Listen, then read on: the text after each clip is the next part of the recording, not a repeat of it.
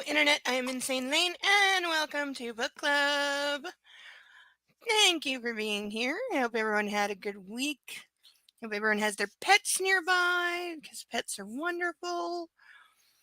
No, I did get the look from a doggy earlier because he was sleeping under his blankie, and I made noise, and then he popped his head out to glare at me, going, "I'm trying to sleep." Not that he's a spoiled little brat or anything. Kitty's hunkered down on my bed. We've been threatened with storms all day. It kept looking like it was going to storm again, and then it would break up. So it was a very weird day.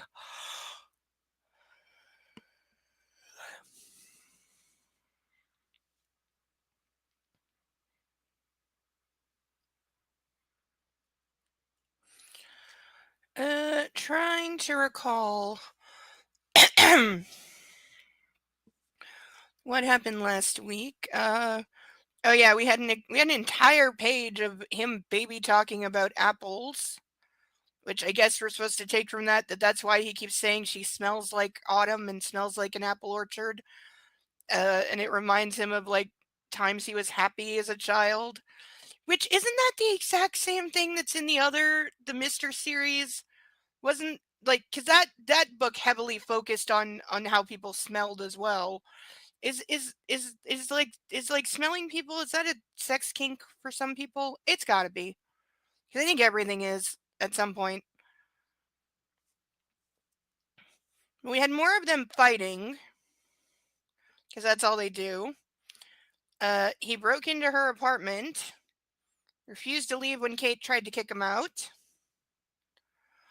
and then realized that his leaving made her cry, but he doesn't understand why, so he went back, which was ridiculous because they just kept biting. He wound up he spanked her for the first time because she wanted to see what it was like, basically, but also she didn't want to do it, but he kind of coerced her into doing it. And then she was like, it wasn't as bad as I thought, but it did make her wet, but she's a virgin still, more or less, even though she's technically not. It's been a week, so you're going to be incredibly reactive. He could pretty much just stare at her vagina and probably make her come. But yeah, the whole him telling her, "Oh, because you were turned on, that means you liked it" thing made me want to vomit. Because that's absolutely not true. But I will say, I can give very slight credit in that to a degree he is at least honest with her about when she's asking him why. And and what does he get from it? He kind of told her the truth. He didn't tell her everything because, and even not telling her the full extent, I can understand. These are two people that have known each other for a week, so I can understand him not wanting to get into his whole like personal backstory and why he is messed up in the way that he's messed up. I understand it. I'm not calling him a liar for holding that back. That's perfectly reasonable. So I can give him some credit for actually being honest and like saying, it gets me off to spank you and have you be in a little bit of pain. Only he wants a lot more than a little bit. He's holding back because she's new to all this, and he knows if he goes too hard, she's gonna leave and be like, "You're a monster," which is what eventually happens. Not soon enough, and she relents because of course she does. She has had no free will at all since she met him. Like her life ended the second that she met him.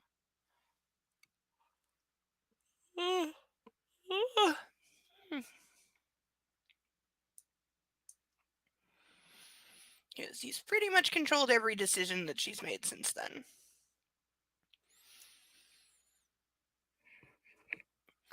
But she started doing the one thing you shouldn't do when somebody tells you I am messed up and hurting you gets me off and you don't enjoy being hurt. If you do, fine.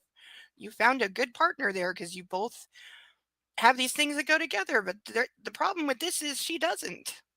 He's a sadist. She is not a masochist. Therefore, they are sexually incompatible. So him trying to do the, oh, just let me show you, you'll get used to it, you don't know what you like, you have to let me teach you thing, that's what you should never do. I mean, if it's something you want to explore on your own and you're into it, then fine, in a safe way. But this ain't safe. This is not, because she didn't go looking for this. He found her, got obsessed with her, and is now trying to make her into this creature that will be his perfect submissive, even though she's not a natural submissive and she doesn't enjoy doing the submissive things because she is not wired that, her spending 4 hours on her knees next to his desk while he pats her on the head occasionally, or, flicks a nipple here and there just to get himself off, that doesn't give her pleasure. Giving him that kind of control for no reason, well, for any reason, just it doesn't get her off, but it does get him off, and that's why it doesn't work. But that said, we will listen to our national anthem and then we will get into this week and see how far we get, because again, we have a chapter that is 50 pages, so we'll see. We'll still see. But for now, all rise for the national anthem. If you're still struggling with consent, just imagine instead of initiating sex, you're making them a cup of tea. You say, "Hey, would you like a cup of tea?" And they go, "Oh my God, I would love a cup of tea, thank you." Then you know they want a cup of tea. If you say, "Hey, would you like a cup of tea?" And they're like, I'm not really sure." Then you can make them a cup of tea, or not, but be aware that they might not drink it. And if they don't drink it, then, and this is the important bit, don't make them drink it. Just because you made it doesn't mean you're entitled to watch them drink it. And if they say, "No thank you," then don't make them tea. At all. Just don't make them tea. Don't make them drink tea. Don't get annoyed at them for not wanting tea. They just don't want tea, okay?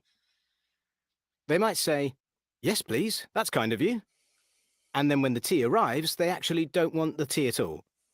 Sure, that's kind of annoying as you've gone to all the effort of making the tea, but they remain under no obligation to drink the tea. They did want tea, now they don't. Some people change their mind in the time it takes to boil the kettle, brew the tea, and add the milk. And it's okay for people to change their mind, and you are still not entitled to watch them drink it. And if they are unconscious, don't make them tea. Unconscious people don't want tea, and they can't answer the question, "Do you want tea?" because they're unconscious.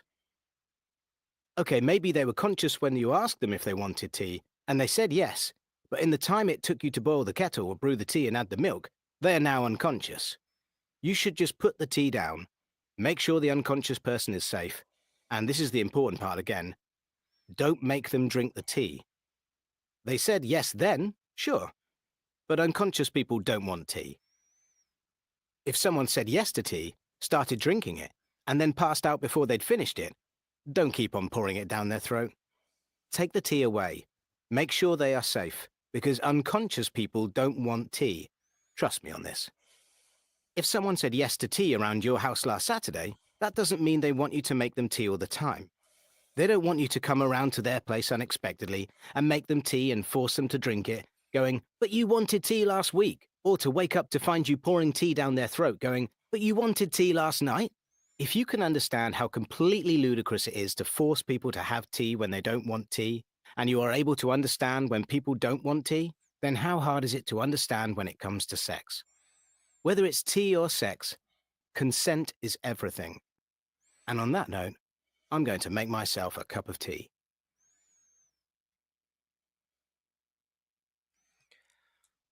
Yay.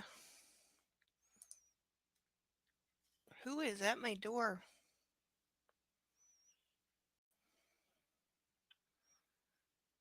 Someone is buzzing me at 8 o'clock at night. Oh, I know what it is. Yeah.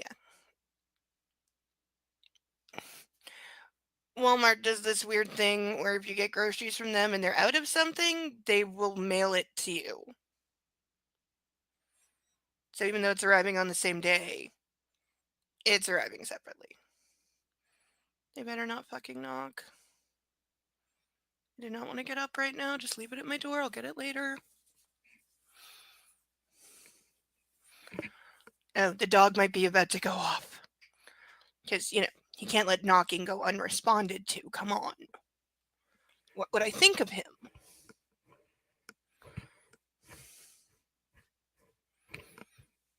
All right, let's introduce the ducks, shall we? And as you can see, there is a fifth tier to the duck stage back there. I cannot figure out how to get it balanced yet, but if we get 2 more ducks, I will figure it out somehow. I will make it stay.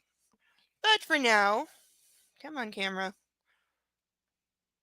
Ugh, gotta get a better camera. Or possibly clean this one. But for now, we will introduce our ducks. We have Ralph, Charlotte, Steve, Paddington, Caspian, Inspector Clouseau, Dumbo, Sally, Bill, Xavier, Eloise, Pongo, Mitch, Sasu, Bob with 2 B's, Sasha, Bartholomew, Alex, and Chuckles. Ha! I remembered. Ha! I remembered all the ducks, including the new ones. This is improvement. I'll take it. I'll take it. Okay. We do still have 6 ducks. Oh, I better close the bag so they don't escape. We do still have 6 ducks that have never been out of this bag. They've spent their whole life in this bag. There's 6 of them left. Hi, Sidel! I got the 5th stage ready. I made it. It's just not up there yet because gravity. But it exists, and I'll put it up if we get 2 more ducks. Somehow. But we got 6 ducks left. So link at the top for $10. You can sponsor a duck and name it. I have not solved the problem with Stream Elements not sending messages yet. I don't know why, but if you put a message through Stream Elements, I get the donation and the amount and who sent it, but I don't get the message. On PayPal, I will get the message. It's got to be a Canada thing with Stream Elements because so much of Stream Elements doesn't work here. So I'm guessing their messaging app got caught up in that. I have emailed them and asked if they know how to fix this. So far, I don't know. But I'm working on it. For 25, I will for 20 pages because we average about 40 pages, 40 to 50, depending how much is emails that are like one line and take an entire page. It doesn't really count as a page, you know? I will put on these Felicia Shoe handcuffs that are fabulous and awesome and I greatly enjoy wearing. So we can put those on for 25 per 20 pages or 50 for the whole night. There is a key and a backup key because we do safety here. Always safety, especially with real cups with real keys. And if anyone is absolutely nuts and would like to donate $50, I will chug this glass of wine at any time, unless we are down to the final few minutes. Because it's too much very late at night. I know, right? By the power of ducks. We will make this happen. I will make this happen. I will get that 5th level to stay up there. I only had a few minutes to screw with it today because I barely got it like covered and painted and dry in time. So it is fully painted. It is ready. I forgot to cover freaking pizza boxes because I forgot. I go to take them down. I had everything loaded up, and then the garbage rooms are closed for cleaning, which they didn't tell anyone about. They put a sign on the garbage room door, which is 21 floors below me. It's like, yeah, thanks for letting me know.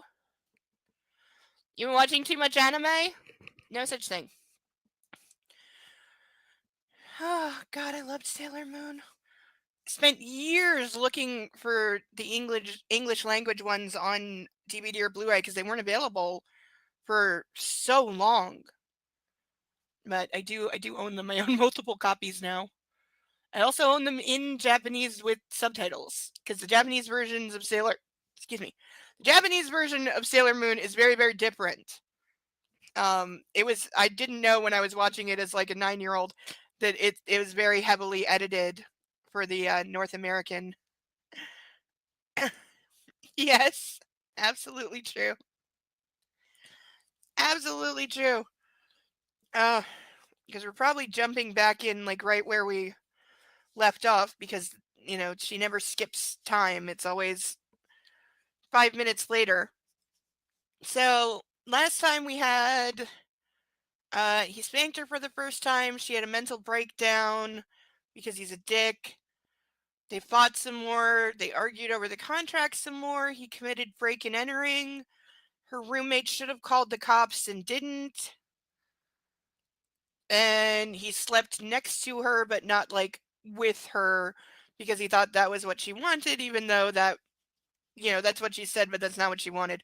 And he kind of explained relatively honestly, actually, why he is the way he is. Not the entire why, which I get. They just met. You don't want to go into your whole dark personal history, fine. But he said basically, causing you pain gets me off. To which she said, why? And he just said, because that's how it is, which is fine for now. The problem is it doesn't get her off and she doesn't enjoy being in pain. So this is where, again, they should split up. But he's like, no, I'm obsessed with her. I can't let her go.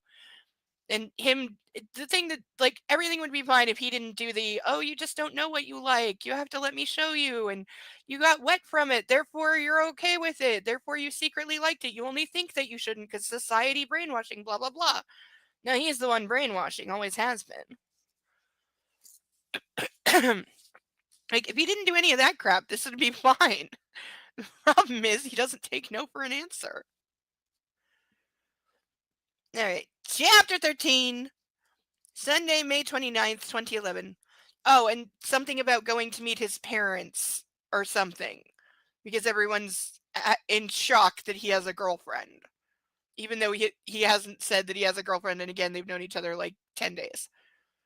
I guess it's just absolutely mind-blowing that he would ever have a female friend. I don't know. Everyone's treating her like she's the second coming in his life. I don't know.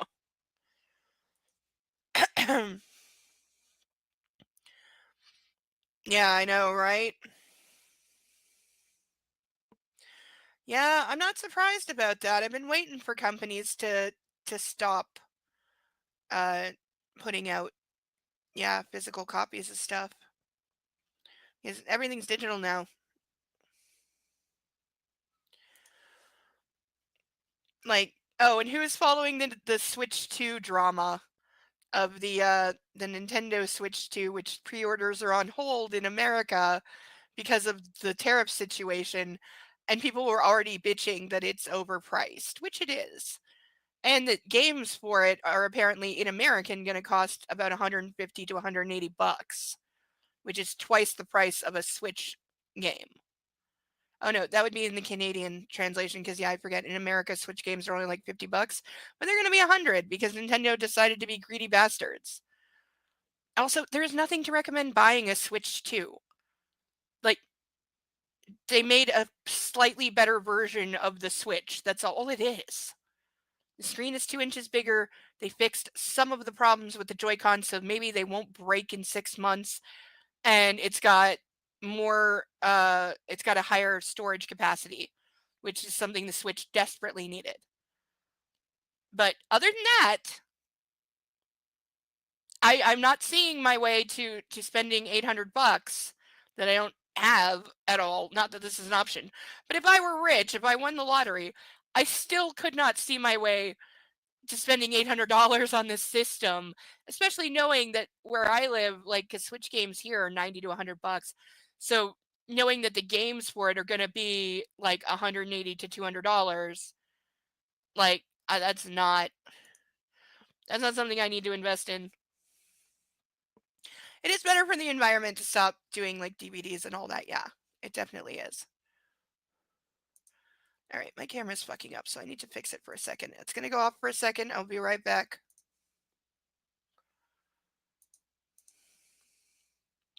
That's better. Okay, yeah, I knew that was too wide. Now my dishes are in the shot. I don't care. So what? My house is not perfect.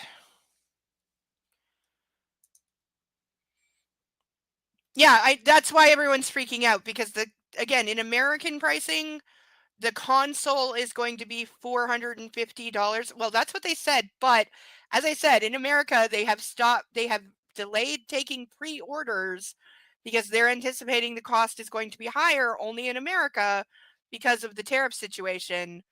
But the price of the games was already baked in, though that could go up as well. But yeah, it's mostly the cost of the games. It is ridiculous. It's utterly ridiculous. They haven't made a decent game in 10 years. They've had like two successful main series launches in that time. The rest have been horrible. They have tried and failed twice to appeal to girl gamers and women, and both times screwed up by being sexist. After 20 years, they tried to make another Princess Peach game to apologize for the incredibly insulting sexism of the one they made when I was like 13, and again did something incredibly insulting and sexist. And they screwed up the Baby Zelda franchise. There's two Zelda franchises now. There's the one for adults that got Tears of the Kingdom, and then there's the one for babies where they like chibi-fied everything and are just remaking their old games but making them for little kids. So everything looks like Chibi World and Play-Doh, and they added in some Mario things just because they can.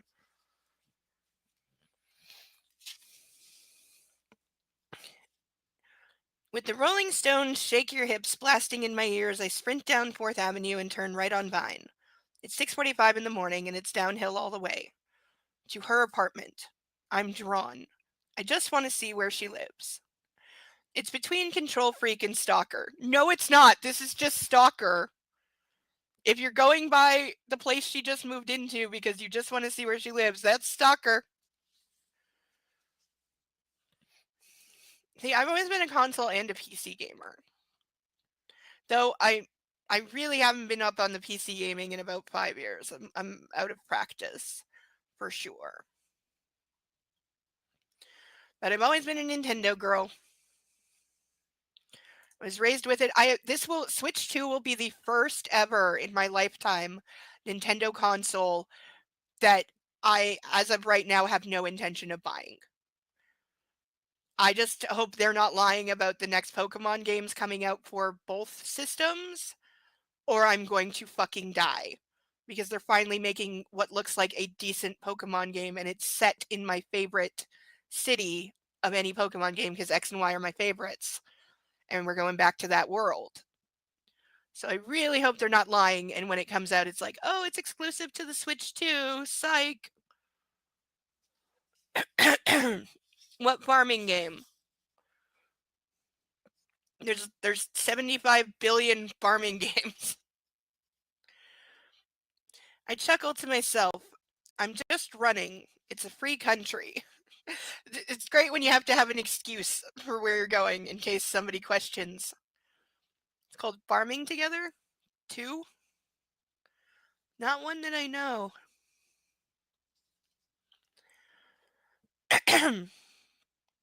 The apartment block is a nondescript red brick with dark green painted window frames, typical of the area. It's in a good location near the intersection of Vine and Western. I imagine Anna curled up in her bed under her comforter and her cream and blue quilt. I run several blocks and turn down into the market. The vendors are setting up for business. I dodge between the fruit and vegetable trucks and the refrigerated vans delivering the catch of the day. This is the heart of the city, vibrant even this early on. Okay, this is written so badly. Even this early on, there is no comma here. Even this early on a gray, cool morning, that should have like 3 commas in there. The water on the sound is a glassy leaden color, matching the sky, but it does nothing to dampen my spirits. Today is the day. Oh yeah, they're getting together or something. I think this is when they're going to his parents though. So that, you know, I mean, seriously, what would your parents do if you brought home a girl you'd known for 10 days when you'd never ever ever ever ever shown interest in a female ever, to the point where your whole family thought you were either gay or celibate?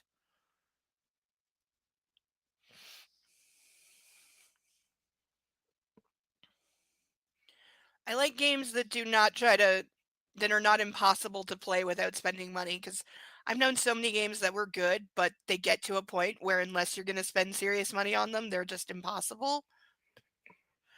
Which is like, no, no thanks.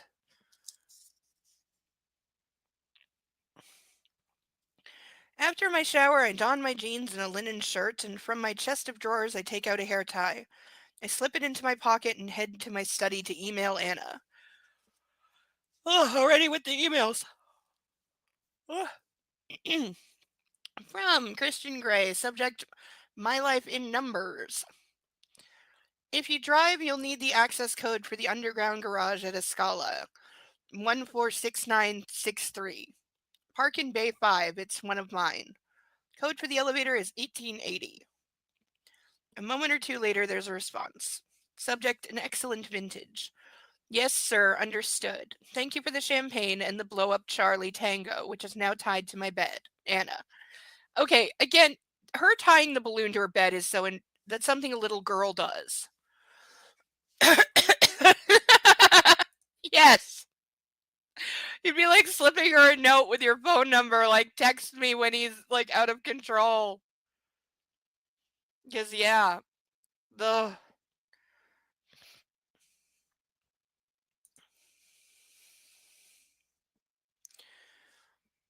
plus like we see the way he acts around his family, and he clearly has such issues with his family because he always wants whenever he's around his family is when he wants to like be fingering her under the table, which is such an immature like look what I can get away with, look what I can do kind of thing. It has nothing to do with being a dom. It has to do with being an immature brat. Like that's the thing. His warped idea of BDSM and using it as a cover aside, he's still a complete asshole jerk.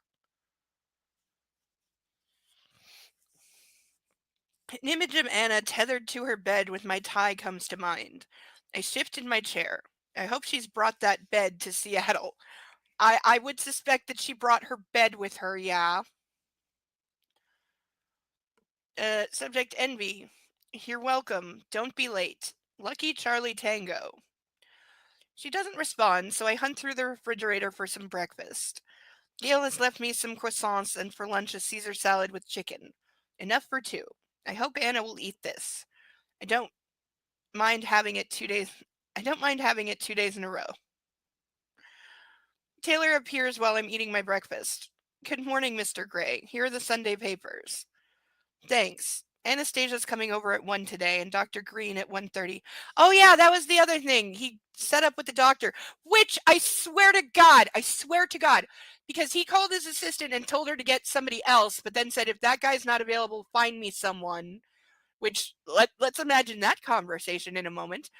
But I could have sworn that in 50 Shades he told Anastasia, and maybe he's going to lie to her about it, but he told her that Dr. Green had been the doctor for several of his previous submissives, and that while she didn't know the exact nature of their relationship, she understood it enough.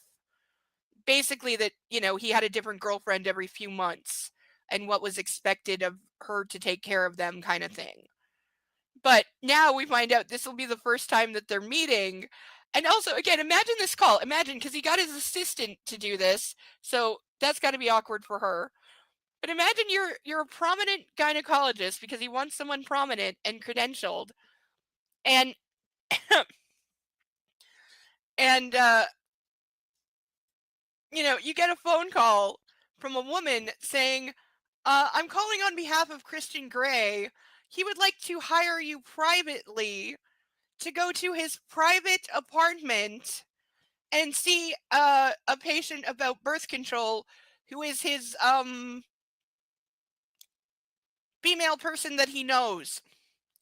How much would that cost? Prominent OBGYN person that I'm cold calling out of the blue, who probably has a practice of her own. Like, you would get hung up on, or they would think you're pranking more likely than anything. But apparently she can be bought and has free time like the next day. Yes. Well, we know how weird and obsessive he is about. Yeah, I know, right? At what point? At what point? Like, the rules are different with adults, though. Because I had a situation where my therapist, because I told her what happened over a weekend, picked up the phone to do the reporting thing on me, and I had to scream in her face that, hey, I'm 18 now, put the fucking phone down. you can't report shit unless I say you can. But that was a different situation. Like, she was a youth counselor and I was transitioning out, but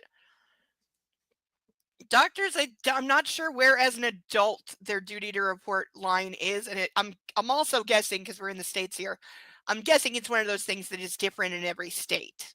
I think when it comes to kids, like, the duty to report is way lower. Like, what qualifies as suspicion is probably much more broad. But, like, when it comes to adults, I don't know. I don't know where they would draw that line. Like, you would have to have some pretty concrete proof. Oh, absolutely. Absolutely, because it sounds like a very messed up situation. Like, honestly, if I'm Dr. Green, my first thought is that I'm being asked to be the doctor in some kind of human trafficking situation. That would be my thought. And again, he's got to be paying a ton of money, because anybody that would be respectable and prominent enough for him to find acceptable is going to be somebody that charges like $2,000 an hour just to sit in their waiting room. So he's got to be paying major money to get her to make a private house call and basically treat a patient off the books, because do we see her doing like like intake forms, or getting a medical history of any kind, or making a patient file or a record on Anastasia at any point? No.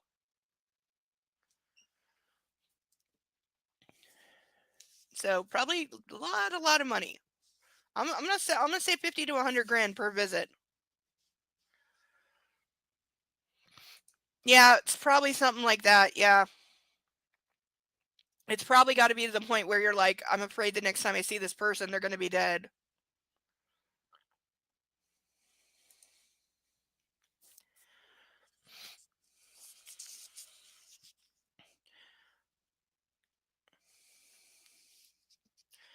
Da, da, da, da. Very good, sir. Anything else on the agenda today? Yes, Anna and I will be going to my parents for dinner this evening. Taylor cocks his head, looking momentarily surprised. Then he remembers himself and leaves the room. I return to my croissant with apricot jam. Yeah, I'm taking her to meet my parents. What's the big deal? The fact that you've never ever done it and you've known her for a week and a half. That's the big deal. I can't settle. I'm restless. It's 12:15 p.m. Time is crawling today. I give up on work and, grabbing the Sunday papers, wander back into the living room where I switch on some music and read. To my surprise, there's a photograph of Anna and me on the local news page. He's just finding out about this today? Like now? Now. If he's so well known locally and this is such a big deal that he's being photographed with a woman, A, his sister would have called, B, his mother would have called, C, every tabloid in the area would have called him and her. And everyone they both know. Why are you giggling at me for saying croissant? Okay, I'm sorry, it's not a croissant. It's croissant. Have you ever had I know in America they call it a cross sandwich, but it's a croissant as a sandwich. It's really good. There's memes. Oh, I don't know if I want to know. Is Dennis Leary in them? Because I know he rants on it at one point. I love Dennis Leary. I wish he'd put out a new album so badly. Or write another book. He's funny as hell.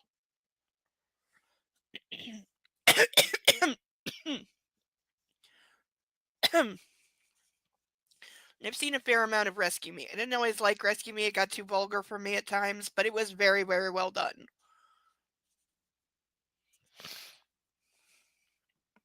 On the front news page, taken at the graduation ceremony at WSU. She looks lovely, if a little startled. I hear the double doors open, and there she is. Her hair is loose, a little wild and sexy. She's wearing that purple dress she wore to dinner at the Heathman. She looks gorgeous. Bravo, Miss Steele. That dress. My voice is full of admiration as I saunter towards her. Welcome back, Miss Steele. I whisper, and holding her chin, I give her a tender kiss on the lips. Hi, she says, her cheeks a little rosy. You're on time. I like punctual. Come. Taking her hand, I lead her to the sofa. I want to show you something. We both sit and I pass her the Seattle Times. The photograph makes her laugh. Not quite the reaction I was expecting. So I'm your friend now, she teases. So it would appear. And it's in the paper, so it must be true. I'm calmer now she's here. Probably because she's here. This bodes so ill that she's literally like his personal walking Valium. She hasn't run. When you can say of the person you are courting, hey, they showed up and didn't run.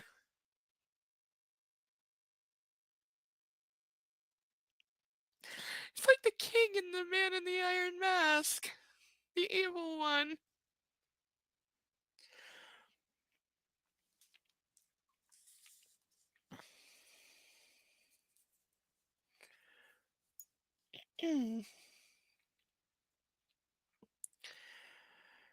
I tuck her soft, silky hair behind her ear. My fingers are itching to braid it. So, Anastasia, you have a much better idea of what I'm about since you were last here. Yes. Her gaze is intense. Knowing. Yeah, she doesn't know shit. And yet you've returned. She nods, giving me a coy smile. I can't believe my luck. I knew you were a freak, Anna. Wow, way to overinterpret. She let you spank her once and she hated it and then broke down crying. Oh my god. I'm breaking out the highlighter already.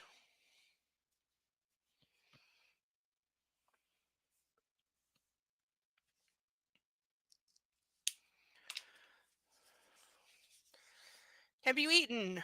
No. Not at all? Okay, we'll have to fix this. Already we're with the food issues. I drag my hand through my hair, and in as even a tone as I can manage, I ask, are you hungry? Not for food, she teases. Whoa, she might as well be addressing my groin. We can't go 2 pages without him mentioning his dick. Every thought, word, and action just goes right to his penis, nothing else. Leaning forward, I press my lips to her ear and catch her intoxicating scent. You're as eager as ever, Miss Steele. And just to let you in on our little secret, so am I. But Dr. Green is due here shortly. I lean against the sofa. I wish you'd eat. It's a plea. Why doesn't he just order her to eat? He thinks he has the right. She's the best OBGYN in Seattle. What more can I say? She's the best in Seattle, which is going to be a competitive market. And yet she is available at a phone call from a assistant of a rich guy to drop everything, clear her schedule, and take a large part of her afternoon to see a mystery patient in a private penthouse. Yeah, I'm sure she's really good. That's what my doctor told my PA anyway, so he doesn't actually know. I thought I was seeing your doctor. Don't tell me you're really a woman because I won't believe you. I suppress my snort. I think it's more appropriate that you see a specialist, don't you? Why? She gives me a quizzical look, but she nods. One more topic to tackle. Anastasia, my mother would like you to come to dinner this evening. I believe Elliot is asking Kate too. I don't know how you feel about that. It will be odd for me to introduce you to my family. She takes a second to process the information, then tosses her hair over her shoulder in that way she does before a fight. But she looks hurt, not argumentative. Are you ashamed of me? She sounds choked. Okay, that would not be my reaction. My reaction would be, you sick son of a bitch, how dare you spring this on me? That we're supposed to go to dinner at your parents' tonight. I'm not dressed for that. I don't have a mental plan. I have 47 billion questions I need answered before I would agree to do that. And how could you not tell me and give me some time to get ready? I have like nothing with me. Like, oh, the odds of my actually going when being invited like 5 hours before the event with no prep time, pretty fucking low. He would most likely be getting told to shove it. And you can make your excuses to your mother. Like, oh, I failed to tell you even though I knew about this 3 days ago. Yeah, yep, yep, yep. Like, he keeps track of time by the last time he came, I swear. Like, so immature.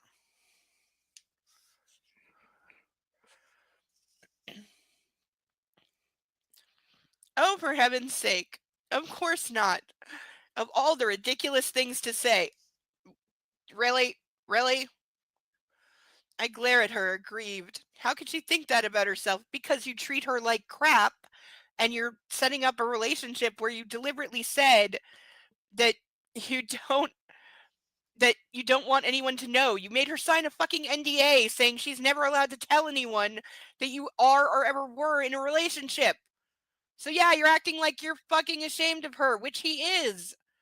We know this is true because he feels ashamed and guilty about his predilections and doesn't want the world or his family to know. So that's why he hides his submissives. Like, duh. Oh, yeah, absolutely no. Absolutely not. Yeah, you have to get ready for that. That is not something you just spring on somebody. Like, thank God I will never have to face that situation, and I never did, but, and heard of others. At least if I was ever in a steady relationship with, I don't have anyone to introduce them to, I can at least say that. So I never have to worry about that. He goes, hey, you want to meet my family? Yeah, it's a dog and a cat. The dog will love you as long as you feed him and rub the belly, and the kitty is going to look down on you with disdain no matter what you do because he's a kitty.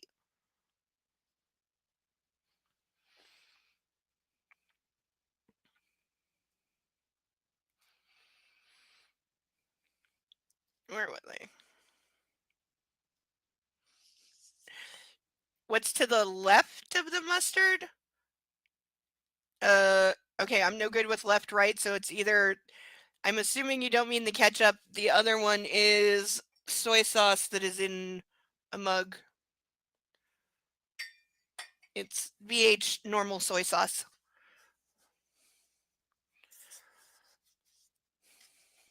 I'm surprised they still make that in the glass bottles, because I have seen it in plastic too.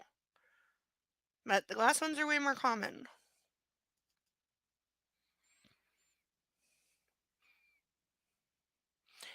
Yeah, it's in a mug because when it was just on the edge of the table, I kept worrying about it falling off. The mug's heavy. It's a stoneware Canadiana mug.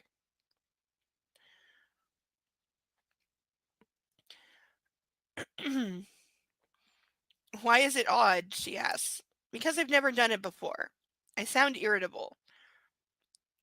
Why are you allowed to roll your eyes and I'm not? I wasn't aware that I was. She's calling me out. Again. Neither am I, usually. She snaps. Shit. Are we arguing? Yes, because you're being a jerk. Taylor clears his throat.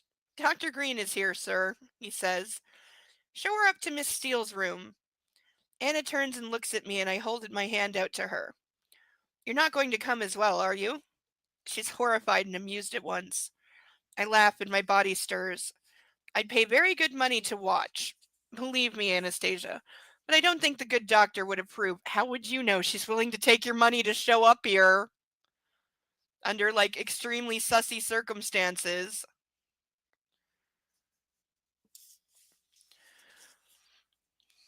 She places her hand in mine and I pull her up into my arms and kiss her. Her mouth is soft and warm and inviting. My hands glide to her hair and deepen the kiss. When I pull away, she looks dazed. I press my forehead to hers.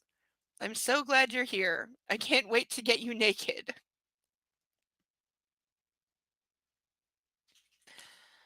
Oh my god. I can't believe how much I missed you.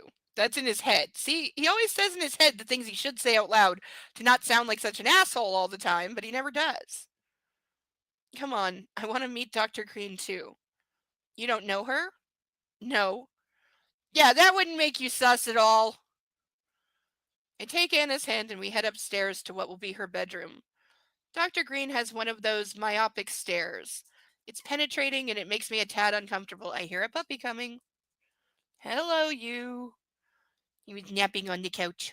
Oh, oh, and he's right on the leg going, excuse me, I just woke up and I require attention.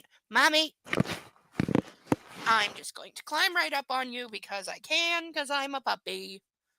Hi, Persnickety, you came just in time to see the puppy.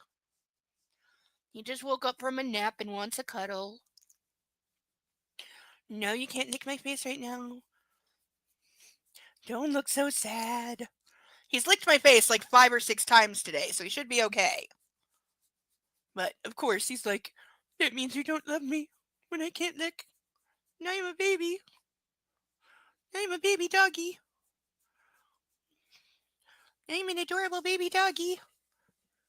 Look, I have a belly.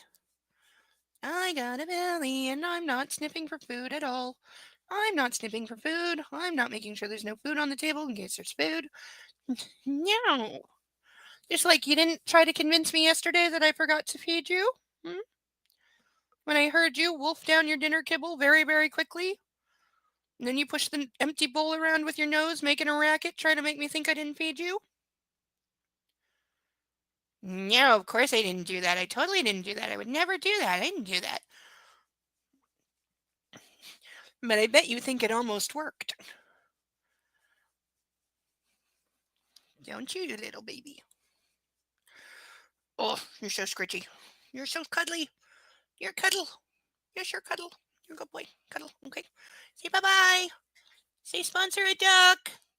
There's only 6 of them left. I don't get to eat them. All right. Go plot doing evil things to the kitty, okay? Yeah, I know he got you a couple times last night. But you know, if you wouldn't chase him and try to bite his tail. Oh, squishy cuddle. You're so sweet. Good baby. Okay. Bye-bye, people. Oh, and he says, hello, Sasha. Hello. Yes, you would like her. You would get along. I bet she'd let you chase the rabbits, which would be his idea of heaven. Till he caught one and had no idea what to do with it. You'd probably slow down to let the rabbits have a head start, wouldn't you? Yeah. Because he would only know to chase them. He wouldn't know that he's supposed to catch them.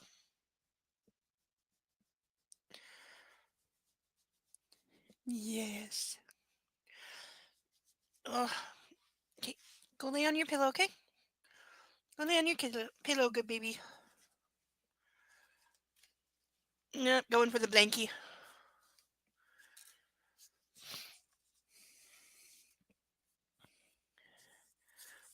Yeah, for Snickety, you got here just in time. We're just about to meet the infamous OBGYN Dr. Green for the first time, who is willing to take a no doubt exorbitant fee to come to a private penthouse of a billionaire and see a mystery patient about birth control, because that's not sus at all.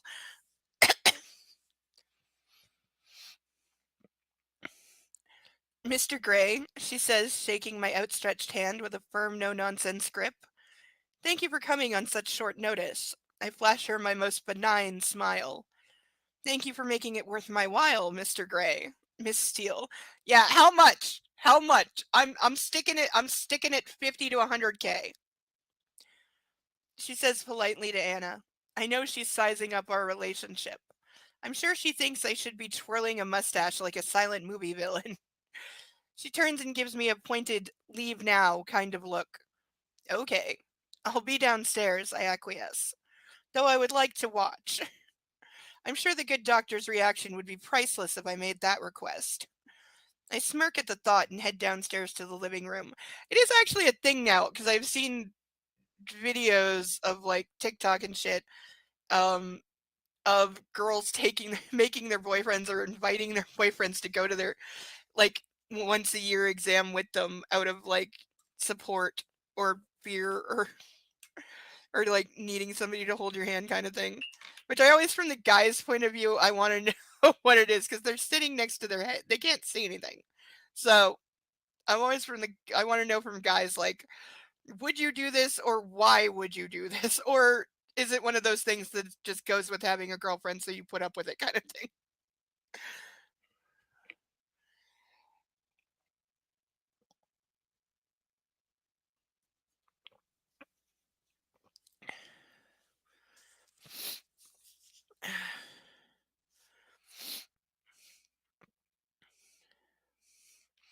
Now that Anna's no longer with me, I'm restless again.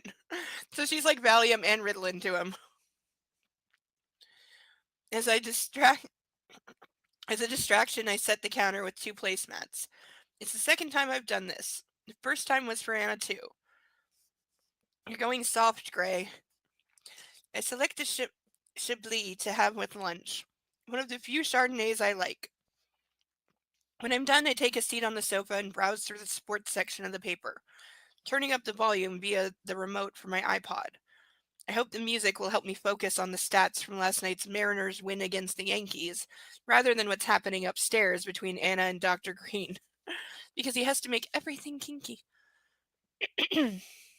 Eventually, their footsteps echo in the corridor, and I look up as they enter.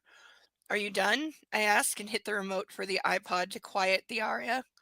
Yes, Mr. Gray. Look after her. She's a beautiful, bright young woman, said no doctor ever to somebody's significant other.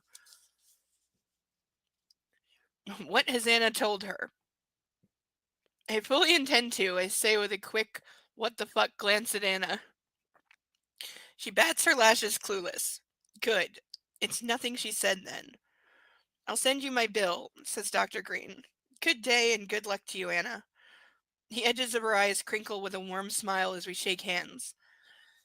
Taylor escorts her towards the elevator and wisely closes the double doors to the foyer. How is that? I ask, a little bemused by Dr. Green's words. Fine, thank you, she answers. She said that I had to abstain from all sexual activity for the next 4 weeks. What the hell? I gape at her in shock. Anna's earnest expression devolves into one of taunting triumph. Gotcha. Well played, Miss Steele. I would be evil to him like that. Only I would have maintained it like all the way through dinner and only told him in the car on the way home that I was like playing a trick. Because you got to go longer than 2 seconds for it to count.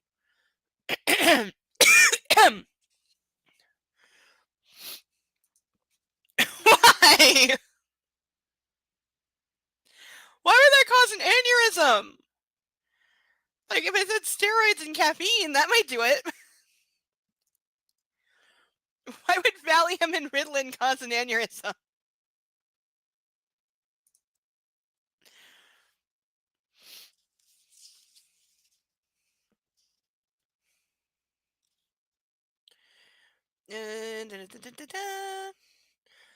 My eyes narrow and her grin vanishes. Gotcha? I can't help my smirk. Reaching around her waist, I pull her against me, my body hungering for her. You are incorrigible, Miss Steele. I weave my hands through her hair and kiss her hard, wondering if I should fuck her over the kitchen counter as a lesson. All in good time, Gray. Does he have to mentally refer to himself as Gray all the time? As much as I'd like to take you here and now, you need to eat, and so do I. I don't want you passing out on me later, I whisper. How many times do we think his submissives have passed out? Is that all you want me for? My body, she asks. Correct? Ow. That in your smart mouth. I kiss her once more, thinking of what's to come. My kiss deepens and desire hardens my body. I want this woman. Before I fuck her on the floor, I release her and we're both breathless. What's the music? She says, her voice hoarse. Right? Yes. I, yes. I mean, the amount of alcohol he makes her drink, and already they're having wine at lunch when he knows they're going to be drinking at his parents' later as well. True. If you are not ADHD, Ritalin is speed. It's pretty much like a Fedra. Yeah, that's true. Because I've known people on Ritalin, and I've known people that were not who took it, and yeah. Yes, this is entirely true. They might. I don't know. I think it would be a very weird place to be in if you took both at the same time. Though I have heard of like people taking like a ton of uppers and then like using things like Valium to take the edge off when you get like too jittery, like too much coffee.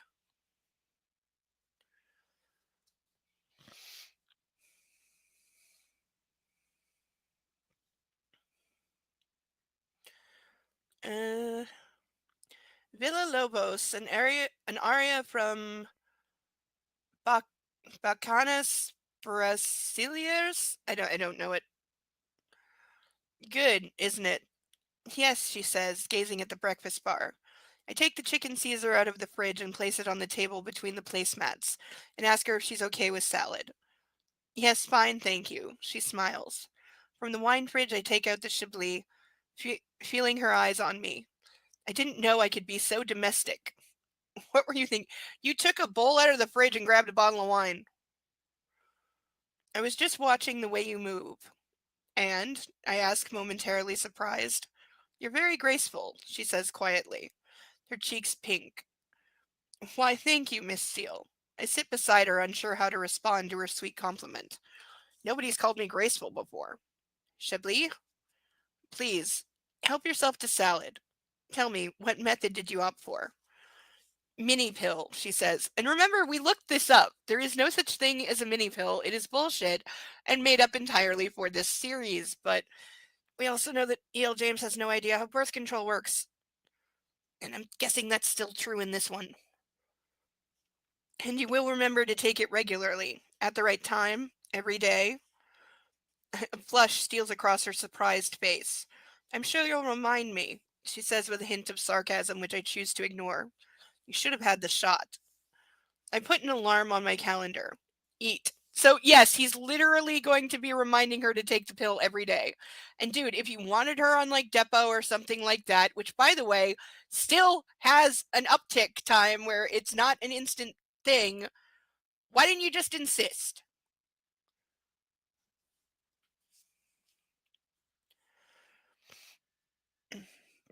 She takes a bite, then another, and another. She's eating. What is she, a fucking kitten?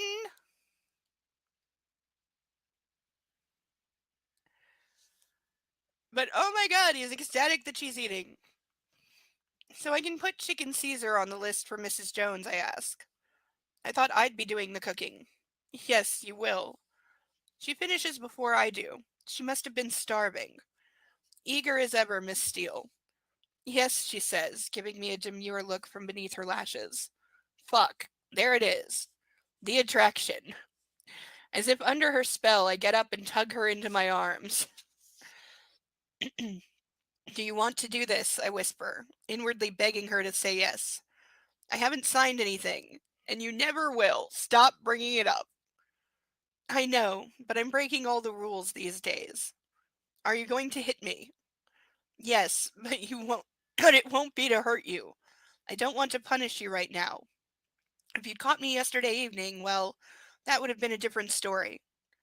Her face turns to shock. Oh, baby. Don't let anyone try to convince you otherwise, Anastasia. One of the reasons people like me to do this is because we either like to give or receive pain. It's very simple. You don't, so I spent a great deal of time yesterday thinking about that. Okay, by the way, he just said that literally everybody either likes to give or receive pain. Most people probably don't have a strong opinion on that. Most people wouldn't be able to answer you on that. I know, right?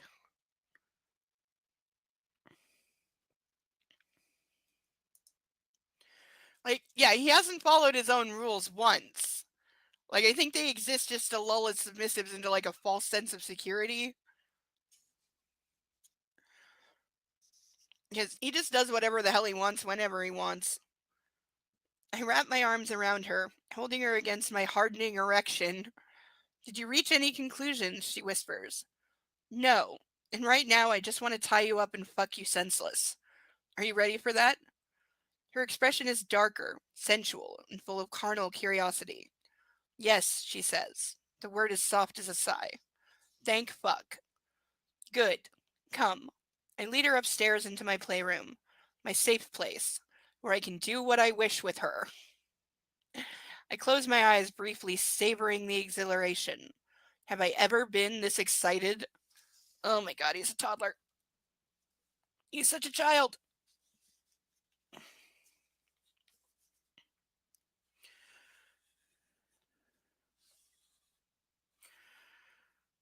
And he's also like not so subtly because he keeps telling her things are like it's very simple, don't overthink it.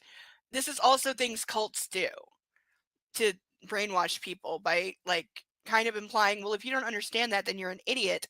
So people are going to be like, oh yeah, I get it, I agree with you, you're so right about that thing that is incredibly sus.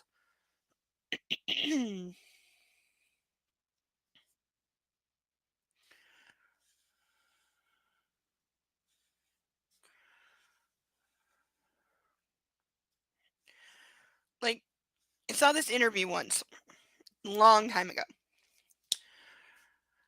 Long time ago, there was a cult in, I think, South Korea.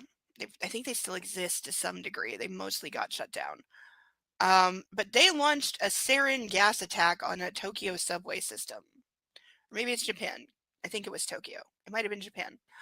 Um, but it it they killed a few people, not that many, because basically they made their own sarin, and it was pretty bad because you need like actual like chemistry equipment and know how to make that like really effectively, and they didn't have that. But they made it toxic enough that it did kill a couple people. But the thing I will always remember, because their plan of releasing it was they had it in these bags, and they would drop them on the floor and use an umbrella to puncture the bag as they like got off the train because it wasn't a suicide mission. And the thing I will always remember is one guy who was in it and launched one of the attacks, because he hit like 3 trains at once, I think, said that he had 3 bags of the sarin with him, but he only deployed one of them because he wasn't too sure how committed to the cause he was.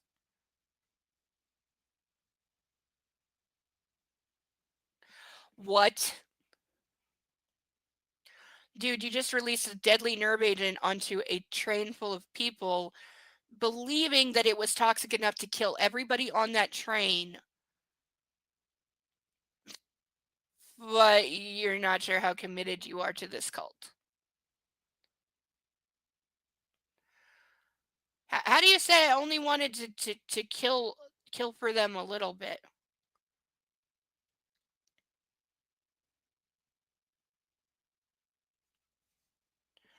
I don't get it. I don't get it. Yeah, something like that. Something like that. I don't get it. I don't understand it. You know who it is? Yeah, I saw it on some crime drama show, not hers because I don't know her, but it was on one that Grace, formerly of BuzzFeed, hosted briefly, I think. But yeah, I'm sure a few people know that they have this anime cartoon about their leader where like he could levitate and stuff, and they wore like colanders with wires sticking out of them because they were supposed to be able to like talk telepathically and stuff like that. It was a very weird, it was a weird cult. And I think the leader went to jail for the sarin attacks, and most of his members like disbanded, but I think there is still a small like sect of hardcore followers of his that still exist. Yes. Yeah. Just insane. Absolutely crazy. Crazy people in the world. I'm melting.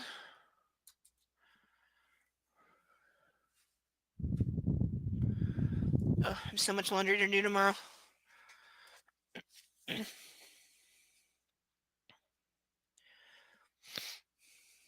uh Pushing the door shut behind us, I release her hand and study her. Her lips are parted as she inhales. Her breathing is quick and shallow. Her eyes are wide. Ready, waiting. If you're breathing quick and shallow, you're hyperventilating.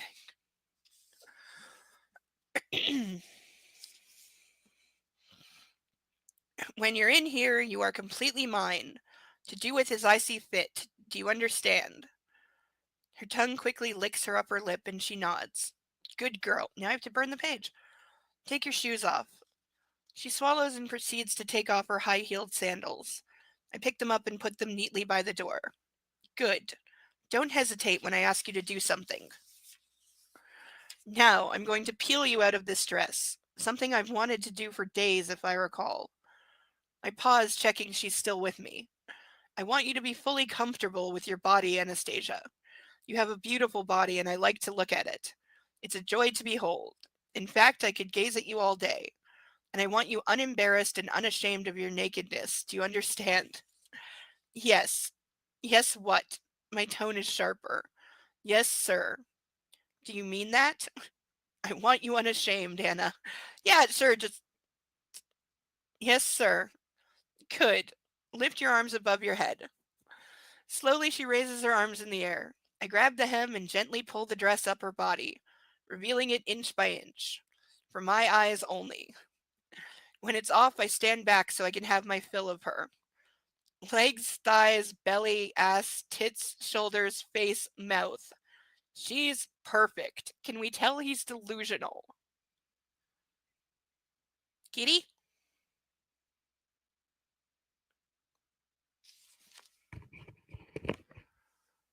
Thomas? Yeah, Kitty want out. I'll be back in 2 seconds so he doesn't pee in my closet.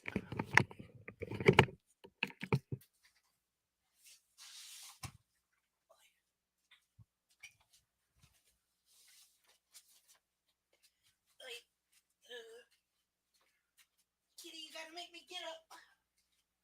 Why are you all the way over there?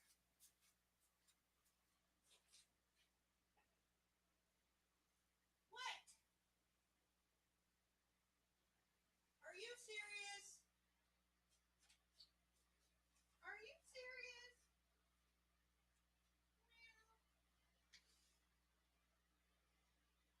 Are you serious, you big fat purple?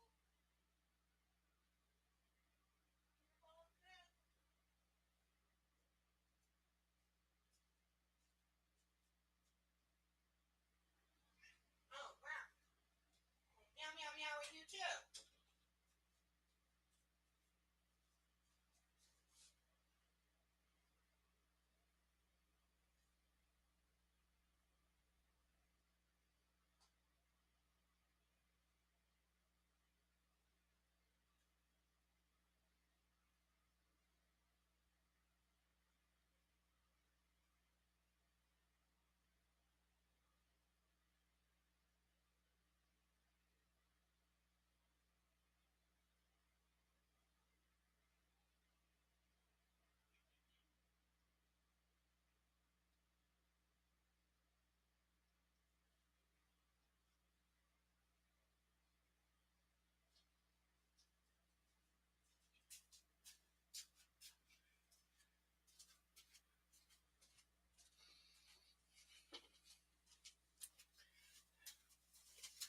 Tiny little brat.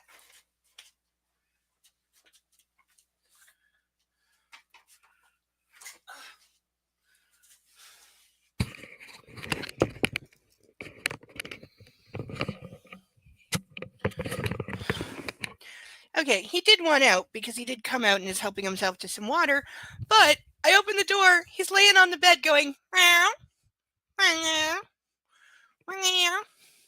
Look, I'm cute. Look, I'm cute. Rub my belly. Look, I'm stretched out and I got a big fat belly. Rub my belly. So he was meowing through the wall to get me to come and pet him.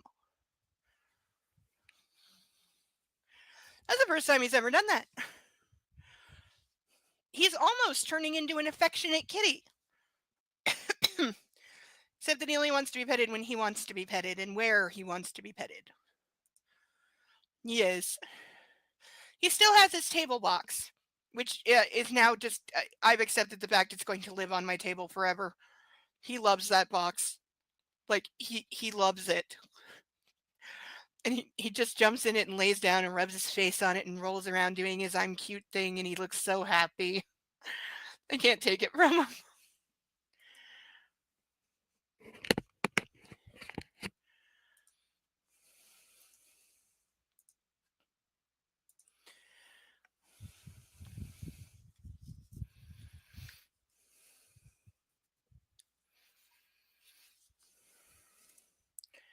Trying to see how we're doing on time. We're doing okay.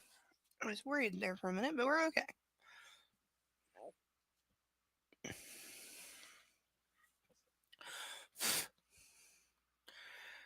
And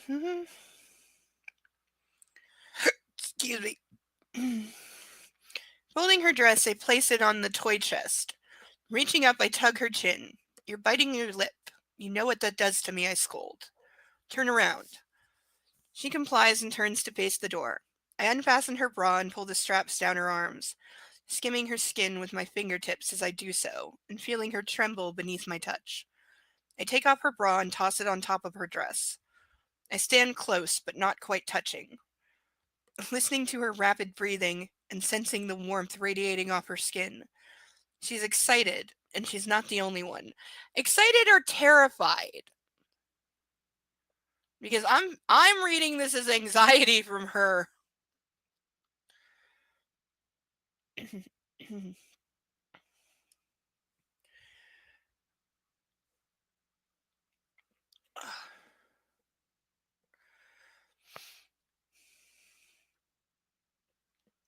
I gather her hair in both of my hands so it falls down her back. It's oh so silky to touch. I wind it around one hand and tug, angling her head to one side and exposing her neck to my mouth. I run my nose from her ear to her shoulder and back again, inhaling her heavenly scent.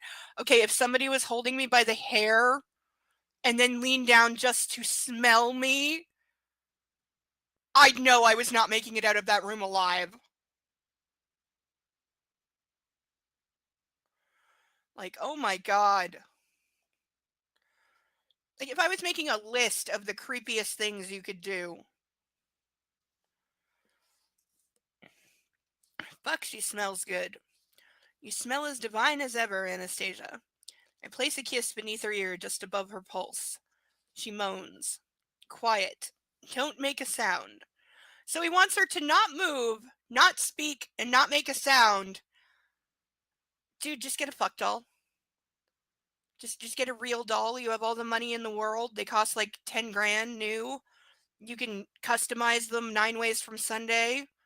You can even put a voice box. Pay Anastasia to record her voice for you so you can put it in the fuck doll. Like, that's what you want.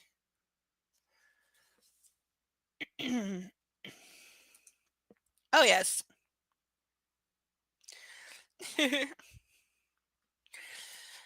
Yes, because kitties will find a place that they wish to be a kitty. And then it just makes them so happy. And they defend it. Like, every time, even though he meows at me to go feed him breakfast, which is right next to his box, he still runs to his box and gets in it and gives me a don't take it from me face while I feed him. So I don't know why he's concerned that I'm going to take the box. Possibly because I did eventually throw out his floor box, but that was when he destroyed it. I mean, I know he said he would still sleep on the pieces, but no. It needed to go.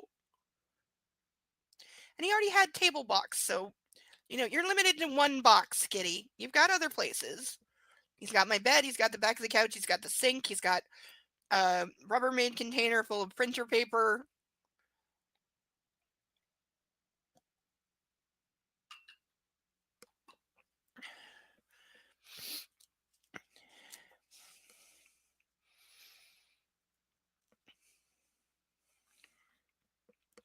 From my jeans pocket, I grab the hair tie. Taking her hair in my hands, I braid it, slowly, enjoying the pull and twist against her beautiful, flawless back. Deftly, I fasten the end with the hair tie and give a quick tug, forcing her to step back and press her body into mine. I like your hair braided in here, I whisper. Turn around. She does so immediately. When I tell you to come in here, this is how you will dress. Just in your panties. Do you understand? Yes. Yes, what? Yes, sir. Good girl. She's learning fast. Oh, yeah, I forgot to burn the other side of the page. Hold on. Small fire hazard. Yes, I'm going to burn it out every time he calls her good girl because I hate it. Come on. Don't light on me. Just burn just enough. Come on. Come on. Oh, I wish I could see the flame. I need a better lighter. There we go. A little bit more right there. Okay. Okay, so it torched a little bit. I didn't mean to. It was only a little. And it's going out. And I already read the other page, so we're good. Okay, stop burning. Ugh. Okay, it smells fantastic, but still, this thing burns too easy. And I have to do that again in a minute. Yeah, I know, right? But no, it's about her being submissive to him and following his rules and doing what he says because it should give her pleasure to make him happy. And again, if she was a natural born submissive or through life became an actual submissive, it would make her happy to make him happy by adhering to these rules and things like that. There are people who would greatly enjoy doing that, to have sex with somebody like him and, be part of his life and all that. She is not one of them, is the problem.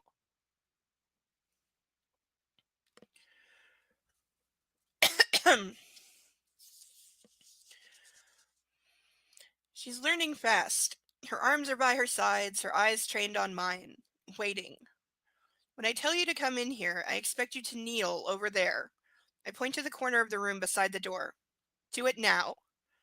She blinks a couple of times, but before I have to tell her again, she turns and kneels facing me and the room. I give her permission to sit back on her heels and she obliges. You gave her permission to what she was standing up on her knees? Like, dude, I hope there's a cushion there, and we know from the movie there's not. Because, yes, it does. It really does. I swear it's secretly made of flash paper.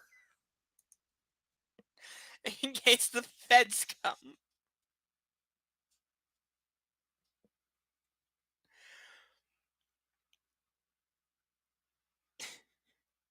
Place your hands and forearms flat on your thighs. Good. Now part your knees. Wider. I want to see you, baby. Wider. See your sex. Perfect. Look down at the floor. Don't look at me or the room. You can sit there and let your thoughts run wild while you imagine what I'm going to do to you. That's in his head, but that is the point.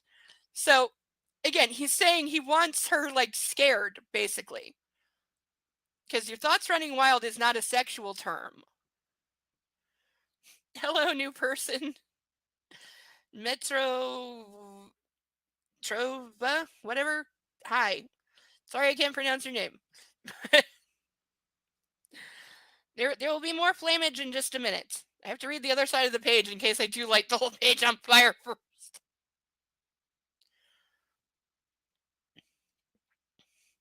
But he's basically admitting he wants them scared and then he wants to hurt them.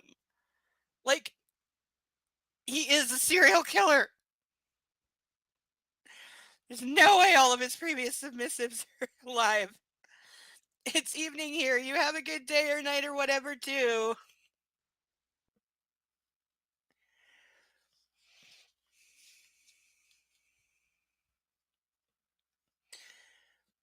I walk over to her and I'm pleased she keeps her head bowed.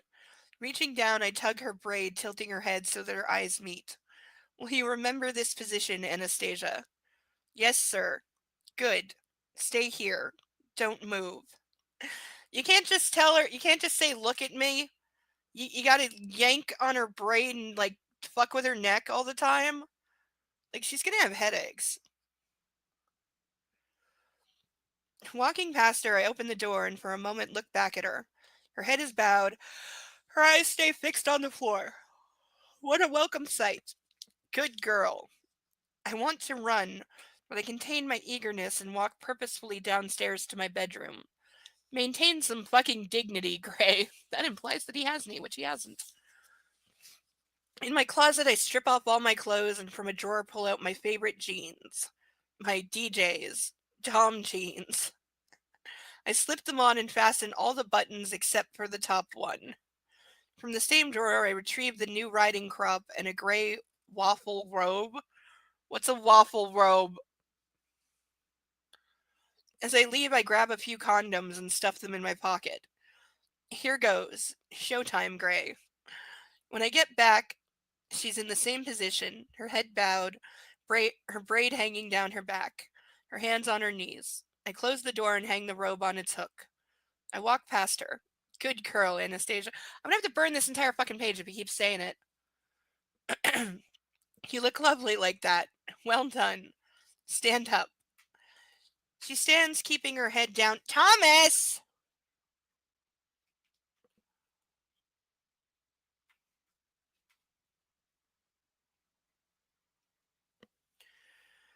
Clawing the furniture. Brat kitty. Now he's up on the couch going, what? I didn't do anything.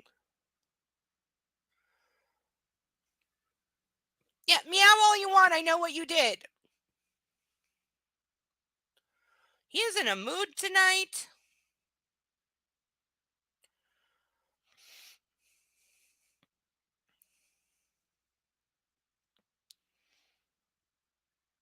She stands, keeping her head down. You may look at me. Eager blue eyes peek up. I'm going to chain you now, Anastasia. Give me your right hand.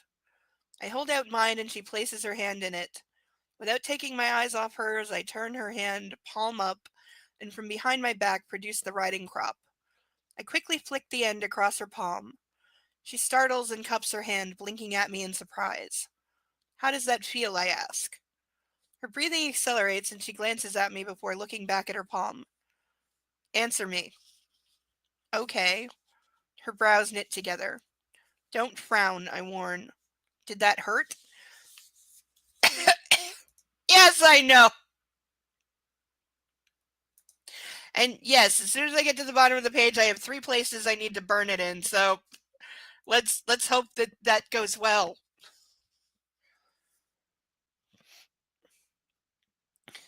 And by the way, if her breathing gets any faster, she's going to pass out. Answer me. Okay, don't frown. Like, he expects her to control fucking everything about her body and her face. And again, that controlling your expression is something that like only very high level, very trained submissives can do because it's a very hard thing to do in the moment.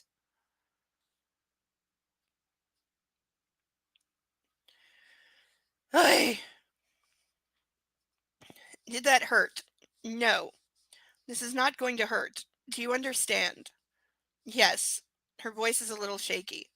I mean it, I stress, and show her the crop. Brown pleated leather. See? I listen.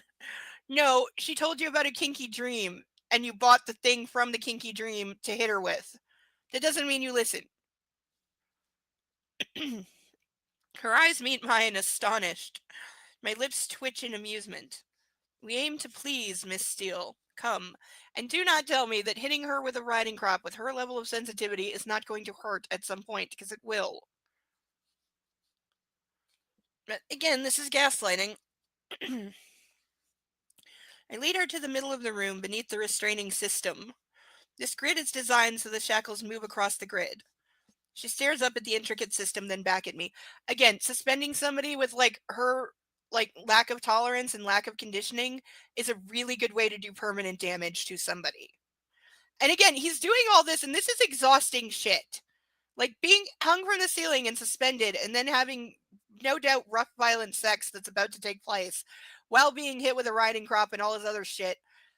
Like, and then she's supposed to like by the time they're finished, it's going to be like 4:30, And if they're supposed to be his parents for 6, they're going to have to get in the car after like half hour.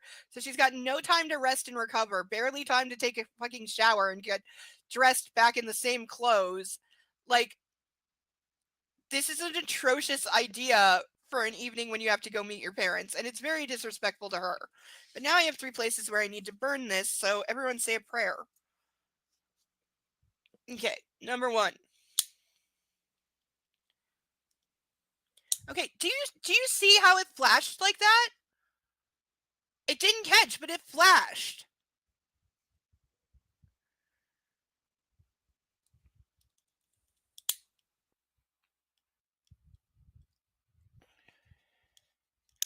Oh no. Come on, lighter. Don't be dying. I need you.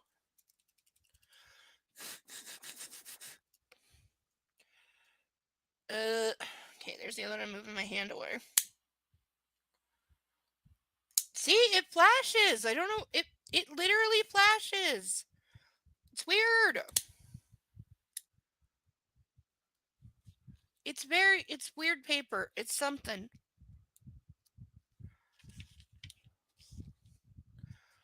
Where's the other one?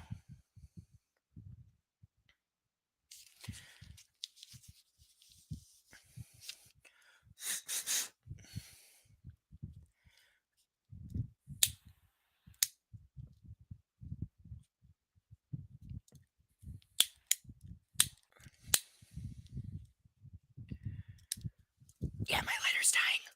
It does need more butane. I have some. It's not easy to fill, though. It makes a mess. Because I'm pretty sure it's not supposed to be refillable. But it's got the hole in the bottom, so... Yeah. Let me just very quickly... I don't want it all over my sleeves. What do we have? What do we have? What do we have? Ah! Okay. Shirt that I don't mind getting butane on, because this is going to leak.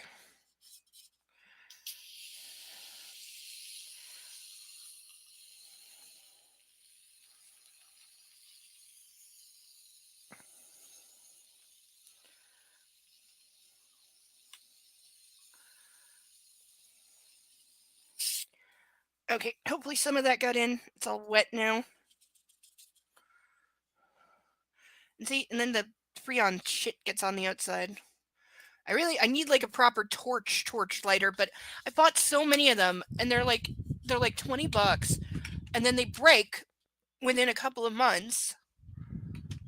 And it's like, what did I waste my money on? Yeah, see, leaks.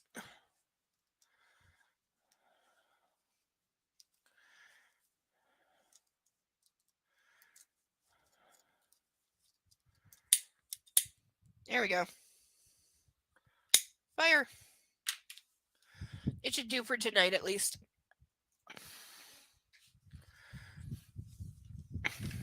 Yes, we have nicely charred pages now. Maybe Kitty's mad about the smell. It's reminding him of the times when I have made the bathroom, which is his sanctum sanctorum, smell for a week. Which is going to happen any day, because this week I'm determined to do the burn video for the last book. I just keep forgetting. And then we had fire alarm testing last week, or this week actually, and so I don't want to do it on when there was fire alarm.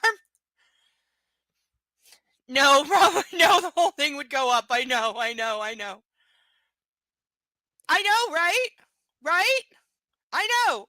At least twice tonight, I have thought of episodes of Criminal Minds. Specifically earlier with him saying, "I'll do what I want when I want." Identity.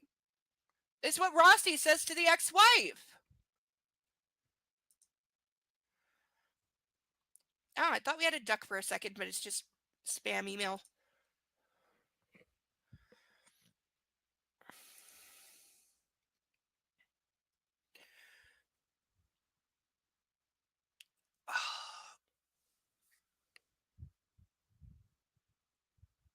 Oh, shoulder stretch. So good.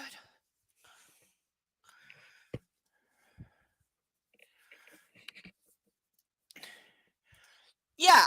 Well, like, remember, Law and Order did an episode on the book, and on kind of the fallout of it. It was called 25 Acts because they couldn't call it 50 Shades. So they called it 25 Acts.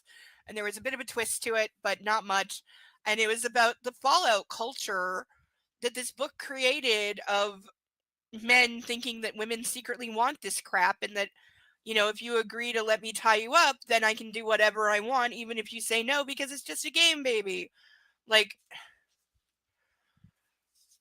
if these books have not featured in a rape trial somewhere,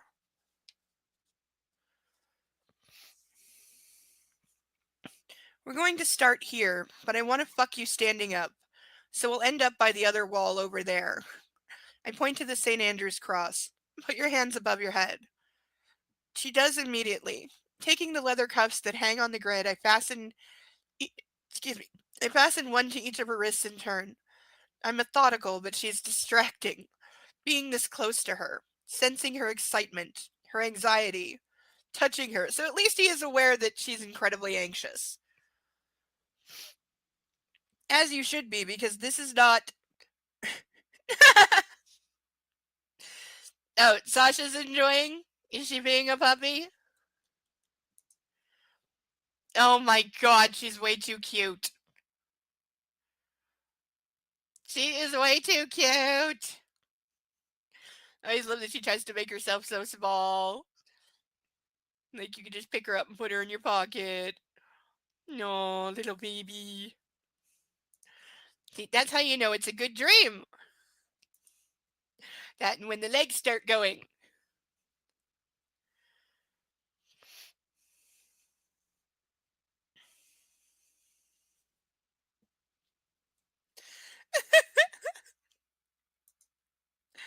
Oh, good baby girl.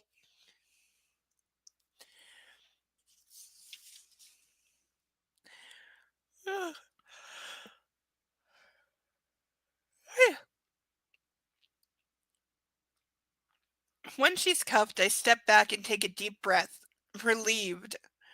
Finally, I've got you where I want you, Anna Steele. This sounds like he's about to murder her. I can't make it not sound like that. Slowly, I walk around her, admiring the view. Could she look hotter? No comment. You look mighty fine trussed up like this, Miss Steele, and your smart mouth quiet for now. I like that. Just gag her if you don't want her to talk. I stop facing her, curl my fingers into her panties, and oh so slowly drag them down her long legs till I'm kneeling at her feet, worshipping her. She's gorgeous. With my eyes locked on hers, I take her panties, crush them to my nose, and inhale deeply. Since when does he have a smell fetish? This is entirely new. Her mouth pops open and her eyes widen in amused shock. Yes, I smirk. Perfect reaction. I slip the panties into the back pocket of my jeans and stand considering my next move. Holding out the crop, I run it over her belly and gently circle her navel with the keeper, the leather tongue. She sucks in a breath and trembles at the touch. This will be good, Anna, trust me. Slowly I begin to circle her, drawing the crop across her skin, across her belly, her flank, her back. On my second circuit, I flick the tongue at the base of her behind so it makes sharp contact with her vulva, 'cause that wouldn't hurt. Ah, she cries and tugs against the shackles. She's saying AH, so yes, pain response. Quite, quiet, I warn, and prowl around her once more. I flick the crop against her in the same sweet spot, and she whines on contact. Her eyes closed as she absorbs the sensation. With another twitch of my wrist, the crop snaps against her nipple. That would definitely hurt. She throws her head back and moans. I aim again, and the crop licks her other nipple. I watch it harden and lengthen beneath the bite of the leather keeper. Does that feel good? Yes, she rasps, eyes closed, head back. I smack her across her behind, harder this time. Yes, what? Yes, sir, she cries. Slowly and with care, I lavish strokes, licks, flicks over her stomach and her belly, down her body towards my goal. With one flick, the leather tongue bites her clitoris, and she shouts out in a garbled cry, "Oh, please, that would definitely hurt." I'm not saying it wouldn't feel good in the right circumstances, but it would definitely hurt.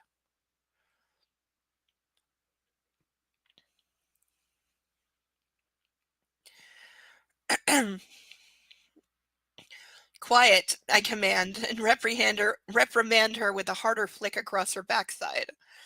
I skim the leather tongue down through her pubic hair against her vulva to her vagina. There is a sentence. You went from what to what, bitch? Like, this is why sentences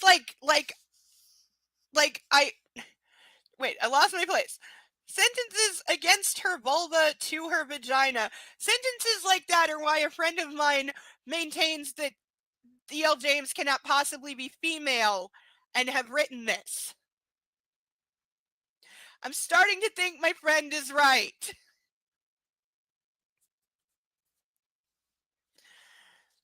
Because goddamn.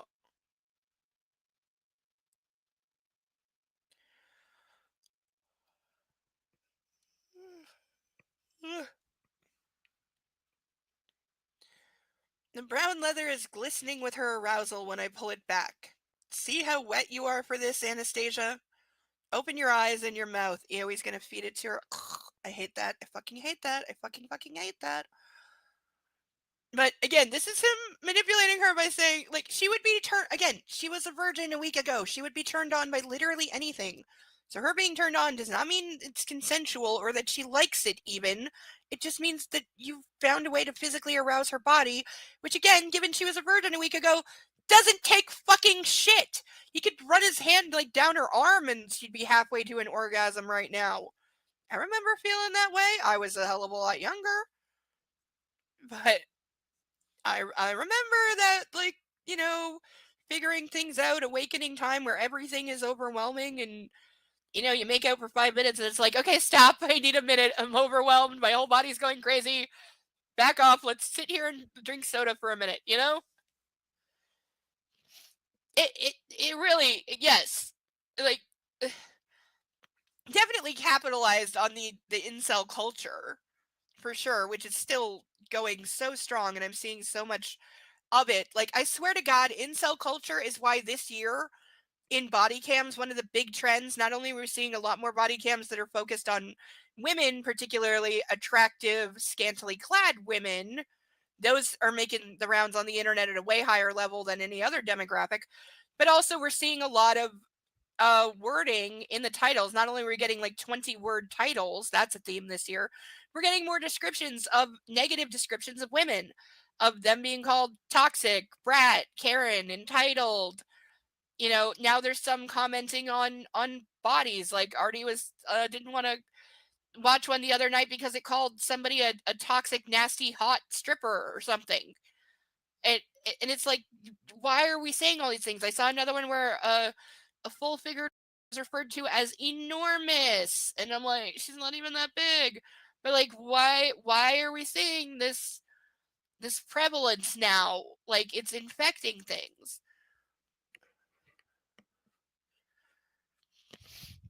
But yeah, the toxic culture towards women is definitely up.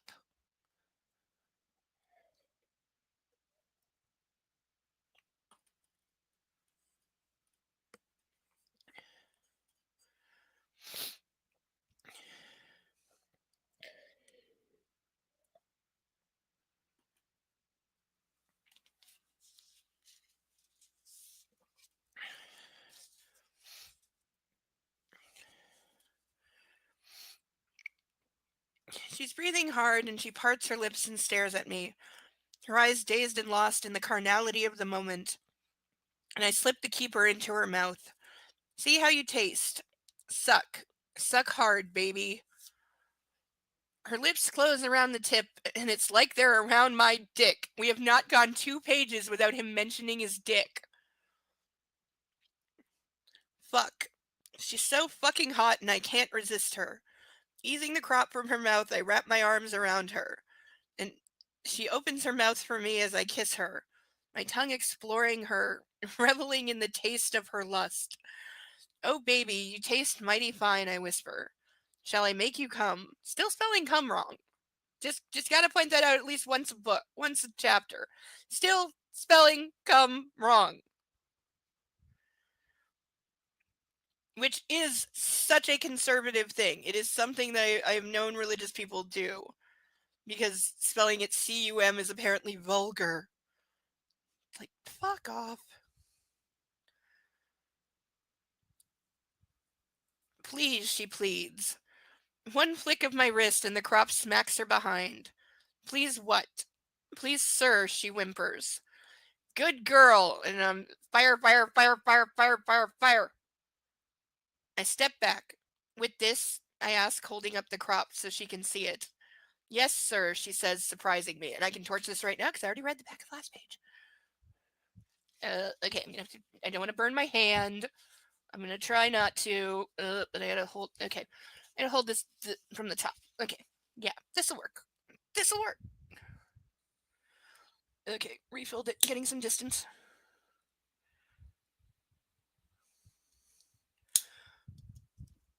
That'll do. Oh, smells so good. It really does smell like those logs my grandfather used to get from Canadian Tire, the ones that were like they were like wrapped in like black something, and you didn't even have to take the wrapper off. You would just like poke holes in it and light it up, and it was like I think it was like soaked in something or something to make it like light up. But I don't.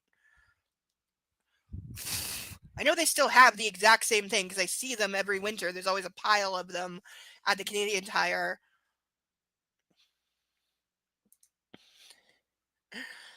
Yeah, I know. Oh yeah. That I will say those first couple weeks when that phrase was really getting around, like my need to punch some people in the face was really high. And it's not like several states are now several states. Okay, for once the sob states have half a point that's not under their hats because some states are literally trying to limit the right to travel so that women can't go to other states for health care, i.e., abortion. Like Texas has already arrested a midwife, and several states have arrested women for miscarriages or for having an out of state abortion, or they've tried and failed, but they're mostly still ongoing. And all the states that are like Texas tried to ban every website that sells birth control. Yeah, good luck with that. Oh, and Texas is currently, because they just have to double down on the Texas, they're currently trying to pass a law that would make it so that you have to be age of majority, you would have to show ID and be above 21 years of age to buy a sex toy.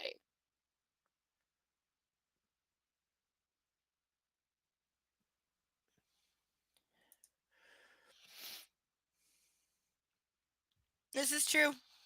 He's kind of like the Borg. I know, I know. One day it's going to happen. The whole book will just go flash and then I'll have no eyebrows. I know. Yes, I know. I know. And I'm like, Texas, how are you planning to enforce this? You are aware that your border ends at some point and you have no fucking jurisdiction or authority in other states, you bunch of fucking pricks. Are, I'm not sure if you're being serious, but it wouldn't surprise me. Yes, jurisdiction and grounds. Yes. Oh, I hope Artie catches up on Brooks because I heard that his appeal hearing got some fire. You are? I thought that I had heard that, but I was not entirely sure. Because yeah, a lot of anime is sexual. Like that again. That's why we were talking about earlier, Sailor Moon. That's why there's a Japanese version and a North American version. Because in the Japanese version, there are characters that have sexual relationships. That's why the North American version stopped after 3 to 4 seasons because they didn't want the last 4 Sailor Scouts getting introduced because one of them is possibly trans and 2 of them are definitely female and in a lesbian relationship that's quite open. And also, I know the Japanese version also has nudity when they transform instead of just their body basically turning into a hologram. Uh, okay. I heard he's back to representing himself. So I'm sure that's going to go real well.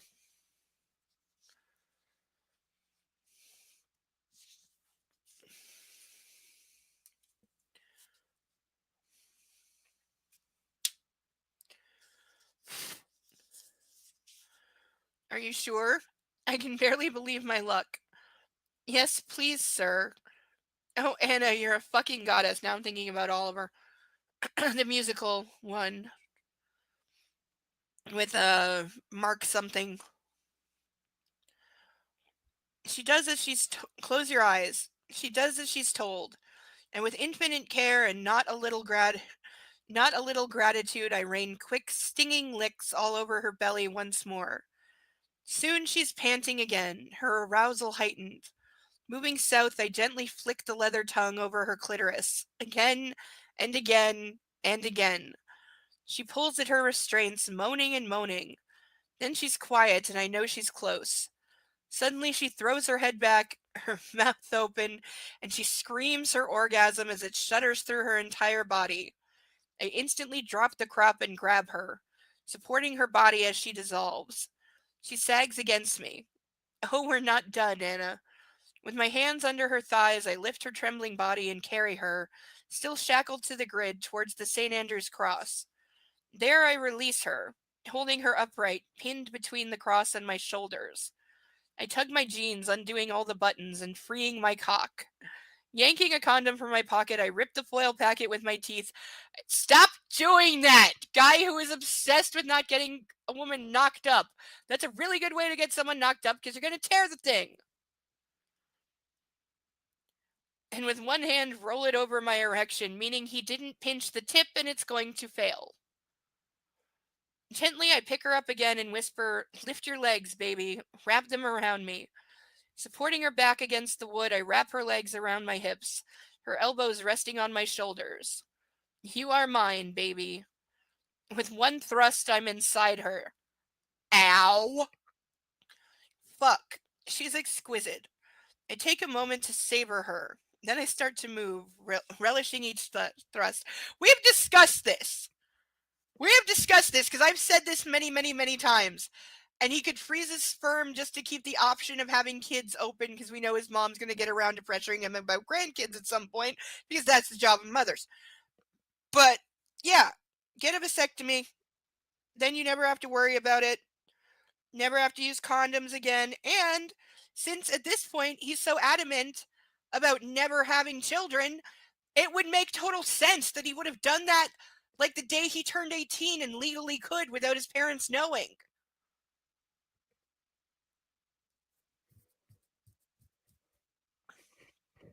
But I think it was you, Sethdale, that made the point that he probably is one of those people that would consider it like emasculating or something, which is the biggest load of bullshit ever. Because personally, I think it's one of the like manliest things you can do for your woman. Because I have known guys that did it after, like, we had the 2 to 3 kids that we wanted to have, and so they did it because we've had our babies, we don't want any more. And birth control is hell for most women, even women that don't get the psychosis that I got. There's still a lot of symptoms and a lot of risks with it. Even if you have like no symptoms and it works perfectly for you, there's still a lot of risks that come with it. Like, my mom never had any symptoms on it until it almost killed her because she got a blood clot in her leg and a part of it broke off and went to her lungs, and she was rushed into emergency surgery. And birth control did that. She was only on it for like 3 years, and she got told never ever take it again because they said something about like once you get like that severe a side effect, the likelihood that it will happen again is really high. So that was the end of that.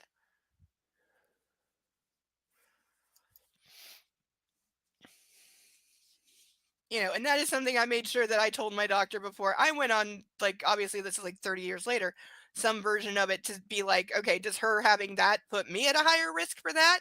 To which I got told no. I don't know if that's true, but yeah, I got the psychotic crying thing, so that was the end of that for me.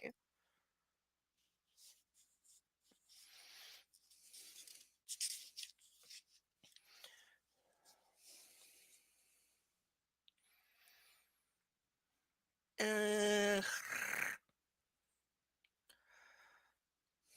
I take a moment to savor her, blah, blah, feeling her on, my own breathing labored as I gasped for air and lose myself in this beautiful woman. My mouth is open at her neck, tasting her. Did he actually break the skin? He's drinking her blood now. I mean, this did start out as vampire fanfic, so I'm guessing in the original version, yeah, he was drinking her blood at this point. Not that I put that past Christian Grey at all. Her scent fills my nostrils, fills me. Anna, Anna, Anna. I don't want to stop. He's gonna wind up. See, when he kills her, he's gonna eat part of her, so she's always with him. He's gonna eat her heart, or possibly her clit, or both. He won't go for brains because she doesn't have any. Suddenly she tenses and her body convulses around me. Yes, again. And I let go, filling her, holding her, revering her. You do not revere her because you have no respect. Yes, yes, yes. She's so beautiful. And sweet hell was that mind blowing. I pull out of her as she collapses against me. And as she collapses against me, I quickly unbuckle her wrists from the grid and support her as we both sink to the floor. Wait a minute. Wait. No, no, no. I saw something. Hold on. Yeah, because he said he moved her towards the cross and there I release her. So he said he already took her out of the cuffs, unless that was supposed to mean something else. But now he's saying he's unbuckling her wrists from the grid and she still has the cuffs on. It's literally one page back. Hey. I cradle her between my legs, wrapping my arms around her, and she sags against me, her eyes closed, breathing hard. Well done, baby. Did that hurt? No. Her voice is barely audible. Did you expect it to? I ask, and I push stray strands of her hair off her face so I can see her better. Yes. You see, most of your fear is in your head, Anastasia. Here we go, next level gaslighting incoming. I caress her face. Would you do it again? I ask. She doesn't answer immediately, and I think she's fallen asleep. Yes, she whispers a moment later. Thank you, sweet Lord. I wrap her in my arms. Good. So would I. Again and again. Tenderly, I kiss the top of her head and inhale. She smells of Anna and sweat and sex. And I haven't finished with you yet, I assert. I'm so proud of her. She did it. She did everything I wanted. As opposed to what? There was no other option! You fucking psychopath. She's everything I want. No, she's not, or you wouldn't be going to such extreme lengths to brainwash her and teach her how to be your fucking submissive because she doesn't know anything. And suddenly I'm overwhelmed by an unfamiliar emotion that rocks through me, slicing through sinew and bone and leaving unease and fear in its wake. What realization that you're a criminal? She turns her head and starts to nuzzle my chest. The darkness swells, startling and familiar, replacing my unease with a sense of dread. Every muscle in my body tenses. Anna blinks up at me with clear, unflinching eyes as I struggle to control my fear. Don't, I whisper. Please. She leans back and peers at my chest. Get control, Gray. Kneel by the door, I order, uncurling from around her. Go. Don't touch me. Again, in his head.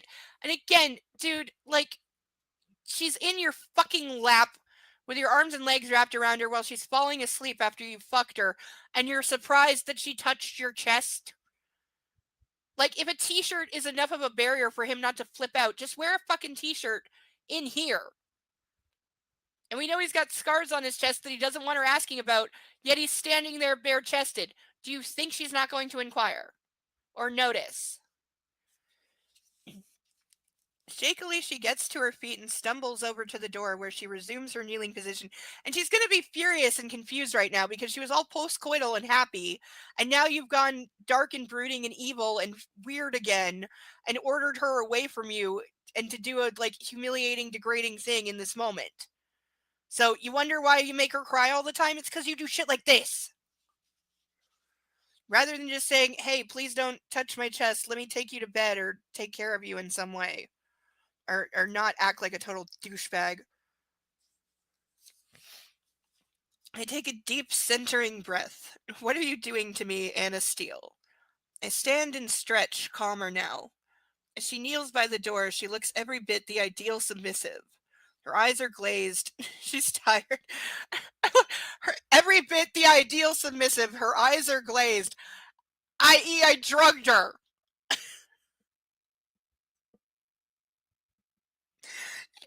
You couldn't have left some space between those two lines.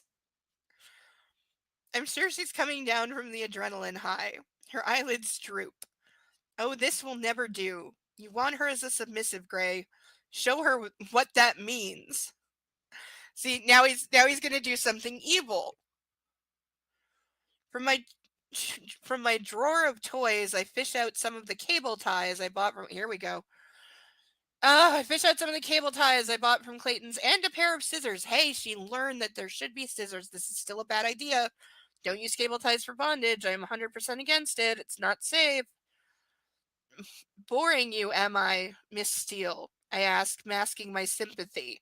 Yeah, God forbid she thinks you're not an evil bastard. She startles awake and regards me guiltily. Stand up, I order. Slowly she gets to her feet. You're shattered, aren't you? She nods with a bashful smile. Oh, baby, you've done so well. Stop calling her baby, it's annoying. Stamina, Miss Steele. I haven't had my fill of you yet. Hold out your hands in front as if you're praying. A crease mars her forehead for a moment, but she presses her palms together and holds up her hands. I fasten the cable tie around her wrists. Her eyes flash to mine with recognition. Look familiar? I give her a smile and run my finger around the plastic, checking there's enough room and it's not too tight. That he so did not do that in the other book. He absolutely fucking did not. I think she got told off. I think this is one of those scenes she got told off about the cable ties, and so it's different this time because she's trying to pretend she knows what she's doing. I have scissors here. I bring them into her view. I can cut you out of this in a moment. She looks reassured. Come. Taking her clasped hands, I lead her to the corner of the four-poster bed. I want more. Much, much more. I whisper in her ear as she stares down at the bed. But I'll make this quick. You're tired. Hold on to the post. Oh yeah. In other words, I'm gonna get mine again, but I'm not gonna care about you this time because I just need to get off one more time before I let you sleep.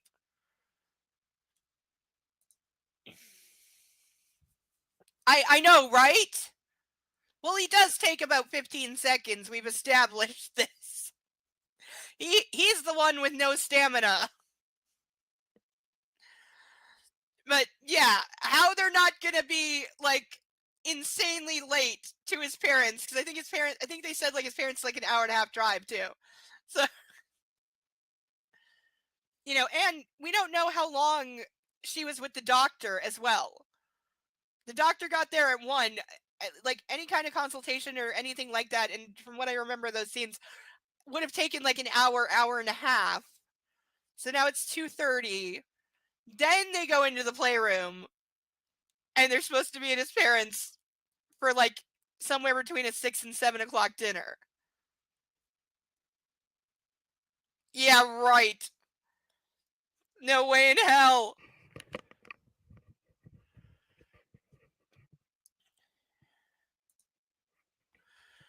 Like, no. No. The timing just does not work. Also, she's falling asleep. She's so exhausted. He's about to fuck her again. And then she's expected to go to a lengthy dinner at his parents' and, like, not fall asleep in the soup. Like, dude, you better have some Red Bull in the fridge.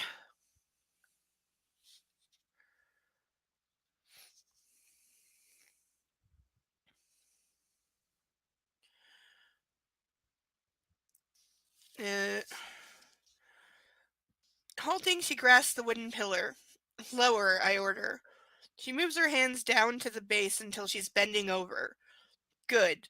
Don't let go. If you do, I'll spank you. Understand? Yes, sir, she says. Good. I grab her hips and lift her towards me so she's properly positioned. Her beautiful behind in the air and at my disposal. Don't let go, Anastasia, I warn her. I'm going to fuck you hard from behind. Hold the post to support your weight, understand? Doing that, like, seriously, if her hands are bound at the wrist, then all she can do is about this, holding on to a post while bent over. Which, if her hands are lower than her hips, then all her weight's on her wrist. This is a really good way to break both her wrists, honestly. Like, if you took a pair of dolls and sorted this out and saw where all her weight is going to be, this is a really, especially with something that's not flexible, like cable ties, they are rigid. This is a really good way to break her wrist. And also, he said, like, she's exhausted and falling asleep. Do you think she's going to have the strength and the wherewithal to support herself like that while you're doing that?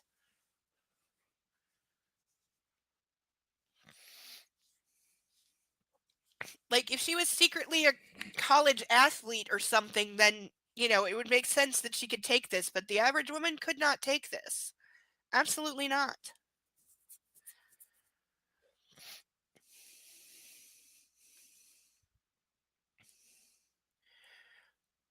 Yes, I smack her hard across her backside. Yes, sir, she says immediately. Part your legs. I push my right foot against hers, widening her stance. That's better. After this, I'll let you sleep. For what, like 5 minutes? Her back is a perfect curve, each vertebra outlined from her nape to her fine, fine ass. So she's so skinny you can see her spine. I trace the line with my fingers. You have such beautiful skin, Anastasia. Sounds like Buffalo. Oh my god! That is what Buffalo Bill did! He just did the Buffalo Bill thing! When he kidnaps Catherine Martin and he cuts the blouse up the back, he literally strokes down her back. He does the creepy stroke on her skin and says something like so beautiful or something like that. Oh, creepy!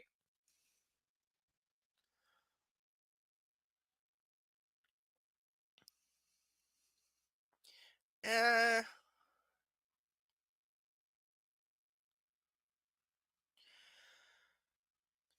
Bending over her, I follow the path my fingers have taken with tender kisses down her spine. As I do, I palm her breasts, trapping her nipples between my fingers and tug. And that.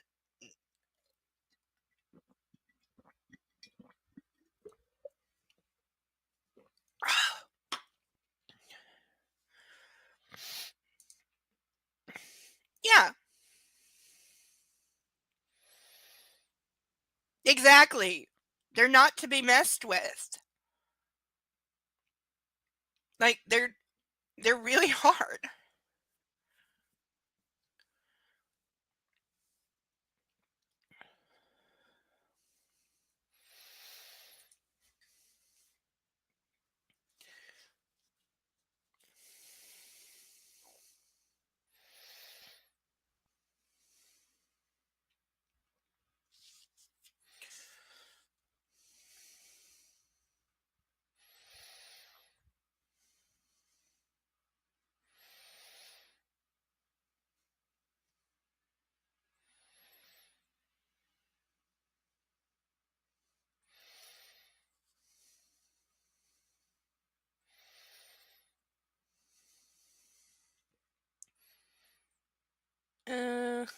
She whimpers. I stop and stand back to admire the view, growing harder just looking at her.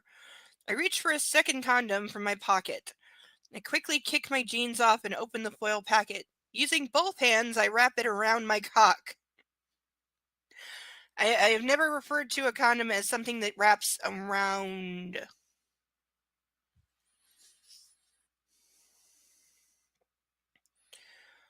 I'd like to claim her ass now, but it's too soon for that. Also, she told you no.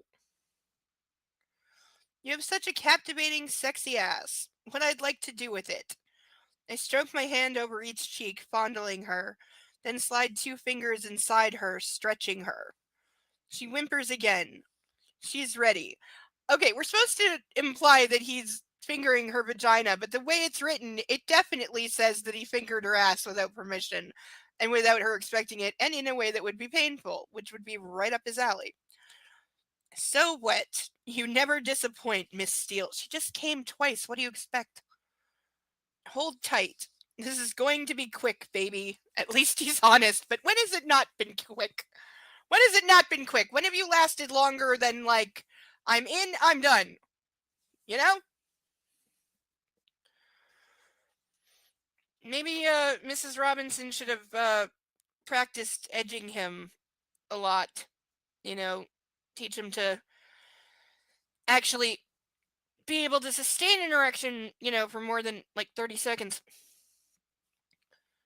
Clutching her hips, I position myself at the entrance of her vagina, then reach up, grab her braid, wind it around my wrist, and hold it tightly. He'd be breaking her neck. Like, again, unless her hair is 4 feet long. With one hand on my cock and the other around her hair, I slide into her. She is so fucking sweet. I thought he was going to go with tight there. Slowly, I slide out of her, then grip her hip with my free hand and tighten my hold on her hair. Submissive. I slam into her, forcing her forward with a cry because her head just hit the post, you fucking idiot. Hold on, Anastasia, I remind her. If she doesn't, she might get hurt. No, she's gonna get hurt from what you're doing. You just bounced her head off the post.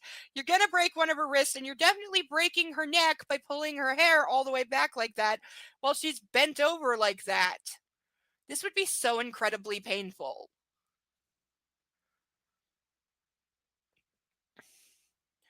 Breathless, she pushes back against me, bracing her legs.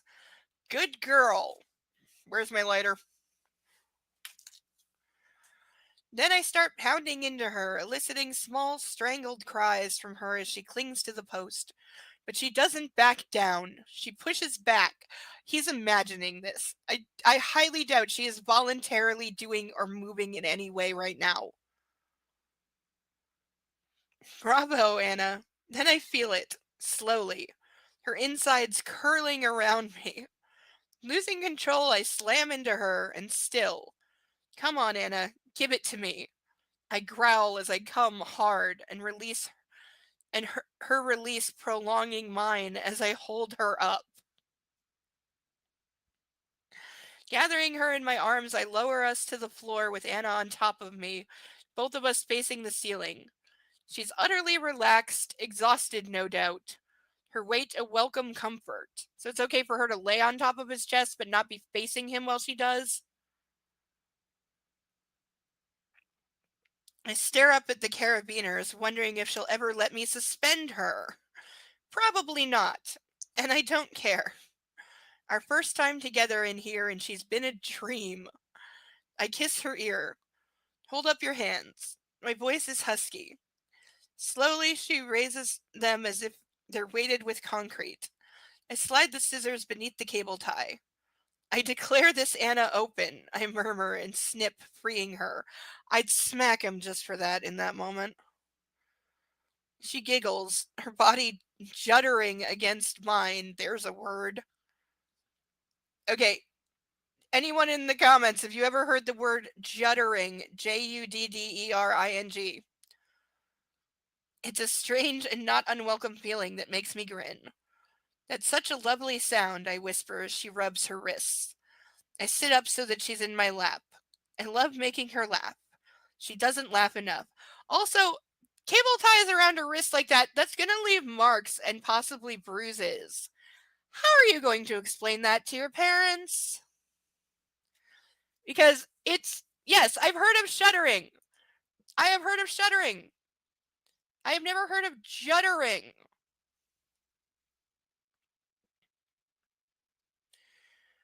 Hold on. I know somebody who literally is a wordsmith. I gotta ask them. They won't be awake for several hours because they're 6 hours off time zone, but they'll get back to me in the morning, and I will get back to you next week, chat. I will.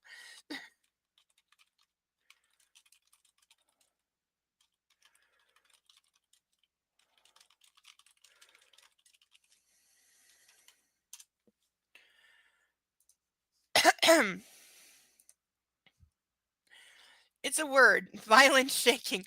Then it's an appropriate word here. For in a mechanical setting, okay. Juddering describes violent shaking or vibrating, often used to describe a vehicle or mechanical system shaking violently. Okay.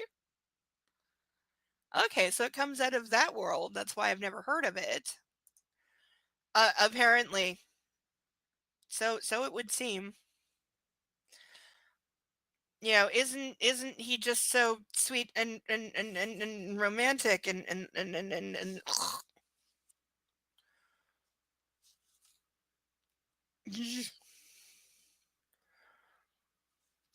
30 pages of this chapter left.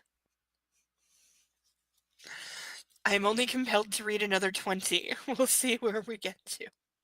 Again, this is a chapter that is 50 pages long by itself, so it's oversized for book club, but we'll see how much more. We're only halfway there. We're at the halfway mark. I have to keep checking the page numbers to know if I'm on time or not because there's no fucking chapter breaks. It just goes on and on and on and on. And then there's a chapter that's 50 pages, then there's a chapter that's 2 pages, and a chapter that's 3 pages, then there's a chapter that's 64 pages. Because fuck pacing.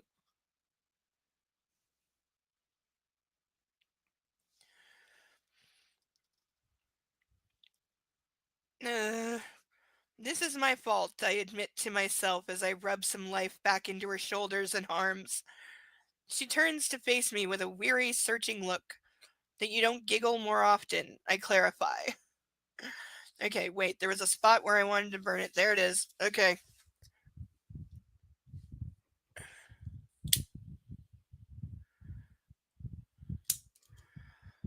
That's better.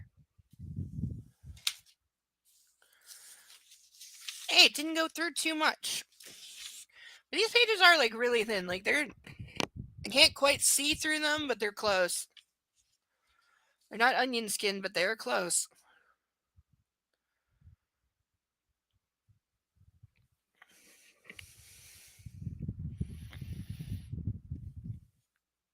Pup's still on the couch. He's like, you never cuddle me when you talk to the thing. I'll make it up to him in bed later. That's where he gets all the belly rubs and cuddles. And he gets to glare at the kitty going, look, I'm closer. Well, the cat's like, yeah, I'm at the foot of the bed on my own fleecy blanket where I want to be, you dummy. I don't want to be close to the person.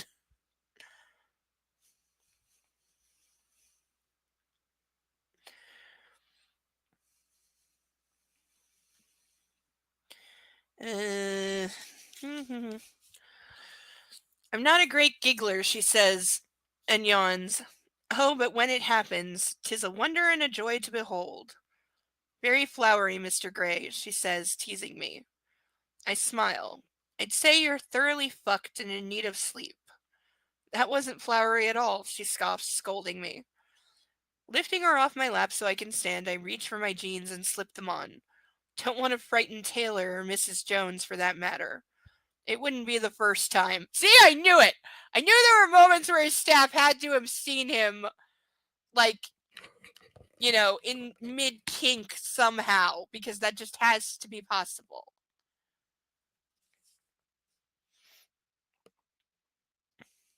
Hannah sits in a sleepy daze on the floor. I clasp her upper arms and help her to her feet and take her to the door. From the hook on the back of the door, I grab the gray robe and dress her. She's no help whatsoever. She really is exhausted. And they have to leave for his parents in like 7 minutes. Ped, I announce, kissing her quickly. An alarmed expression crosses her drowsy face. For sleep, I assure her. And bending down, I gather her in my arms, cradle her against my chest, and carry her to the sub's room.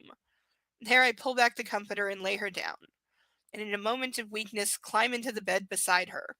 Covering us both with the duvet, I embrace her. I'll just hold her until she sleeps, said every parent ever putting a child to bed for the night and winds up falling asleep. But again, the infantilizing is so gross. Sleep now, gorgeous girl. I kiss her hair, feeling utterly sated and grateful. We did it. This sweet, innocent woman let me loose on her. Not really. And I think she enjoyed it. I know I did. More than ever before. I know he's like, I think she liked it. But that's not really high on his concern list. Oh god, more baby talk. Wait, I need more wine. I've only had one glass, people. I am not sufficiently intoxicated for this. Itchy. Okay, hopefully there's another glass left of this. I have more in the kitchen. I just don't want to get up. And these boxes really need a clear panel or a line on the side to say, like, has this much left in it? Because I'm always guessing. Now it's at the end where it does the slow chug, chug, chug, gloop thing.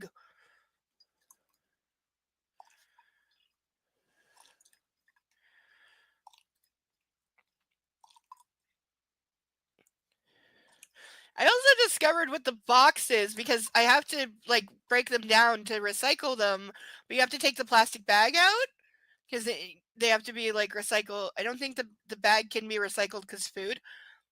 So I have to take the bag out when I fold down the boxes, and I've discovered that there's like, even though this is empty right now, no more will come out of the nozzle.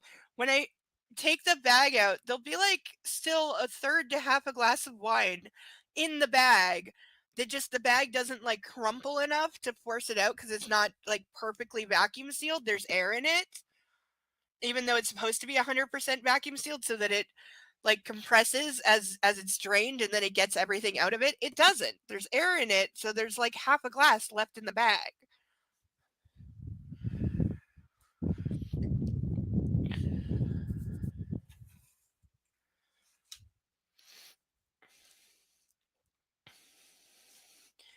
I was glad to discover the boxes are recyclable because at first I wasn't sure about that because food, but yeah, the bags make it so that it's okay.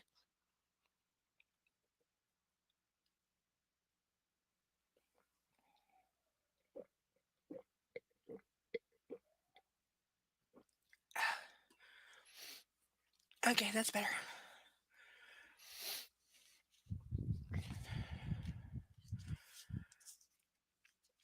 Okay, brace for baby talk. Okay, I almost did a voice, but I feel like that would be too much. I feel like that would be mean. And I might be okay with being evil from time to time, but I never want to be mean.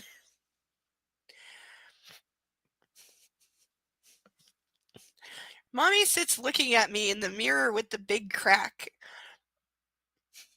I brush her hair. It's soft and smells of mommy and flowers. I just had a really horrifying thought. I don't even know if I want to say it because it's so bad. Oh God.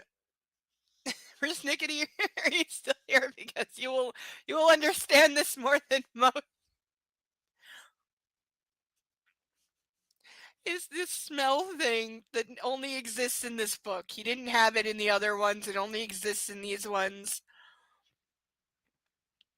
But another famous literary character who is an actual serial killer and obsesses over a woman has an extremely heightened sense of smell. I forget what it's called. There's a name for the condition. Kim Kardashian weirdly has it. She has like an insanely heightened sense of smell all the time. And it was one of the reasons she said being pregnant was hell because it took, like, she already can smell if somebody is smoking 3 blocks away. And when she was pregnant, it went to such a high level that she was basically just incredibly nauseous the entire time, which I can understand how crazy making that would be. But yeah, you know who I'm talking about, is the famous literary character that I adore so much. And if she is making a comparison to that, that is unforgivable. I was not thinking of perfume, but thank you for saving me. Yes, she could be thinking of perfume. I remember that. I haven't seen it, but it's Al Pacino, and yeah, he's like a blind guy who has an extremely heightened sense of smell, and he winds up. I don't remember if it was intentional or accidental, but he kills a woman, and I think he becomes a serial killer or something. I don't know. Again, I haven't seen it. I only heard about it. Um, but yes, she could be thinking of perfume.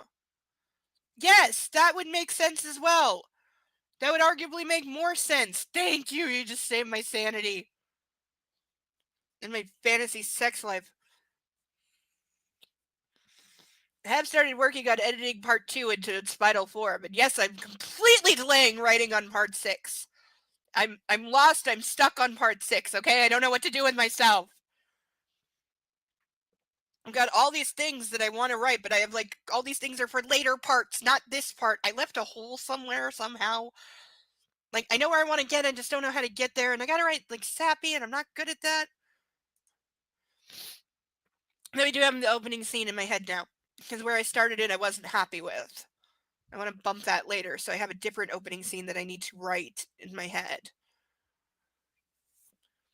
But I often will write stuff in my head for a couple days before actually putting it down on my paper. I know. I know. Yes, I'm aware I'm completely nuts. I always have been. You know, I'm tempted to pull the Jennifer's body thing and light my tongue on fire. No, I'm not actually going to do it, YouTube. But it was a good poster. I respect a good poster.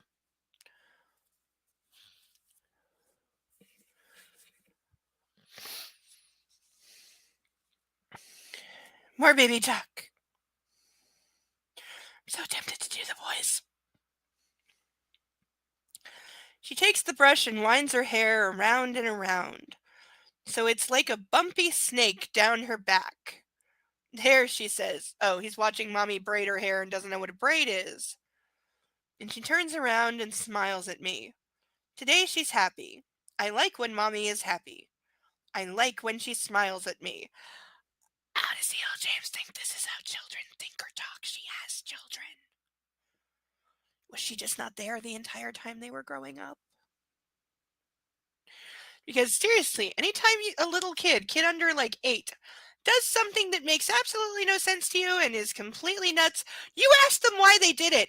They have a very good and valid reason for doing whatever they did, and it makes perfect and reasonable sense at their level.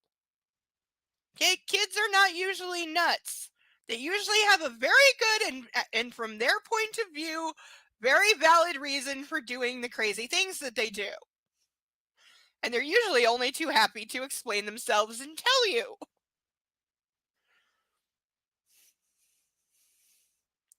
She looks pretty when she smiles. Let's bake a pie, maggot. Apple pie. I like when mommy bakes. And it says, it actually says maggot. So, what the hell? Is that supposed to be his mom calling him a maggot? Because I thought that was what her pimp drug dealer beat her to death boyfriend was. And yes, she totally stole Christian Grey's backstory from Dexter. Though to be fair, I don't know which came first. I don't know what year Dexter came out, but his backstory is revealed in the first season, which I thought they should have held off. That should have been third or fourth season.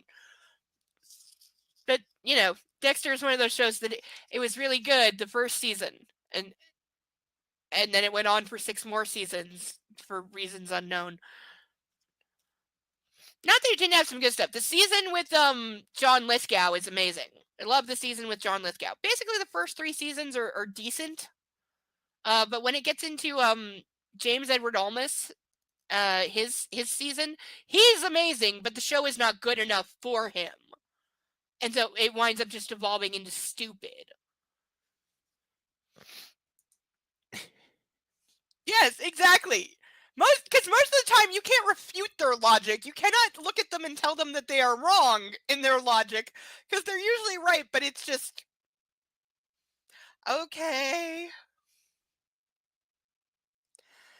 They had a very good reason for doing the thing that they did. Yeah, it's really specific. Yeah, and it'll be something that like they picked up on that you didn't even notice, because the things that are deemed important in their tiny little heads that they will hold on to for days.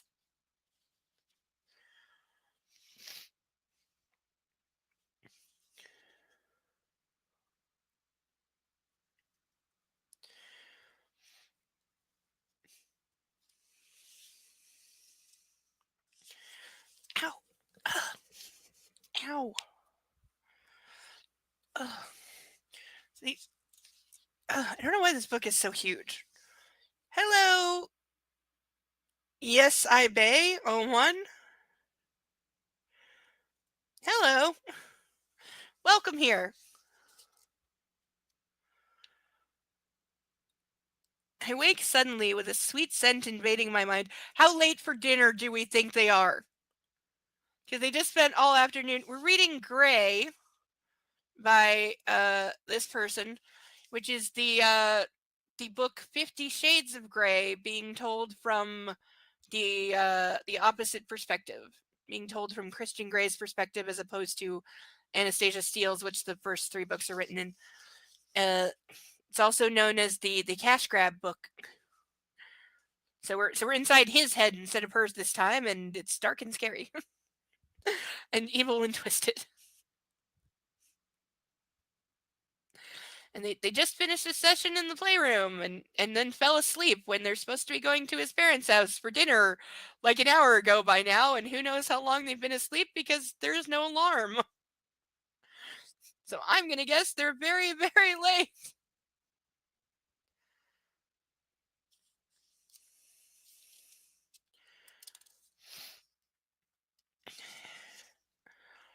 I wake suddenly with a sweet scent invading my mind. It's Anna. She's fast asleep beside me. I lie back and stare at the ceiling. When have I ever slept in this room? Never. The thought is unnerving, and for some unfathomable reason it makes me uneasy. What's going on, Gray? I swear he's got like a split personality in his head that talks to him. I sit up carefully, not wanting to disturb her, and stare down at her sleeping form. I know what it is. I'm unsettled because I'm in here with her.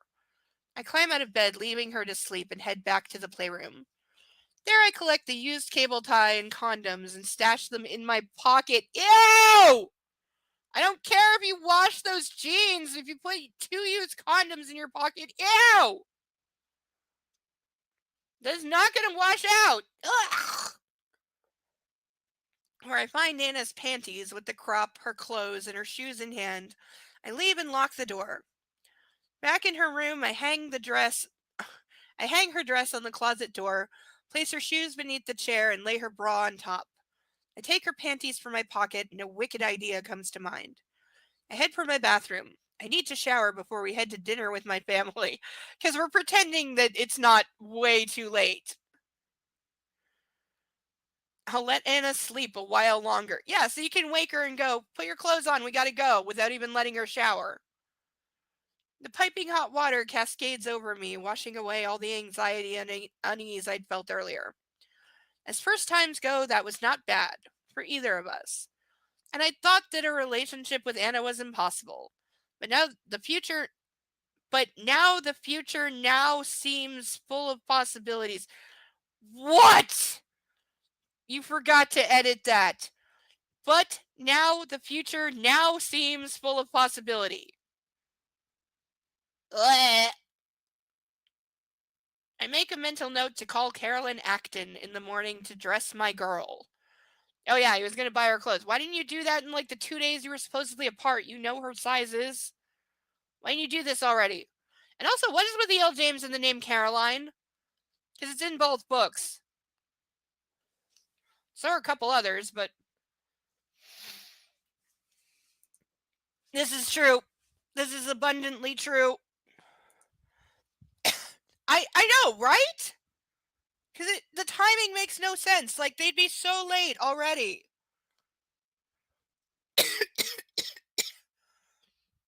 Because again, he didn't set an alarm or anything. And they both just, did a very exhausting thing. So it's entirely possible. Especially because it's probably like going on 5:30 before they got out of the playroom anyway. Like, there's no reason he wouldn't have slept until like, 10, 11? Like, I hadn't thought of that, but that's good. That is good. I don't know too much about the Venom series, but I remember from the Spider-Man cartoons as a kid. But yeah, Venom is one of the things that talks to you in your head.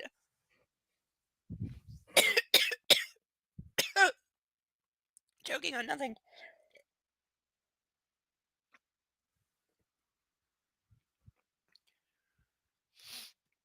Okay.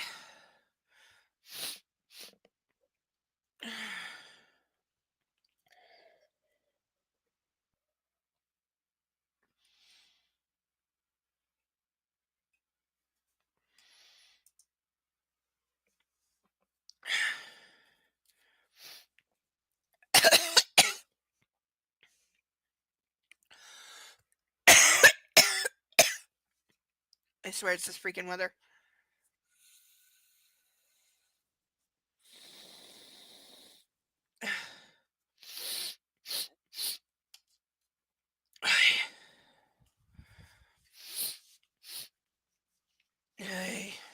Ugh.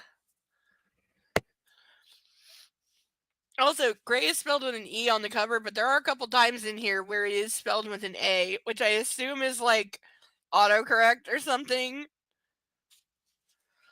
I don't even remember. Again, I'm dyslexic as fuck. Don't ask me how to spell. So I don't actually know which one is proper. Because he is referring to the color, not as a last name. So I don't even know whether it should be spelled with an E or an A. Or if it matters, but. Excuse me. After a productive hour in my study, catching up on my reading for work, I decide that Anna's had enough sleep. It's dusk outside, and we have to leave in 45 minutes for dinner at my parents'. It's been easier to concentrate on my work knowing that she's upstairs in her bedroom. Weird. Well, I know she's safe up there. So he's claiming that he's been working for an hour, and they still have 45 minutes before they have to leave to get to his parents' house.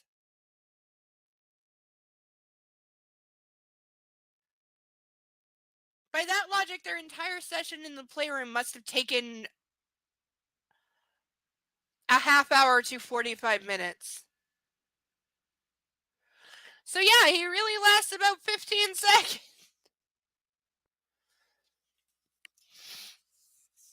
From the refrigerator, I take a carton of cranberry juice and a bottle of sparkling water. I mix them in a glass and head upstairs. Why are you watering down cranberry juice? Ew! Ew, I like cranberry juice. Ocean, it has to be ocean. And the cran apple cocktail one, because I've liked that since I was a child and I got made fun of because it was like old person drink. I remember once my grandmother had to tell a waitress that like she wasn't stealing because I was having the asthma choking thing, and when that happened, especially as a child, I just needed a drink to like make my throat stop spasming. And she just went in they had that drinks fridge, and she just went in and grabbed one and cracked it and like gave it to me. And I think the waitress thought she was like stealing, but then realized like it's for a kid. So she was like, okay. And my grandmother's like, I'll pay for it. But emergency, kid choking.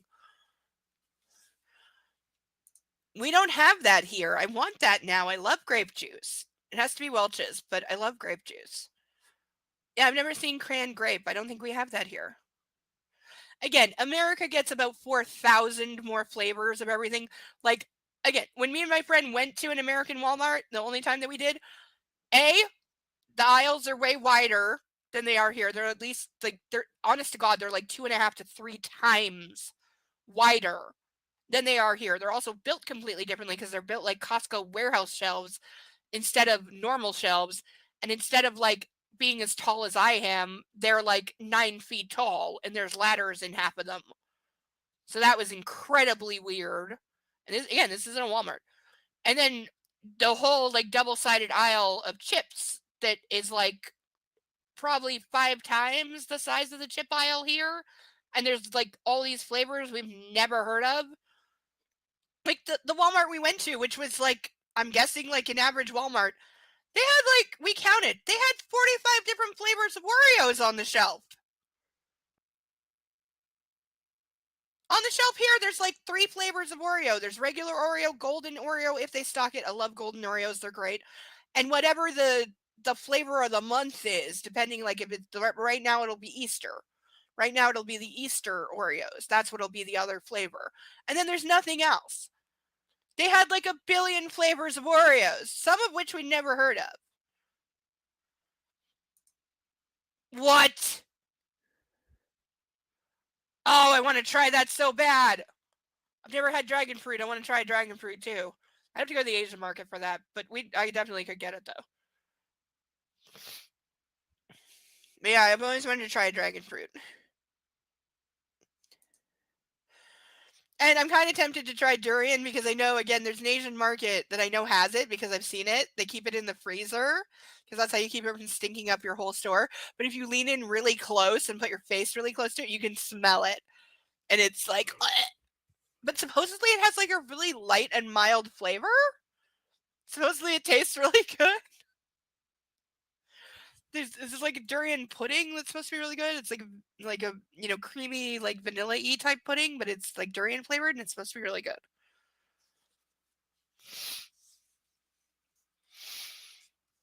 Yeah, I know. You know what I need? I need somebody to send me a care package from America of all the flavors of shit that I can't get here, and I'll do a video. We'll make it. Let's go to the imaginary world where I have sponsors, and um, yeah, let's pretend somebody will sponsor a Canadian girl tries American weird flavors food video. The things that I would want to try, like the list is so long. That and it is still one of my goals in life to have a mukbang video be sponsored where whatever the takeout cuisine, whether it's Chinese or KFC or whatever, that somebody just pays for the food. Because that's all I need. I need somebody to pay for the food because we're looking at a couple $100 of takeout food. Because for anyone who doesn't know, takeout prices are fucking insane here. Because like if you're ordering through like Uber Eats or something, not only do they charge like $20 to $30 between delivery and taxes and service fees, and then that's not including the tip. They also, for whatever restaurant, like say you're ordering KFC, and on the KFC actual menu, like a 10-piece bucket of chicken and a large fries is $45.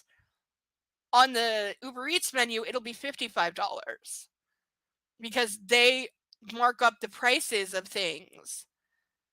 And then they pocket that money. The restaurant doesn't get that money because Uber Eats changes the prices. So they all do. DoorDash, Skip, they all do it. So they mark up the prices of every food item, and then they pocket that money on top of the service fees, which are being challenged in court now. They're about to be outlawed once the legislature gets off its ass. Because what the fuck is the service fee for? It's nothing. It's you charging me an extra $20 on top of your $10 delivery fee, and you're expecting me to tip another 15 to $20. Like, there's so many times where, like, I just want a fucking coffee and an egg McMuffin, and that costs like maybe $15. But then with all the delivery fees and shit, it would cost me $40 to actually get it. And it's just fucking ridiculous. Nobody's going to do that. And again, they mark up the individual food prices and steal, which also should be illegal. They should have to put the exact price the restaurant charges. Like, why do they get to mark it up? Yeah, the smell on durian, yeah. It smells like death. It does. It really does.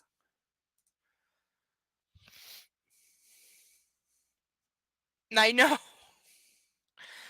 Again, we only have two here. We have just straight cranberry juice and we have cran apple. That's it.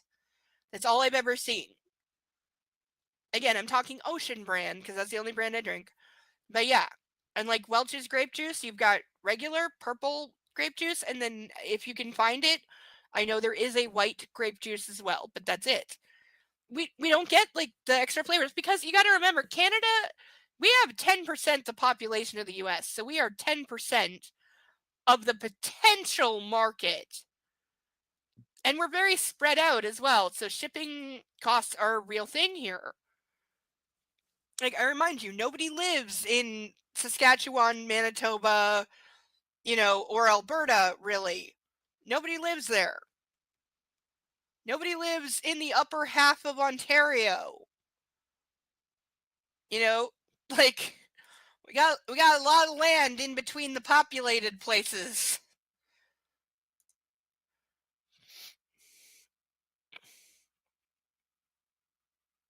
Yeah, they definitely do. You've never seen white grape juice? It's so good. Maybe they don't make it anymore. I don't know. But I definitely remember it. It's definitely real. Yeah, because that's something you'd see at like every church event ever. Yeah, because that's what you give kids instead of like champagne or white wine. They have white grape juice in a wine glass so they can feel grown up. That's largely where you see it is like at weddings and events and stuff. Always have white grape juice for the kids.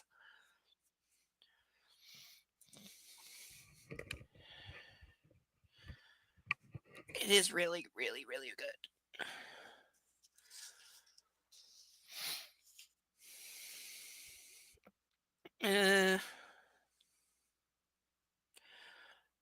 A carton of cranberry juice and a bottle of sparkling water. I mix them in a glass and head upstairs. Why is he again? Because diluting juices is something you do for a child. It's literally something you do for a child. She's still fast asleep, curled up where I left her. I don't think she's moved at all. Her lips are parted as she breathes softly. Her hair is tousled, tendrils escaping from her braid. I sit on the edge of the bed beside her, leaning down and kiss her temple. She mumbles a protest in her sleep. Anastasia, wake up. My voice is gentle as I coax her awake. No, she grumbles, hugging her pillow. We have to leave in half an hour for dinner at my parents'. Her eyes flicker open and focus on me. Come on, sleepyhead, get up. I kiss her temple again. I brought you a drink. I'll be downstairs. What else is in the drink?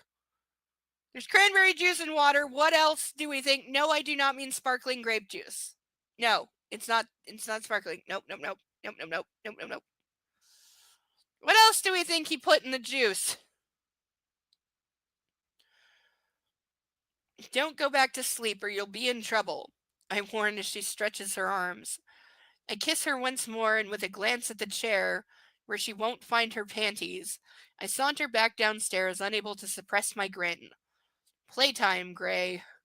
You just had playtime, you epic douchebag. While I'm waiting for Miss Steele, I press a button on the iPad remote, and music springs to life on random shuffle. Restless, I wander over to the balcony doors and stare out at the early evening sky, listening to Talking Heads, and She Was. Not something I know. Taylor enters. Mr. Gray, shall I bring the car around? Give us 5 minutes. Yes, sir, he says and disappears towards the service elevator. Anna appears a few minutes later at the entrance to the living room. She looks luminous, stunning even, and amused.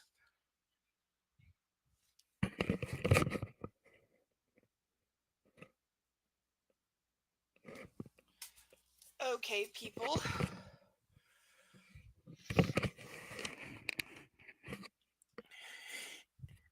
Right? Yeah, I know. Don't you love it when adults do that when you're a kid? Of course, I went to an Italian wedding when I was like 5 where I got real wine, but about that much in the bottom of a glass. And when I didn't know what to do with it, my Aunt Carmela, because we were during the toast and all that, and it's rude if you don't toast, and you can't toast with water because superstition.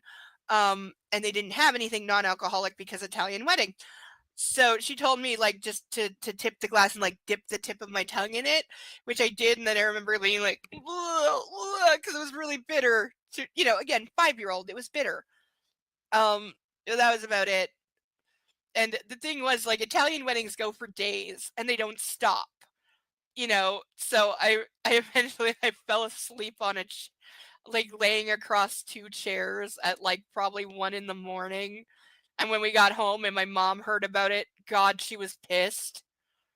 But also, my idiot father showed up to pick me up for the weekend and happened to casually announce to my mother that, oh, yeah, I volunteered our child to be the flower girl in a wedding this weekend.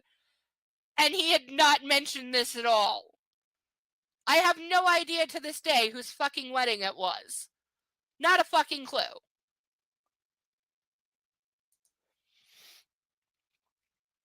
Yeah, apple juice is not apple cider, because I'm guessing apple cider is a slightly different thing here, because here apple cider is like an inch below apple sauce in terms of consistency. It's chunky and thick and usually served with cinnamon sticks in it, and often rum. If you're old enough, definitely some rum in there, or brandy. Brandy very common as well, especially like because brandy usually has like apple cinnamon flavory, so good to mix with the winter cider that you cook on the stove. Uh, yeah, apple cider's great.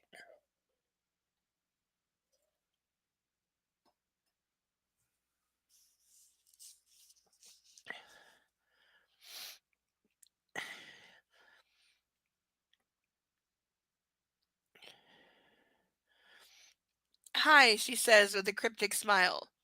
Hi, how are you feeling? Her smile broadens. Good, thanks. You? She feigns nonchalance. I feel mighty fine, Miss Steele.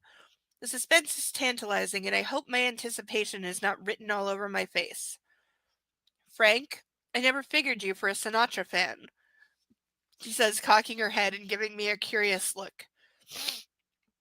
As the rich tones of witchcraft fill the room. That's what I know. I know at least some of the words to Frank Sinatra's Witchcraft.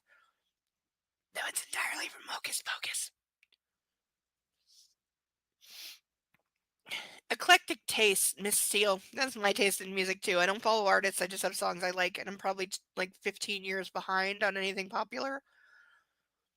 Like, I've never listened to a K-pop song. I step towards her until I'm standing in front of her.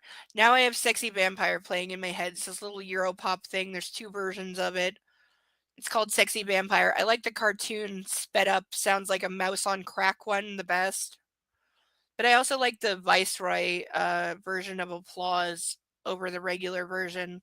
I only listened to the regular version once, but I like the Viceroy version much better. Because I like some Europop.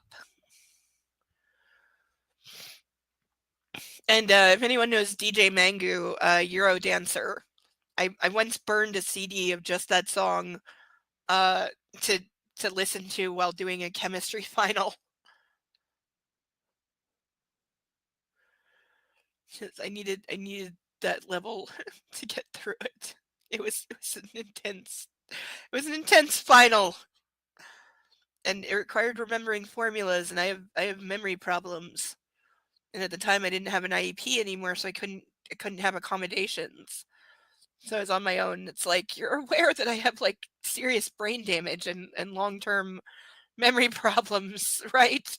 And it's like, yeah, it doesn't matter. You don't have parents to advocate for you and make sure you get accommodated for your disabilities. So suck it up and do whatever. And who cares that you have perfect scores for the rest of the class? This exam counts 50% and can literally fail you. Because that's fucking fair. I step towards her until I'm standing right in front of her. Will she crack? I'm searching for an answer in her glittering blue eyes. Ask me for your panties, baby. I caress her cheek with my fingertips. She leans her face into my touch, and I'm completely seduced by her sweet gesture, by her teasing expression, and by the music. I want her in my arms because he's a horny child and nothing else. Dance with me, I whisper, and I remove the remote from my pocket and turn up the volume until Frank's crooning surrounds us. Taylor should be back with the car by now. She gives me her hand. I circle her wrist and pull her beautiful body against mine, and we start a slow, simple foxtrot. She grasps my shoulder, but I'm prepared for her touch, and together we whirl across the floor, her radiant face lighting up the room. And me, meaning he has a hard on again, because when doesn't he?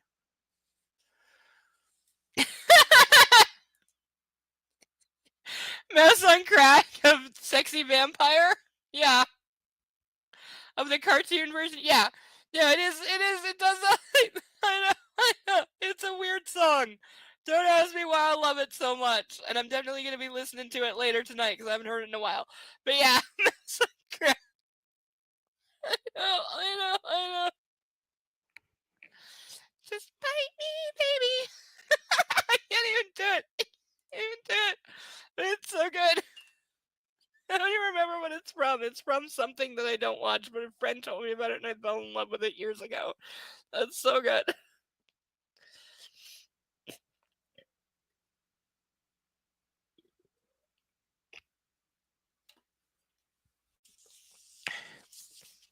Oh yeah.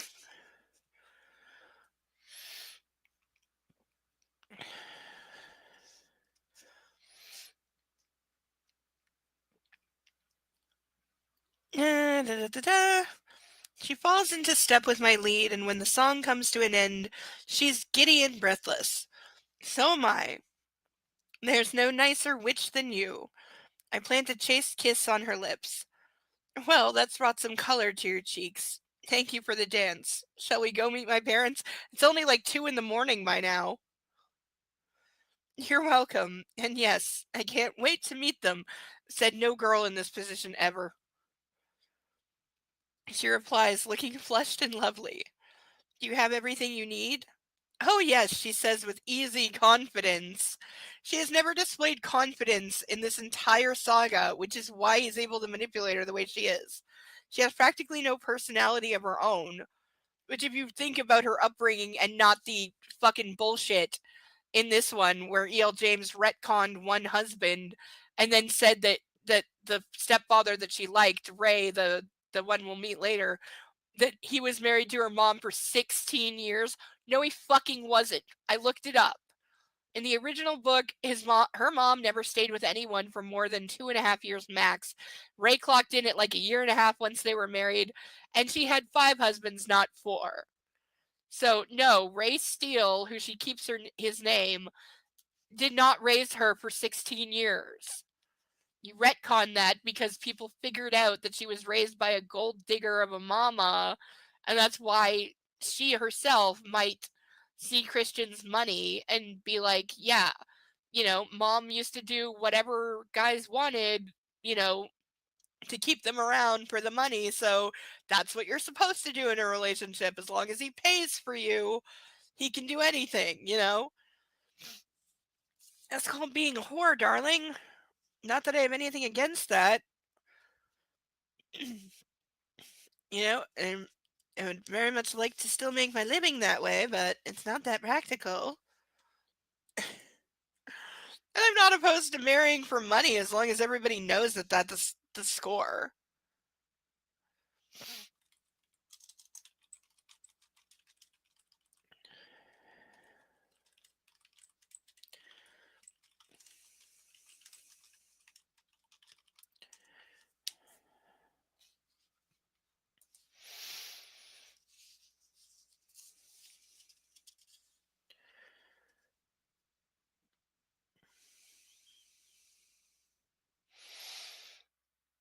Uh,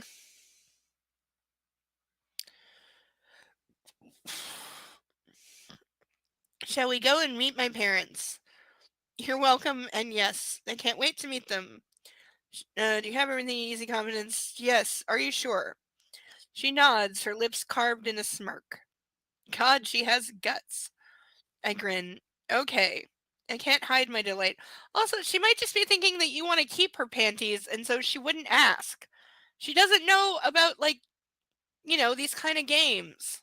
A submissive would know. She doesn't.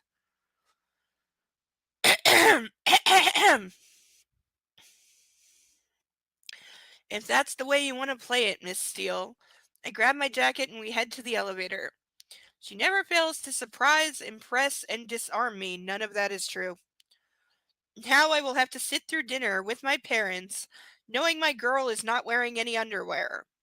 In fact, I'm traveling down this elevator right now, knowing she's naked beneath her skirt. She's turned the tables on you, Gray. No, she fucking hasn't. Stop this crap. I hate this false inflation of her having fucking balls or any goddamn common fucking sense or 2 working IQ points in this version of the story. This is what pisses me off most, that they're trying to retcon her entire existence and her entire character into saying, oh, she can match sexual wits with him sometimes. No, she fucking can't. And given that he just drugged her again, this should be fun. She's quiet as Taylor drives us north on I-5. I catch a glimpse of Union Lake. The moon disappears behind a cloud and the water darkens, like my mood. Why am I taking her to my parents? See, here we go. Now he's going to become pissed off and a jerk again. If they meet her, they'll have certain expectations, and so will Anna. Well, maybe you shouldn't be taking her to dinner with your parents with a girl you've known for a week, you dumbass. And I'm not sure if the relationship I want with Anna will live up to those expectations. Yeah, you only want her for 3 months because you know you have the attention span of a 12-year-old. And to make matters worse, I put all this in motion when I insisted she meet Grace. I'm the only one to blame. Me and the fact that Elliot is fucking her roommate. No, it's just you. Who am I kidding? If I didn't want her to meet my folks, she wouldn't be here. I just wish I wasn't so anxious about it. Yeah, that's the problem. Where did you learn to dance? She asked, interrupting my chain of thoughts. Oh, Anna. She's not going to want me to go there. It's this is. Oh, and now we have a flashback. Oh, God. We have a flashback. Oh, we have a flashback. We have a flashback to Mrs. Robinson. I wanted that, but it was very specific, and I don't think I'm going to get what I want, so I'm pouring another drink.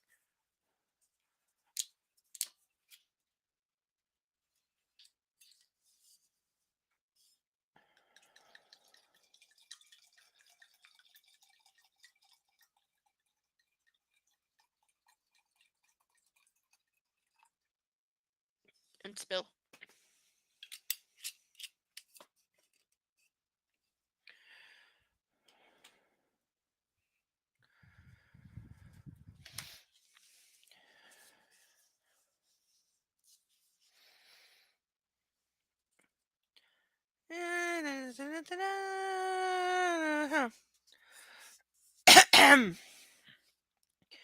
Christian, hold me. There. Properly. Right. 1 step, 2. Good. Keep in time to the music. Sinatra's perfect for the foxtrot. Elena is in her element. Yes, ma'am.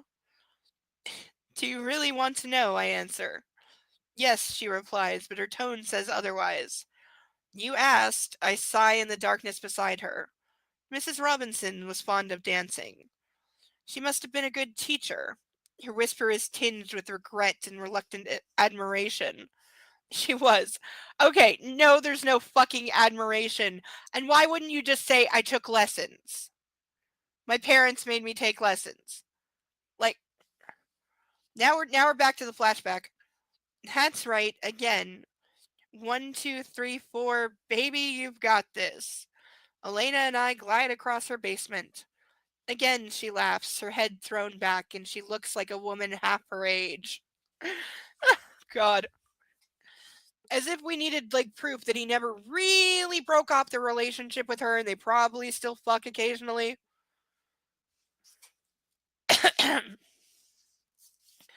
Anna nods and studies the landscape, no doubt concocting some theory about Elena. Or maybe she's thinking about meeting my parents. I wish I knew. Perhaps she's nervous, like me. I've never taken a girl home. When Anna starts fidgeting, I sense something is worrying her. Is she concerned about what we did today? No, but she's probably still in pain from it.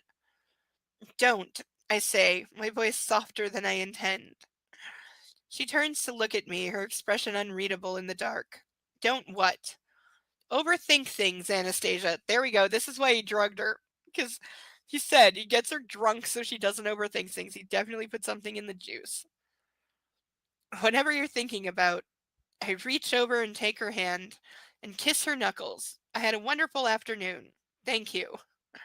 I get a brief flash of white teeth and a timid smile. Why did you use a cable tie? She asks. Questions about this afternoon. This is good. It's quick and easy, and it's something different for you to feel and experience. I know they're quite brutal, and I do like that in a restraining device. There we go. There we go. I've got to go back and highlight so much of this, but I didn't want to stop every 5 seconds. But that line is not going. Oh, I highlighted the wrong thing. Oh, I hate that.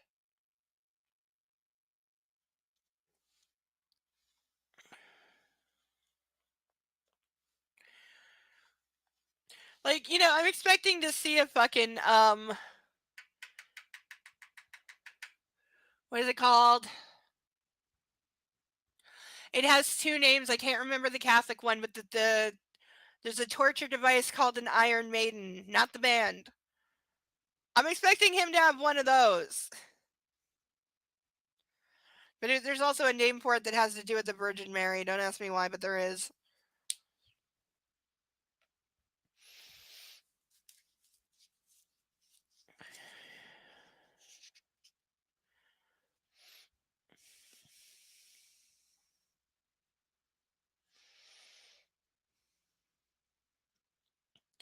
My voice is dry as I try to inject a little humor back into our conversation, except it's not funny when it's true. Very effective at keeping you in your place. Her eyes dart towards Taylor in the front seat. Sweetheart, don't worry about Taylor. He knows exactly what's going on. He's done this for 4 years. That is not comforting. That is not comforting. Also, he didn't say it out loud. All part of my world, Anastasia. I give her hand a reassuring squeeze before I release it. Anna returns to staring out the window. We're surrounded by water as we cross Lake Washington on the 520 bridge. My favorite part of this journey. She draws up her feet and curled on the seat, coils her arms around her legs. Something's up. Okay, so now she's just literally tucked up into a ball like a child. Knees up to her chest, arms around her legs. That's how a kid sits when they're uncomfortable. Not a grown-ass woman.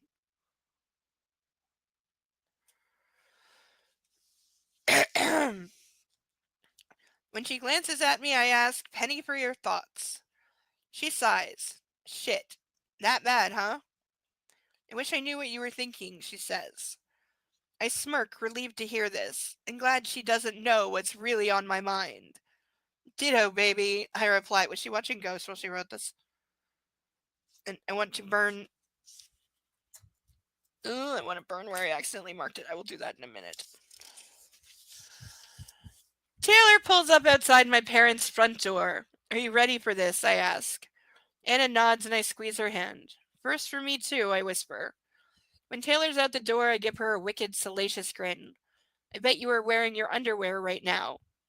Her breath hitches and she scowls, but I climb out of the car to greet my mother and father, who are waiting on the doorstep. Anna looks cool and calm as she walks around the car to us. So he doesn't even get out and open her door for her and escort her around the car. He's Trump on the inauguration day when he didn't open the door for Melania and the entire world noticed, and Michelle Obama got caught giving him "I fucking hate you" side eye more than once. And apparently, one of her daughters was the first one to text her that infamous picture and just put a message with it saying, "You got caught, mom." Like, is it any wonder she wasn't at his second inaugural? Like, I don't blame her. I'm sure she had laundry to fold that was way more important.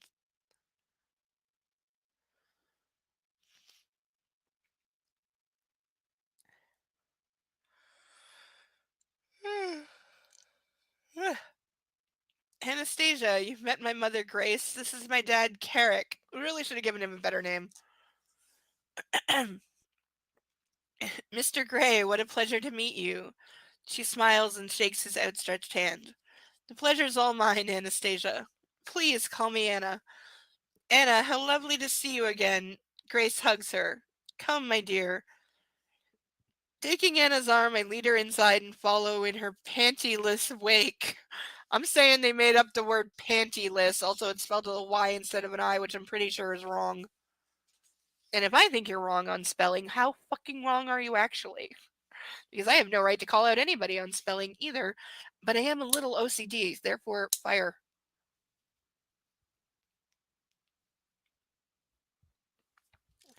More fire.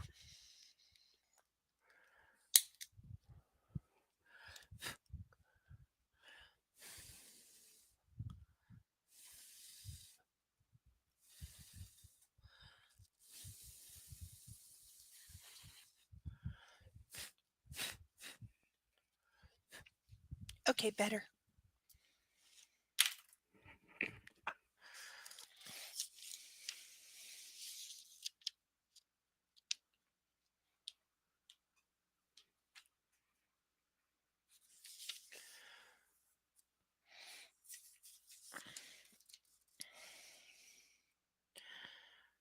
Uh, is she here? Mia screams from somewhere inside the house.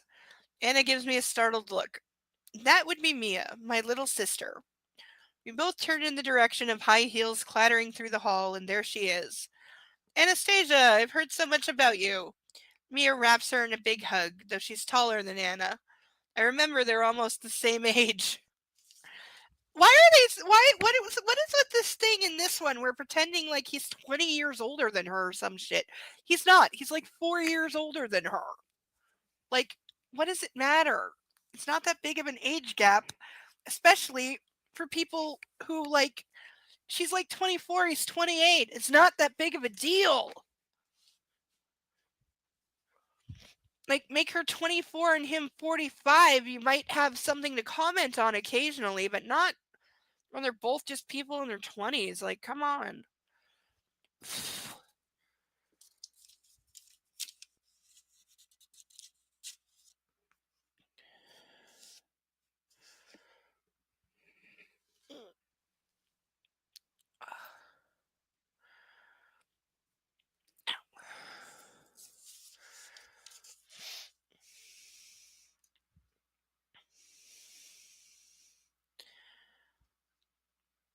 Mia takes her hand and drags her into the vestibule as my parents and I follow. He's never brought a girl home before, Mia tells Anna in a shrill voice. Mia, calm down, Grace chides. Yes, for fuck's sake, Mia, stop making such a scene. Anna catches me rolling my eyes and shoots me a withering look. Grace greets me with a kiss on both cheeks. Hello, darling. She's glowing, happy to have all her children home.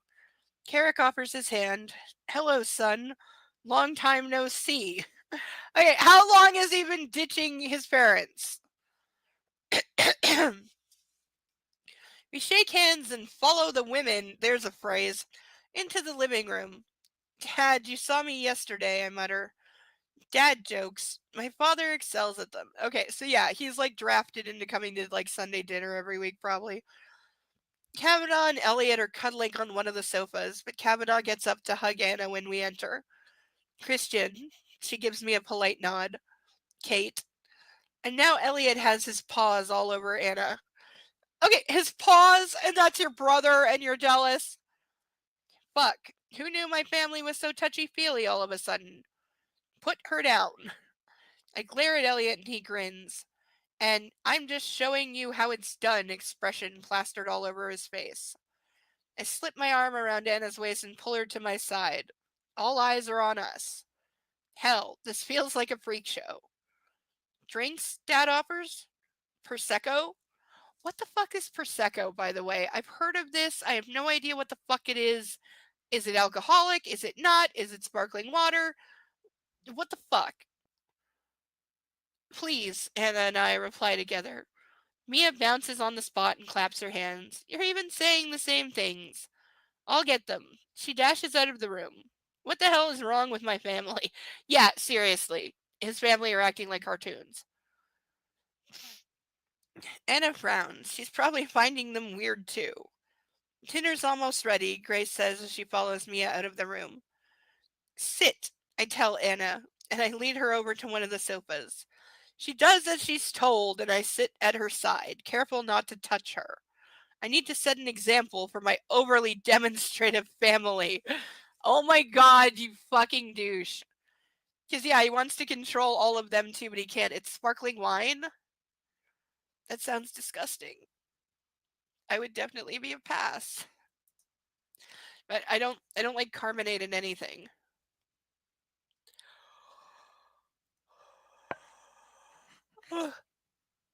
And especially carbonated alcohol. Ew. Ew, ew, ew, ew, ew, ew, ew, ew, ew, ew.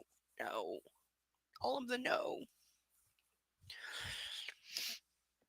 Ugh. I need a good vodka drunk. I haven't had vodka in so long. I think that's what I'll do for my birthday. My birthday's in like a month. On May 3rd. And I'm so far unless something comes up, I'll be doing some kind of a birthday bash live stream. I'm not sure what yet, but uh vodka and cranberry juice will be involved.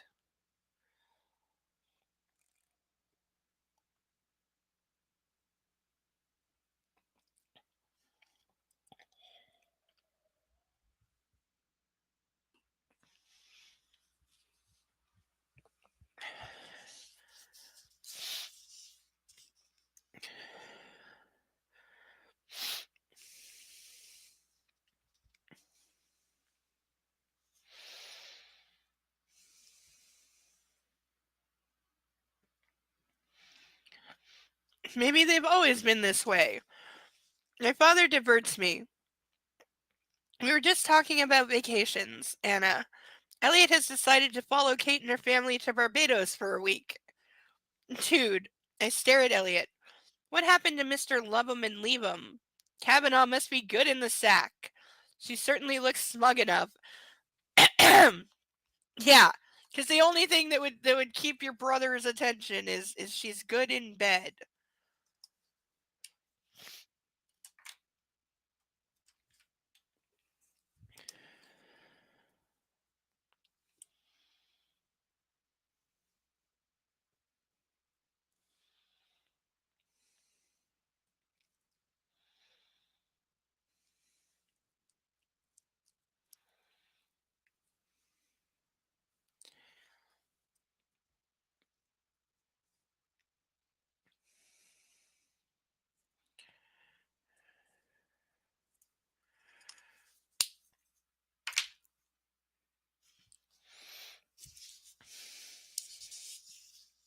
Are you taking a break now that you've finished your degree? Carrick asks Anna.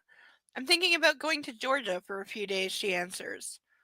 Georgia? I exclaim, unable to hide my surprise. Oh yeah, this is when she needs to go home to get some perspective, except he stalks her and follows her immediately, and then her mama, upon finding out he's rich, because her mom is basically telling her, well, if he doesn't make you happy, darling, or he's doing things that are creepy, you should leave him. But then he shows up, reveals that he's rich, goes upstairs, and her mother tells her, go jump on his cock and try to get pregnant, basically.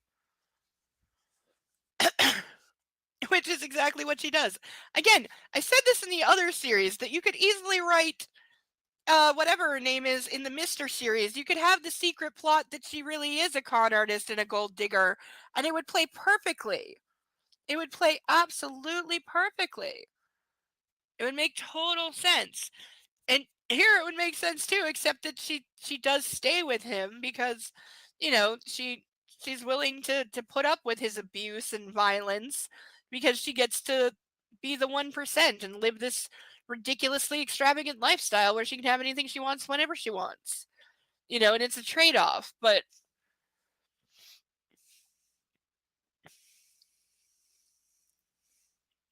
my mother lives there, she says, her voice wavering, and I haven't seen her for a while.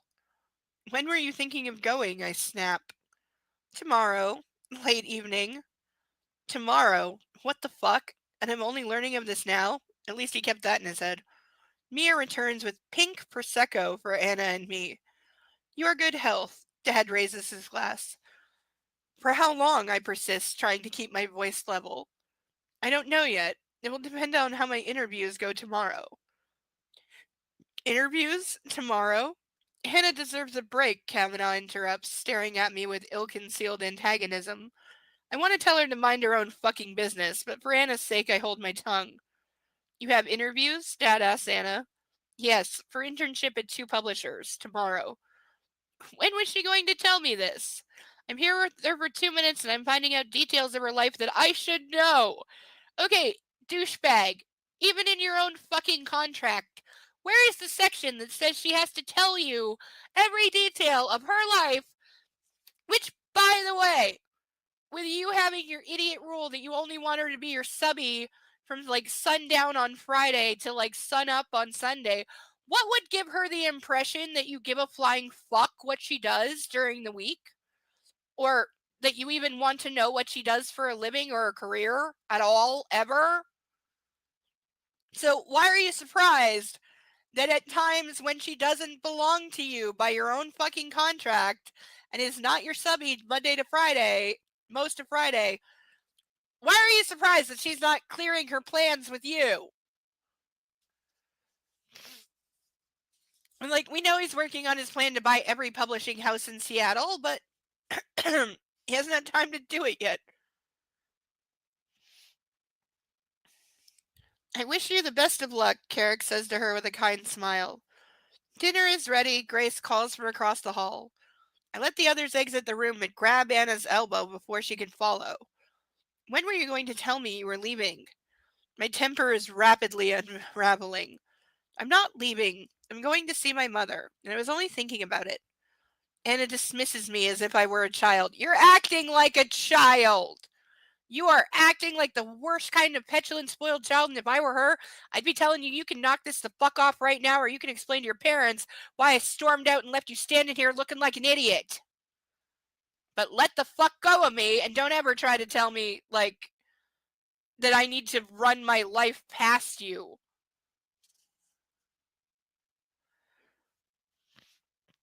What about our arrangement? We don't have an arrangement yet. But, yeah, she's right, idiot. I lead us through the living room door and into the hallway.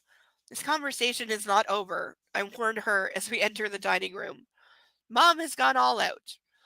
Best china, best crystal, for Anna and Kavanaugh's benefit. I hold out a chair for Anna and she sits down and I take a seat beside her. Mia beams at both of us from across the table. Where did you meet Anna? Mia asks. Yeah, there's a question. She interviewed me for the WSU student paper, which Kate edits, Anna interjects.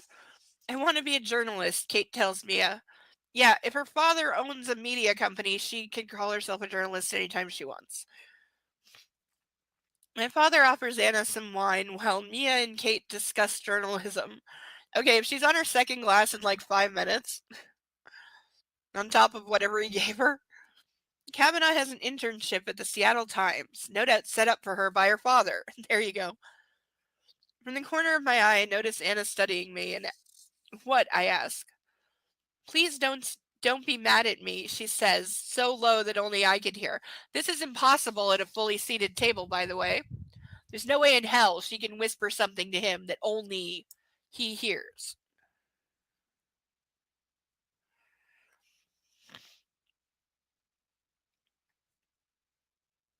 Not with that many people around.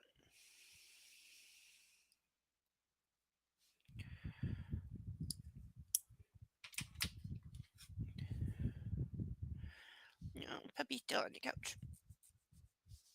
This is how I think there's a storm coming, because they've both been very sleepy animals today.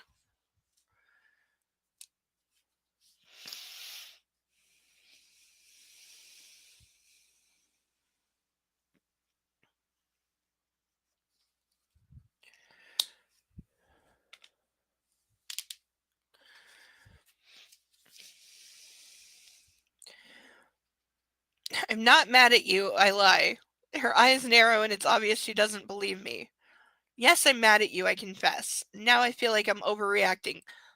'Cause you are, 'cause you have no right to react whatsoever. I close my eyes. Get a grip, Gray. Palm twitchingly mad, she whispers. What are you two whispering about? Kavanaugh interrupts. Good God, is she always like this? So intrusive? How the hell does Elliot put up with her? Yeah, because of course she would seem obnoxious to him, who's used to telling women to be silent and be still while I fuck you and do whatever I want, and you can speak only when spoken to kind of bullshit.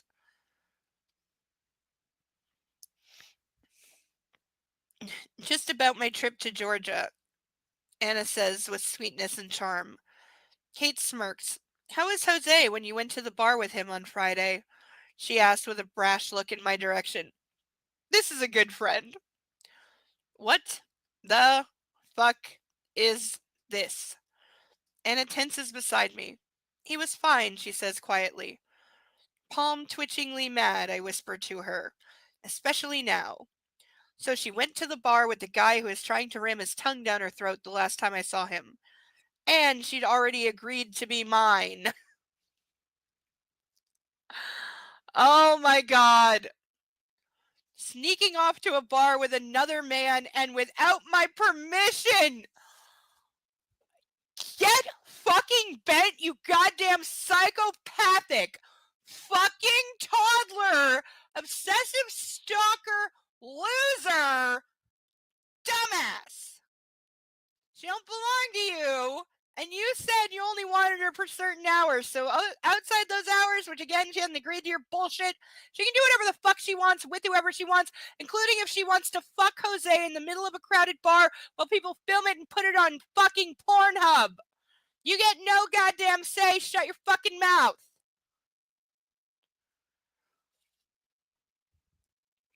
I'm gonna need another highlighter.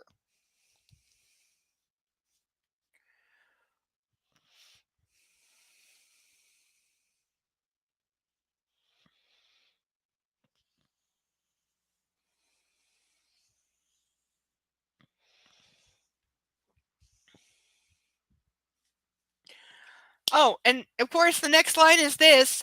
She deserves to be punished. No. Around me, dinner is being served. I've agreed not to go too hard on her. Maybe I should use a flogger. Or maybe I should administer a straightforward spanking harder than the last one. Here, tonight. Because, of course, yes, that has possibilities. Oh, this is the boathouse scene, isn't it? Oh, yeah, where he goes like full rapist. Yep. Anna's looking down at her fingers. Just checking, where did we start? Wait, I missed it.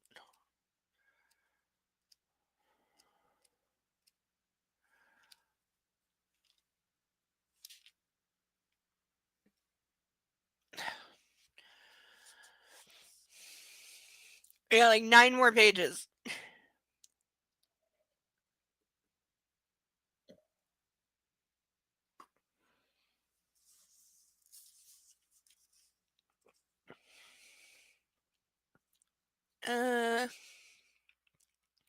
Anna's looking down at her fingers. Kate, Elliot, and me are in conversation about French cooking, and Dad returns to the table. Where has he been? She's been paying no attention to anything. Call for you, darling. It's the hospital, he says to Grace. Please start, everyone, Mom says, passing a plate of food to Anna. Smells good. Anna licks her lips, and the action resonates in my groin. Because everything just goes straight to his dick. She must be starving. Good. That's something. Mom has surpassed herself. Chorizo, scallops, peppers, nice. And I realize that I too am hungry. That can't be helping my mood. But I brighten as I watch Anna eat. Also, why is mom serving Mexican? I mean, not that I mind, but it just seems weird. Grace returns looking worried. Everything okay? Dad asks her, and we all look up.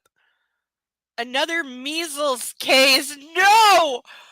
No! How did 2025 get in this book from 10 years ago? No! Are we gonna have an anti-vax message? Because I reserve the right to die. Oh my god, we're gonna have like some kind of vax message and it's gonna be cringe. No! No! How did this year get in this book? No! No! This is gonna be so bad! Oh no, Dad says. Yes, a child. The fourth case this month. If only people would get their kids vaccinated. Yes! Grace shakes her head. I'm so glad our children never went through that. They never caught anything worse than chickenpox. Thank goodness. Poor Elliot. We all look at Elliot, who stops eating mid chew, mouth stuffed full, bovine. He's uncomfortable being the center of attention. Kavanaugh gives Grace a questioning look. Christian and Mia were lucky, Grace explains. They got it so mildly, only a spot to share between them. Oh, give it a rest, Mom. So, did you catch the Mariners game, Dad? Elliot says, clearly keen to move the conversation on. As am I. I will say I remember getting chicken pox, but only because when I was a little kid, like between like 4 and like 8 or 9 when most kids get chicken pox, everyone in my kindergarten class, senior kindergarten class and first grade class, there were outbreaks of chicken pox every single year, and my mom would get the call from the teacher saying, hey, one of the kids in your daughter's class just broke out with chicken pox, meaning the entire class has been exposed, because you carry it for days and expose everyone around you to it before you break out and know that you have it, so you've exposed everyone already. And even my best friend, who I rode in a carpool with every single day, and her brother, who were still in the same carpool at 2 different times, both got chickenpox, and I never ever got it. And my cousins that I spent every weekend with, they got it too. I never got it. So for some reason, I never got chickenpox as a child.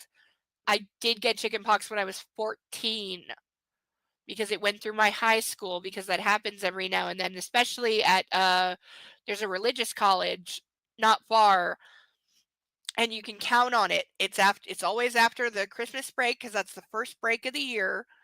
And what happens is these students, most of whom were homeschooled, and so they're 20 years old now, and they never got chickenpox, but they go home and they've got little ones around who are either in school or they play with kids that are in school. And then the adults pick up the chickenpox and they come back to school before they know they have it.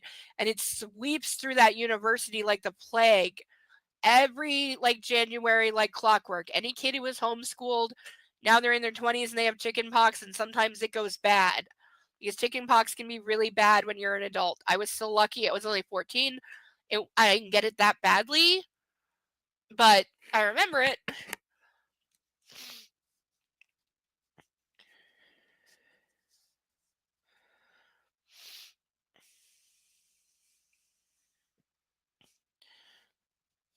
I can't believe they beat the Yankees, Carrick says.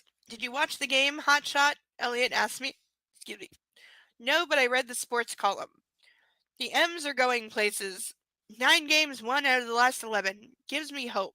Dad sounds excited. They're certainly having a better season than 2010, I add. Gutierrez in the center field was awesome. That catch, wow. Did the Mariners actually have a good year, or is she just making this up because she wants, like, season tickets?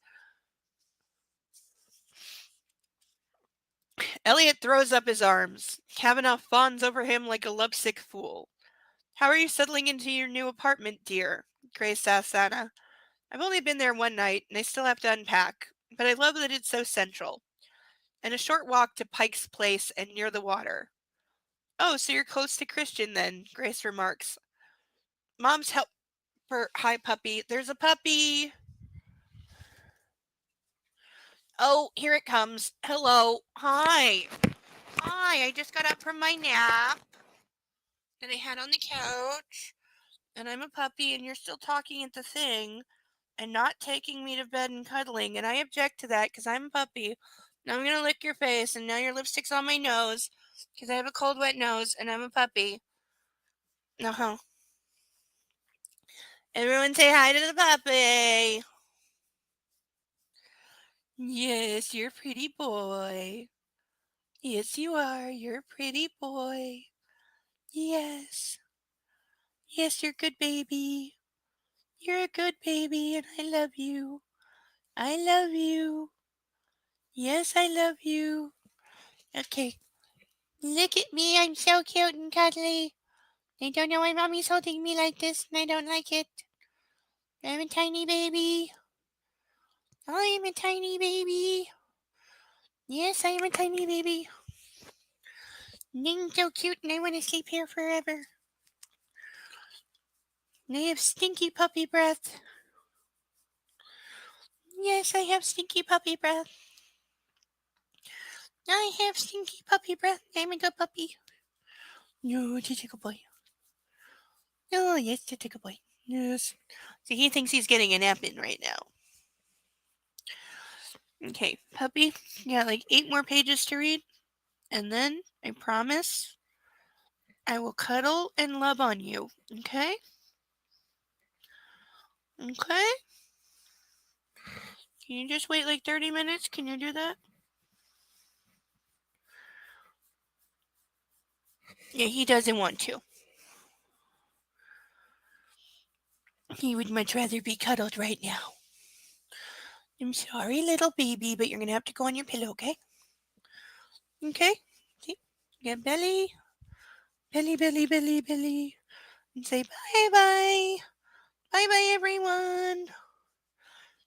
I know. What am I doing with your paw? It's your paw. Why am I touching it? I know. I know. I know I'm your silly mommy. I know. Okay, squishy cuddle, you warm little thing. Thank you for being warm. Okay, go lay on your pillow, good boy. Yes, good boy. He's a good baby.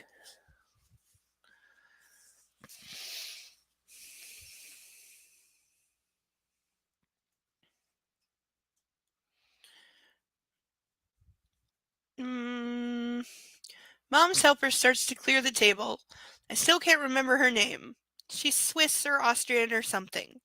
But she doesn't stop simpering and batting eyelashes at me. He's so delusional! I'm sorry, the maid is not making fucking doomy eyes at you while you have a date at the table and in front of her employers.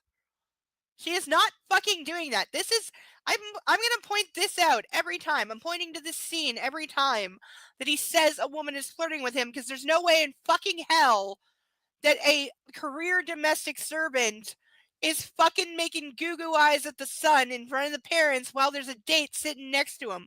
No fucking way in hell.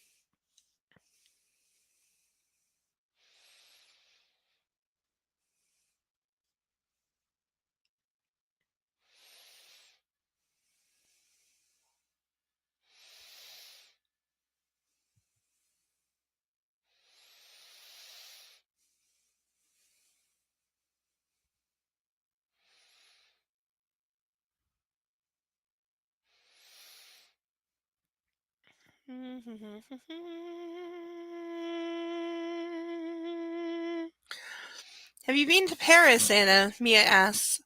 No, but I'd love to go. We'd honeymooned in Paris, Mom says.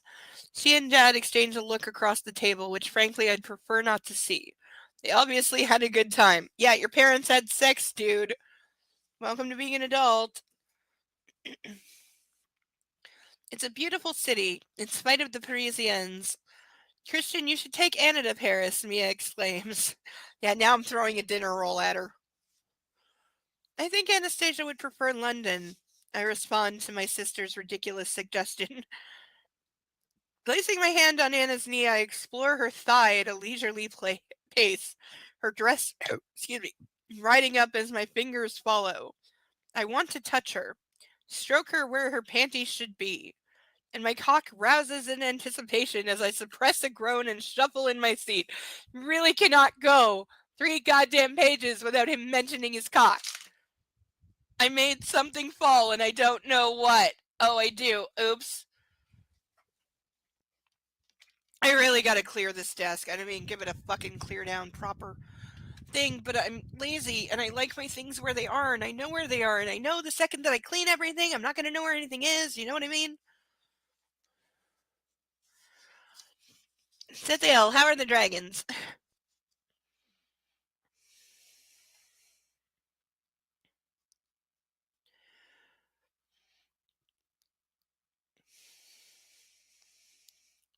She jerks away from me as if to cross her legs, and I close my hand around her thigh. Don't you dare. Anna takes a sip of wine, not taking her eyes off my mother's housekeeper who's serving our entrees. So what was wrong with the Parisians? Didn't they take to your winsome ways? Elliot teases me a winsome? Winsome. Winsome. Winsome. I feel like I've heard it, but I have no clue what it means.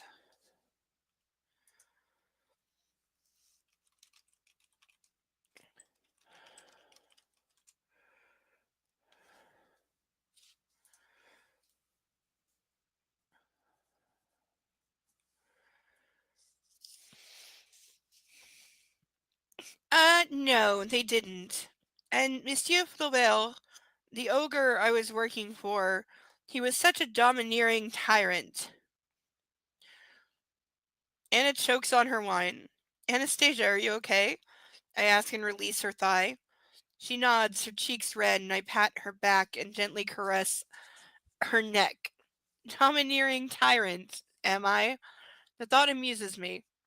Mia shoots me a look of approval at my public display of affection. Mom has cooked her signature dish, beef Wellington, a recipe she picked up in London.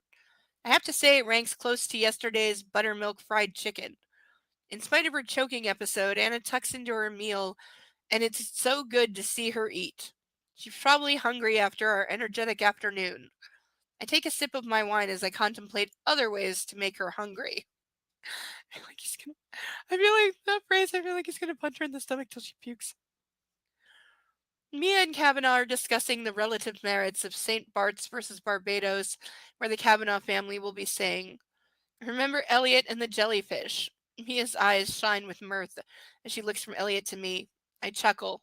Screaming like a girl? Yes. Hey, that could have been a Portuguese man of war. I hate jellyfish. They ruin everything. Elliot is emphatic.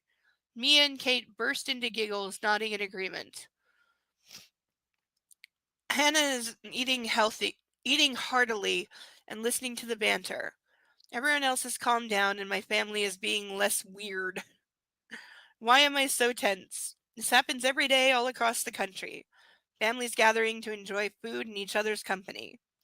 Am I tense because I have Anna here? Am I worried they won't like her? Or that she won't like them? Or is it because she's fucking off to Georgia tomorrow and I knew nothing about that? I'm going with it's the Georgia thing. It's confusing. Mia takes center stage as usual. Her tales of French life and French cooking are entertaining. Oh, Mom, les pâtissières sont tout simplement fabuleuses. Les tartes aux pommes de Monsieur Faubert, c'est incroyable. Mom, the pastries are simply fabulous. The apple tart by Monsieur Flaubert is incredible. To roughly translate. Mia, chère, tu parles français? I interrupt her. Nous, nous parlons anglais ici, Epstein, et l'exception, bien sûr, de Elliot. Il parle idiot comme errant. So he just said, Mia, please speak English. Um, be sweet. The exception is Elliot. He's an idiot. Basically, Elliot doesn't speak French. Mia throws her head back with a bellowing laugh, and it's impossible not to join her. But by the end of dinner, the tension is really wearing me down. I want to be alone with my girl. I only have so much tolerance for inane chatter, even if it's with my family, and I've reached my limit. I can sympathize with that. I have very limited tolerance for bullshit talk or my family.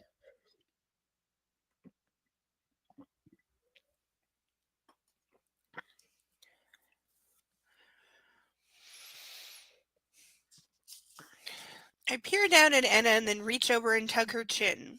Don't bite your lip. I want to do that. I also have to establish a few ground rules. We need to discuss her impromptu trip to Georgia and going out for drinks with men who are infatuated with her. Besides, she should accept my touch whenever I want to touch her. I gauge her reaction as my fingers travel up her thigh towards her panty-free zone, teasing her skin. Her breath catches and she squeezes her thighs together, blocking my fingers, stopping me. That's it. I have to excuse us from the dinner table. Shall I give you a tour of the grounds?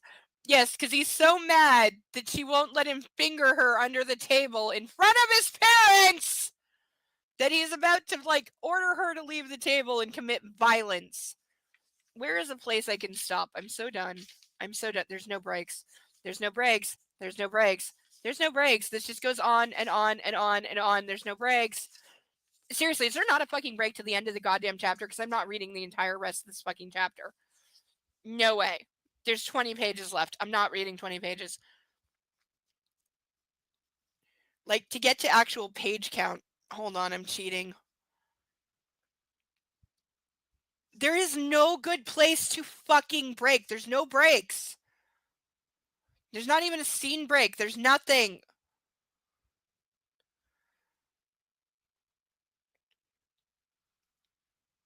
Ugh. Like, there's just nothing. There's no good place to fucking stop. All right, I'm just picking a place. Once we get to page count, or close to it, I'm just gonna pick a place, and that's gonna be where we stop. Because I'm sorry, I didn't write this. It's badly structured. It's really badly fucking structured. And he's about to be incredibly evil, and I'm just not. Ugh. And we got no ducks tonight. I'm disappointed in the lack of ducks. There are 6 ducks left in the bag, all being lonely. And not one of them got to escape the bag and take the last place on the stage tonight. So far, this disappoints me. I needed another duck, or 2 at least. I put in all that work to make the 5th stage. Not that I can make it stay up, but I made it, okay? And I will figure out how to defy gravity. That's why there needs to be ducks.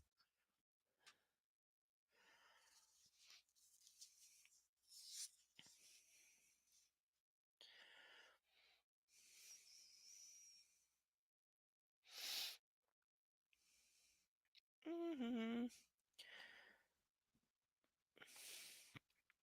I ask Anna and don't give her a chance to answer. Her eyes are luminous and serious as she places her hand in mine. Excuse me, she says to Carrick, and I lead her out of the dining room. By the way, he's taking her off mid-entree. Nothing could be more rude. In the kitchen, Mia and Mom are clearing up. I'm going to show Anastasia the backyard, I announce to my mother, pretending to be cheerful. Outside, my mood plunges south as my anger surfaces. Panties, the photographer, Georgia. We cross the terrace and climb the steps to the lawn. Anna pauses for a moment to admire the view. Yeah, Seattle lights, moon, water. I continue across the vast lawn towards my parents' boathouse. Stop, please, Anna pleads. I do and glare at her. My heels. I need to take my shoes off. Don't bother, I growl, and lift her quickly over my shoulder. She squeals in surprise. This is like kidnapping now? Hell. I smack her ass hard. Keep your voice down, I snap, and stride across the lawn. Where are we going? She wails as she bounces on my shoulder. This definitely looks like a kidnapping. Boathouse. Why? I need to be alone with you. For what? Because I'm going to spank and then fuck you. Why? She whines. You know why, I snap. I thought you were an in the moment guy. Anastasia, I'm in the moment, trust me. Yes, I'm about to be incredibly abusive and violent because you did things I didn't like that I have no right to be mad about whatsoever. Throwing open the boathouse door, I step inside and switch on the light. As the fluorescents ping to life, I head up the stairs to the snug. That's the end of a sentence. There's a period there. I head upstairs to the snug. Okay. There I flip another switch and the halogens illuminate the room. I slide Anna down my body, glorying in the feel of her, and I set her on her feet. Her hair is dark and untamed, her eyes shining in the glow of the lights, and I know she's not wearing her panties. I want her. Now. Please don't hit me, she whispers. I don't understand, and I stare down at her blankly. She said, please don't hit me, and his response is, I don't understand!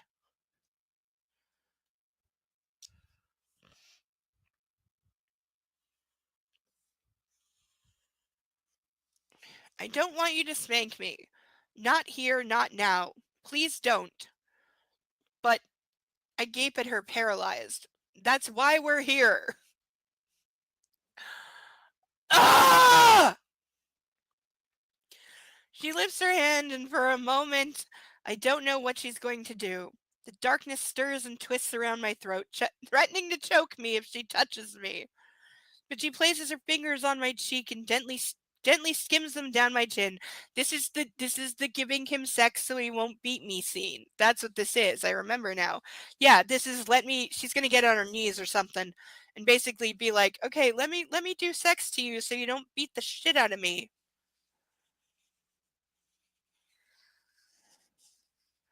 Which is the abusive woman survival book. There you go. Abused woman, not abusive. Duh. I'm tired. And for a moment, I don't know what I'm gonna. The darkness melts into oblivion, and I close my eyes, feeling her gentle fingertips on me. With her other hand, she ruffles my hair, running her fingers through it. Ah, I moan, and I don't know if it's from fear or longing. I'm breathless, standing on a precipice. When I open my eyes, she steps forward so her body is flush against mine. She fists both hands in my hair and tugs gently, raising her lips to mine, and I'm watching her do this, like a bystander, not present in my body. So he's also having a trauma moment, viewing from a third party. Been there, done that, not fun. And also, weirdly, just calm. I'm a spectator. Our lips touch and I close my eyes as she forces her tongue into my mouth. And it's the sound of my groan that breaks the spell she's cast. Anna. I wrap my arms around her, kissing her back, releasing 2 hours of anxiety and tension into our kiss, my tongue possessing her, reconnecting with her. My hands grip her hair and I savor her taste. By the way, every time she says savor, it throws me off because it doesn't have a U in it and I'm Canadian and it should be spelled with a U. So should neighbor, behavior, and color.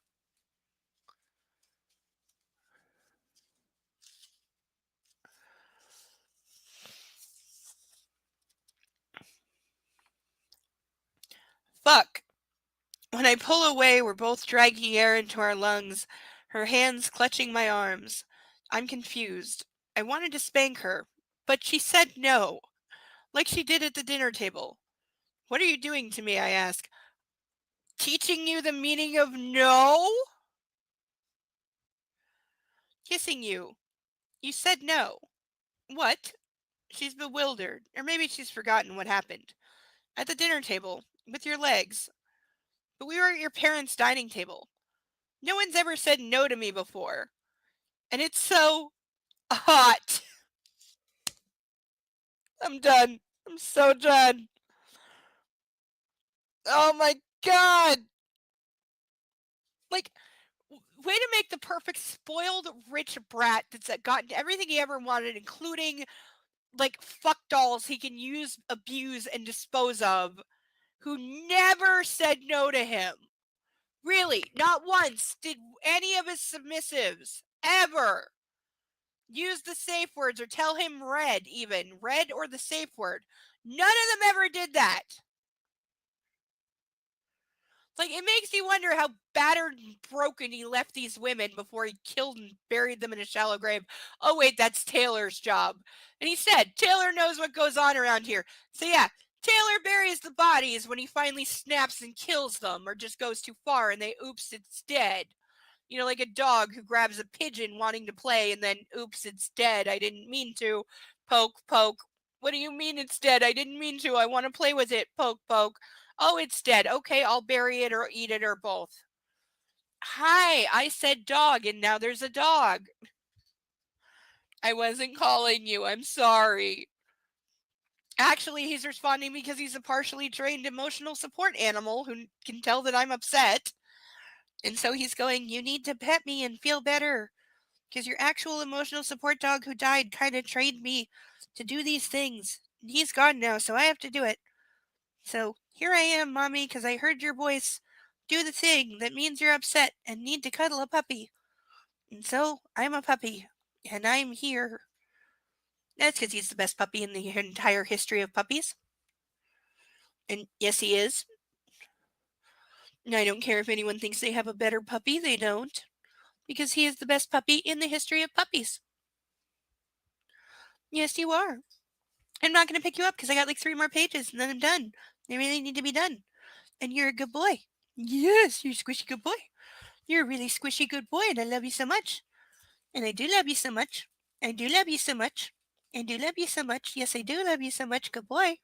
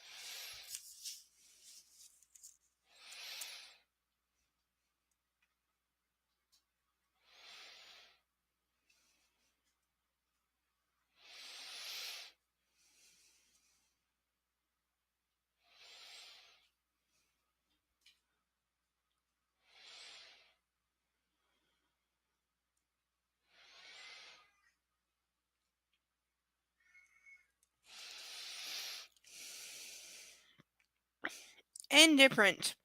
I slide my hand around her backside and jolt her against me, trying to regain control. You're mad and turned on because I said no? Her voice is throaty. I'm mad because you never mentioned Georgia to me. I'm mad because you went drinking with the guy who tried to seduce you when you were drunk. Actually, he tried to sexually assault her. There was no seduction, you just grabbed her and forced a kiss. And who left you when you were ill with an almost complete stranger. What kind of friend does that? Oh, yes, he does. Oh, you're saying meow meow? Oh, did you hear meow meow? I don't always hear him because he tends to meow at being a kitty. Yeah, I'm sure he does. I'm also sure he knows he's in trouble for scratching at the furniture earlier.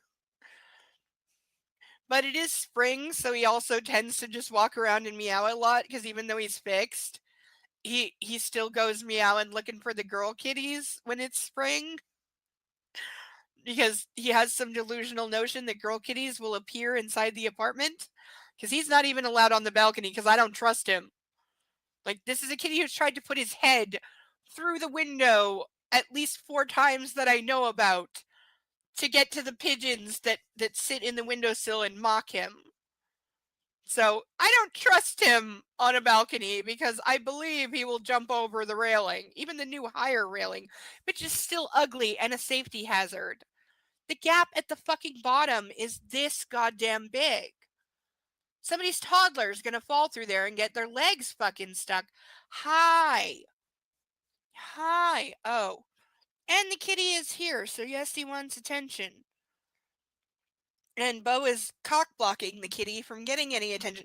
You two are going to be just violent little bitches at each other tonight, aren't you? While I'm trying to sleep, you're going to be fighting on top of me and WWE super slamming each other in that thing. They literally do. They grab each other by the neck and flip over so they're both on their back. They go from facing each other and somebody grabs somebody by the neck and they flip them fully over till they're both on their back, exactly like WWE wrestling. I swear, hand to God, I've seen them do it multiple times. Yeah, but that doesn't mean he doesn't break all his legs. He's not a smart kitty.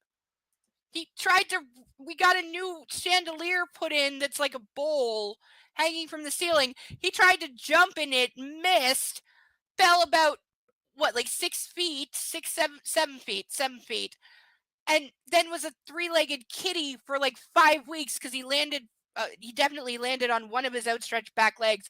And so he pulled his leg all the way up into his belly. He wouldn't even try to stretch out the leg or put any weight on it because he hurt himself and he scared the hell out of me. He's not the brightest of cats. Okay, I have this theory that he was like the last one born and it took his mama a few minutes to get to ripping the sack open and getting him some oxygen. So I think he was a little oxygen deprived and he's not the brightest of kitties. I mean, he's a very handsome boy. He's very handsome. You can't deny. Very handsome kitty. Strong, big.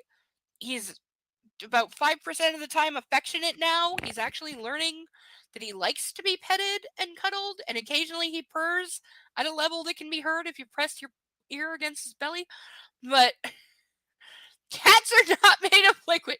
I know kitties can parachute, and my balcony is 20 stories, so yes, theoretically, it is high enough. He's not going to stop. He's not going to stop. You're not going to stop. Ugh. Okay, I need a duck and to chug. Okay, I'm trying not to get you stuck in the tie, for Christ's sake. You already broke these headphones. They're on their last legs, and I need them, so stop. Yes, I'm sorry I'm being loud when you're trying to be cuddly. But you're making a nuisance of yourself.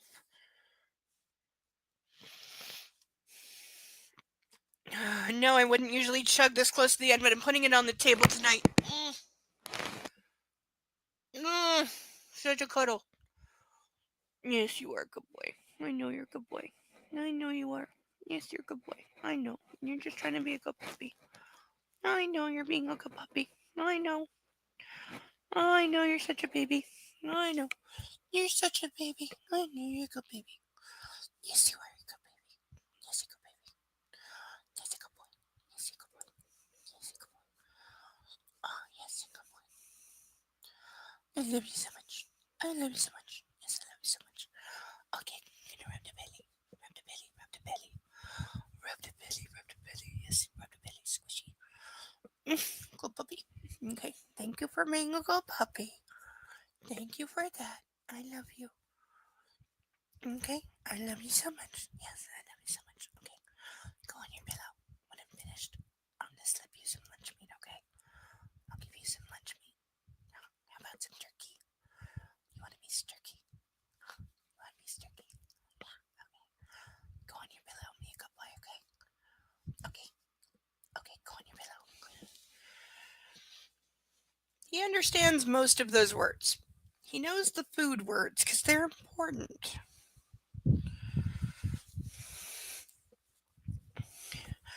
Problem is, he has no concept of time, so now he's sitting in front of me doing the begging thing because I promised him lunch meat. And he knows that word.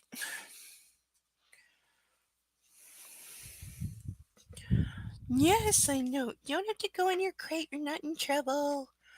You're not. Oh, you want to go on that pillow? Okay. Yeah, he's just saying I want to go on the dog bed pillow instead of the pillow. Yeah, because I've got a lot of options when it comes to where I am a doggy. Because I'm spoiled.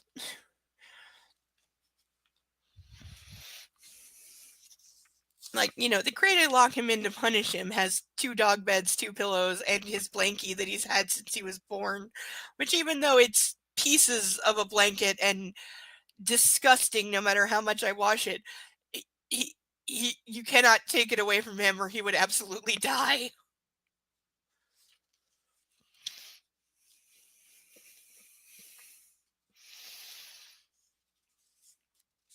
Okay, I do actually feel much better having cuddled a puppy. So never let me say no to the puppy ever again because he works. Even though he's a second generation emotional support dog trained by a very much missed emotional support puppy. Uh yeah, he knows when he's needed.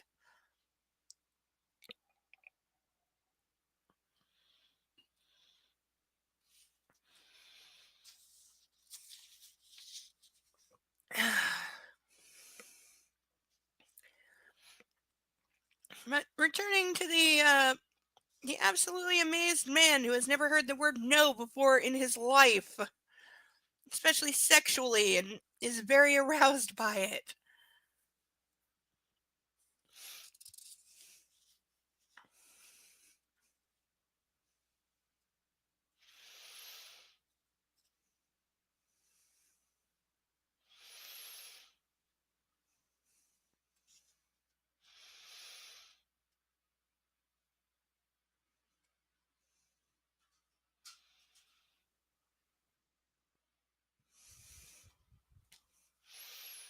I hear the sound of a kitty getting into trouble.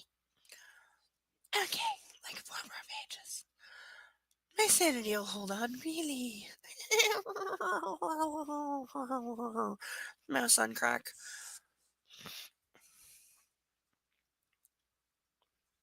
Uh,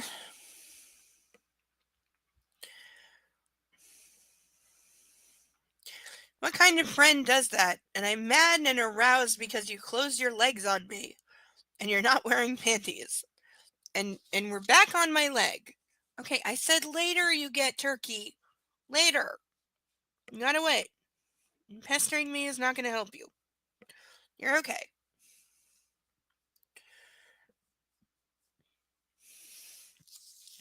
My fingers inch your dress up.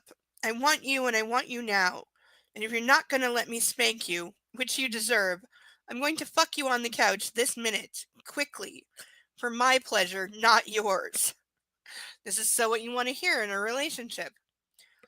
Holding her against me, I see that she's panting as I slip my hand through her pubic hair and slide my middle finger inside her. I hear a low, sexy hum of appreciation in her throat. She's so ready. That's entirely the look on his face. Yep. It's like, no, you said I could have it, and therefore now, because I'm a puppy and I have no sense of time, time does not exist. Time doesn't exist to small furry creatures. There's no such thing as wait or later or tomorrow. Everything is now. So it's like, no, you said I could have it. You need to give me now. And by the way, you need to give me all of it. Not just a piece of it. You need to give me all of the turkey. Like the whole pack.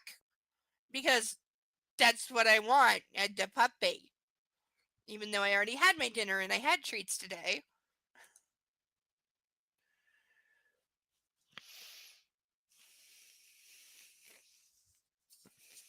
I was really hoping we get at least one more duck tonight just to finish off the tier and make my effort at the 5th tier worth it. Next week I'll figure it out. I'm gonna wind up taping it or something. No, I've got like dowels or something to prop it up, like a stage. Because the thing you can't see is that those boxes are all the same size, so when they're tiered back, the back half of the box is leaning off of the thing, being supported by nothing. There is nothing supporting those 4 tiers right now, except gravity. So they're all off bound. So the top one is almost fully off of the bottom one. And there's nothing holding it. It's basically like stairs with no support. So yeah, I'm gonna have to get some dowels or put in some kind of supports. But again, I need it to be deconstructible so that it doesn't take up an insane amount of space and I have nowhere to put it.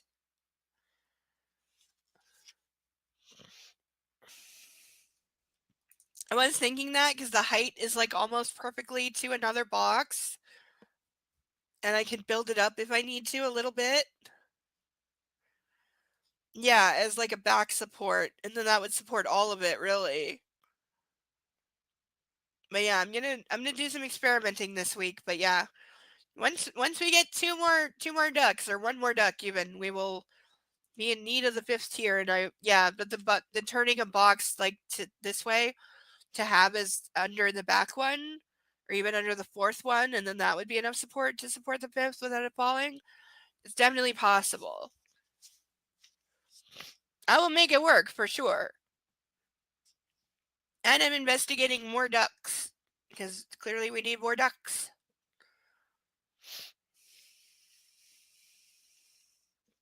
No, we still have 6 left who've never been out of the bag. And some of them I don't know what they are, so that's going to be another question. In addition to naming it, it's going to be identify this duck. Though, to be fair, we never figured out what Steve is, okay? Okay, this is Steve. Remember, we never figured out with his spots and he's got like little claws. He's got like little claws on his fins and spots and like weird eyes. We never fully figured out what Steve is. He's got the weird tail too. We never figured out what Steve is, so I'm not definitively saying we can identify the rest of the ducks. I'm saying we will try when it's their turn. When they get selected, like the aliens in the claw machine in Toy Story, and they're like, "I've been chosen," because they think they're like going to the promised realm, like food, like the food in Sausage Party. Is it Sausage Party?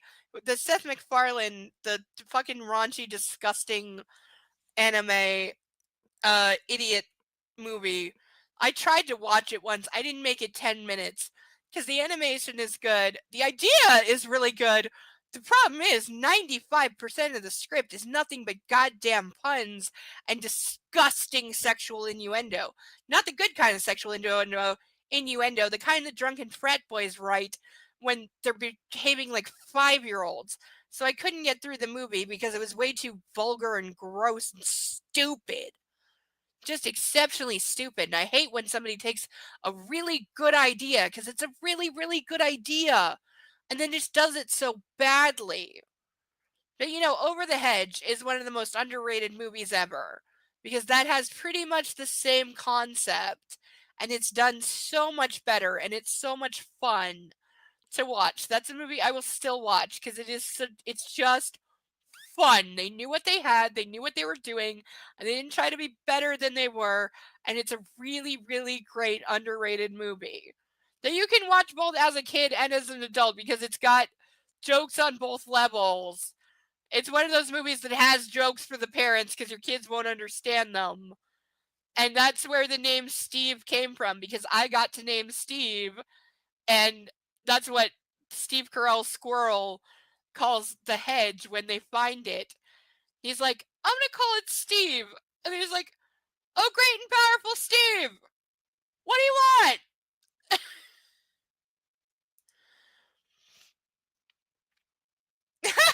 Yes, that's a phrase. Yeah, I don't think I've ever heard that, but I love it.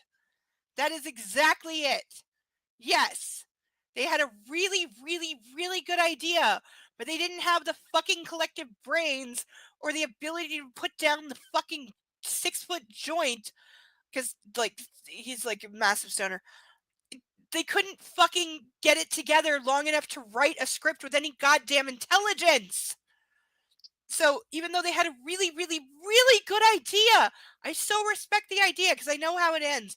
I know the whole story because I looked it up to see if it was as bullshit as I thought. It's not. It's got a really good premise. It's got a really, really good story. I actually love the idea so much. I really, really do. But I literally couldn't sit through the movie because of the amount of stupid.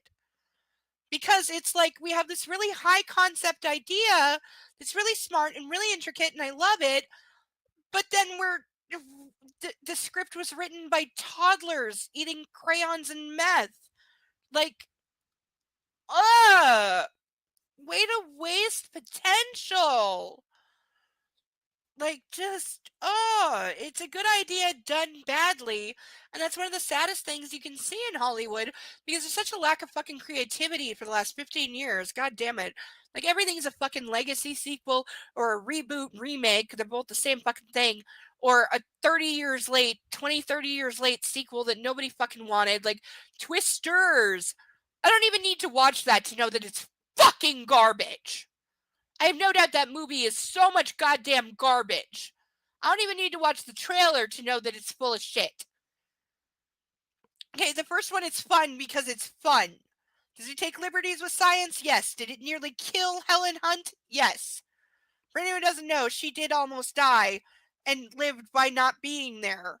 Because in the one shot where Bill Pullman is driving the red Chevy truck into the sunset, there's a bunch of farm equipment on the side, including what I believe is a combine harvester, but it's got a conveyor belt that's on like a double swing arm, and I guess they thought it was locked off, and they turned on the wind machine because they're supposed to be driving into a tornado, and Helen Hunt was supposed to be in the passenger seat while Bill Pullman was driving, but she got to set and the director went, "Your hair is too perfect."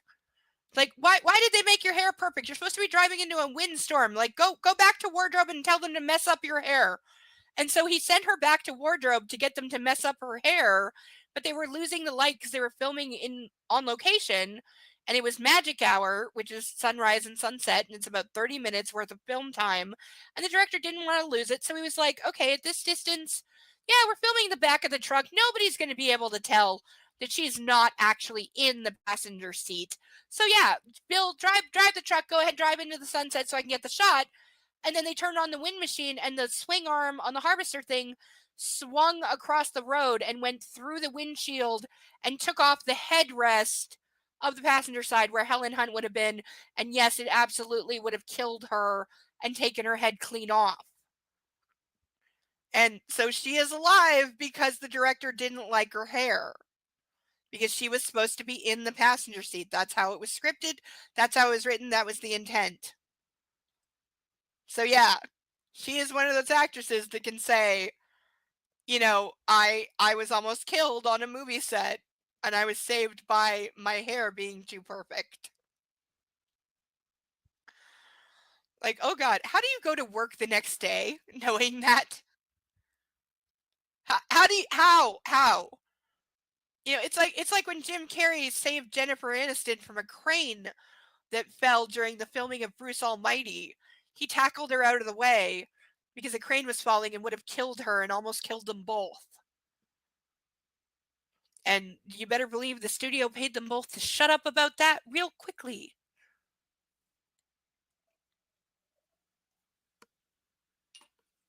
Which is documented, by the way. That was one of the more public, like, it was out there in public that it happened, and then the studio paid them and they shut up.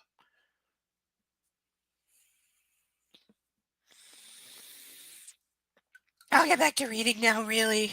I'm not triggered and avoiding at all. No, I need to get through this and I need some food. I need some freaking food so bad.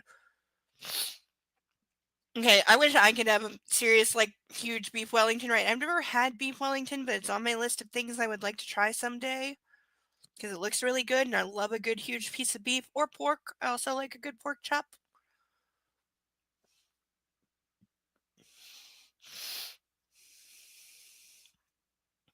Or center cut anything or a roast of anything.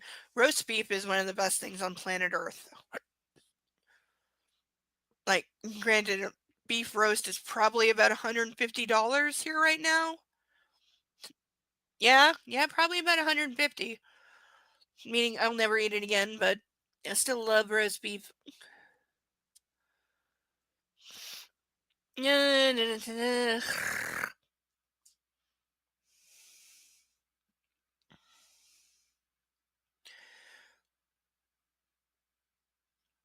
Holding her against me, I see that she's panting as I slip my hand through her pubic hair and slide my middle finger inside her. I hear a low, sexy hum of appreciation in her throat. She's so ready. This is mine.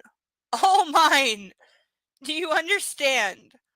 I slip my finger in and out of her, holding her as her lips part with shock and desire. So he's got his hand on and in her vagina while announcing, This is mine.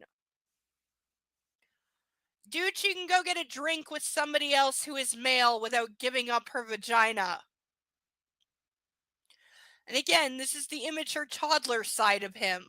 It's nobody else gets to play with my toys. Nobody else gets to even look at my toys. They're mine, mine, mine, mine, mine, mine, mine, mine, mine. He's such a fucking bitch. How could you ever respect him knowing this? Knowing that he acts like this, I would never be able to respect him as a dom. Because he doesn't act like a dom. You want me to respect you? Give me something to respect. You're acting like a whiny little baby. You're acting fucking pathetic. I'd be telling him, get on your fucking knees and lick my boots.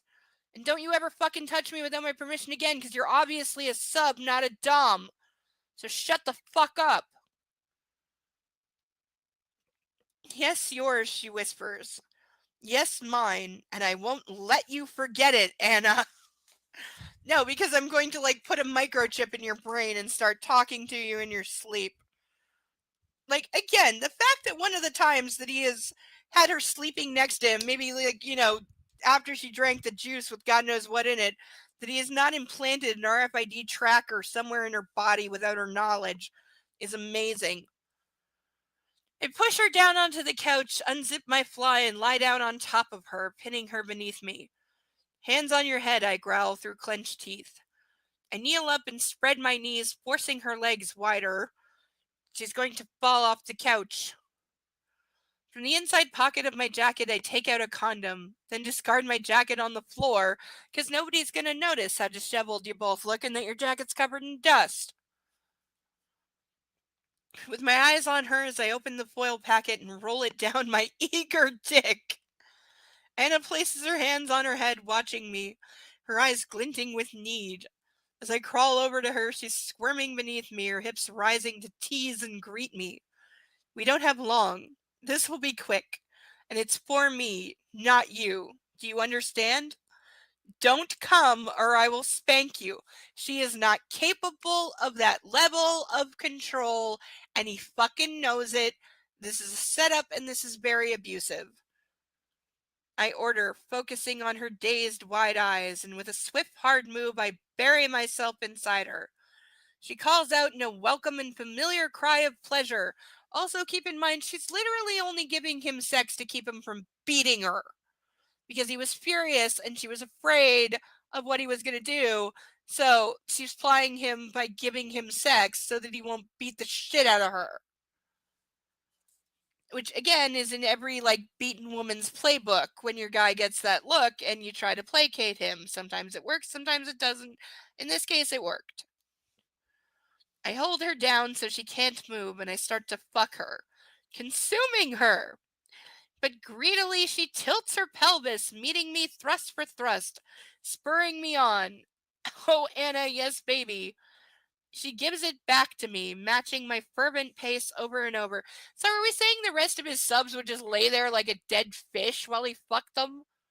Because that's the impression I'm getting. Because what does he want? Still and silent. Like a necrophiliac. So, what, is she the first one that ever moved while he was fucking them? I'm going with yes. Oh, the feel of her. And I'm lost. In her, in this, in her scent. And I don't know if it's because I'm mad or tense or... Yes! I come quickly, losing all reason as I explode inside her. I still filling her, owning her, reminding her that she's mine. Let's just count the lions, shall we? I bury myself inside her, followed by 1, 2, 3, 4, 5, 7 lines. 7 lines between I bury myself in her and him coming. In other words, about 10 seconds. So no, he has the stamina of an 11-year-old as well.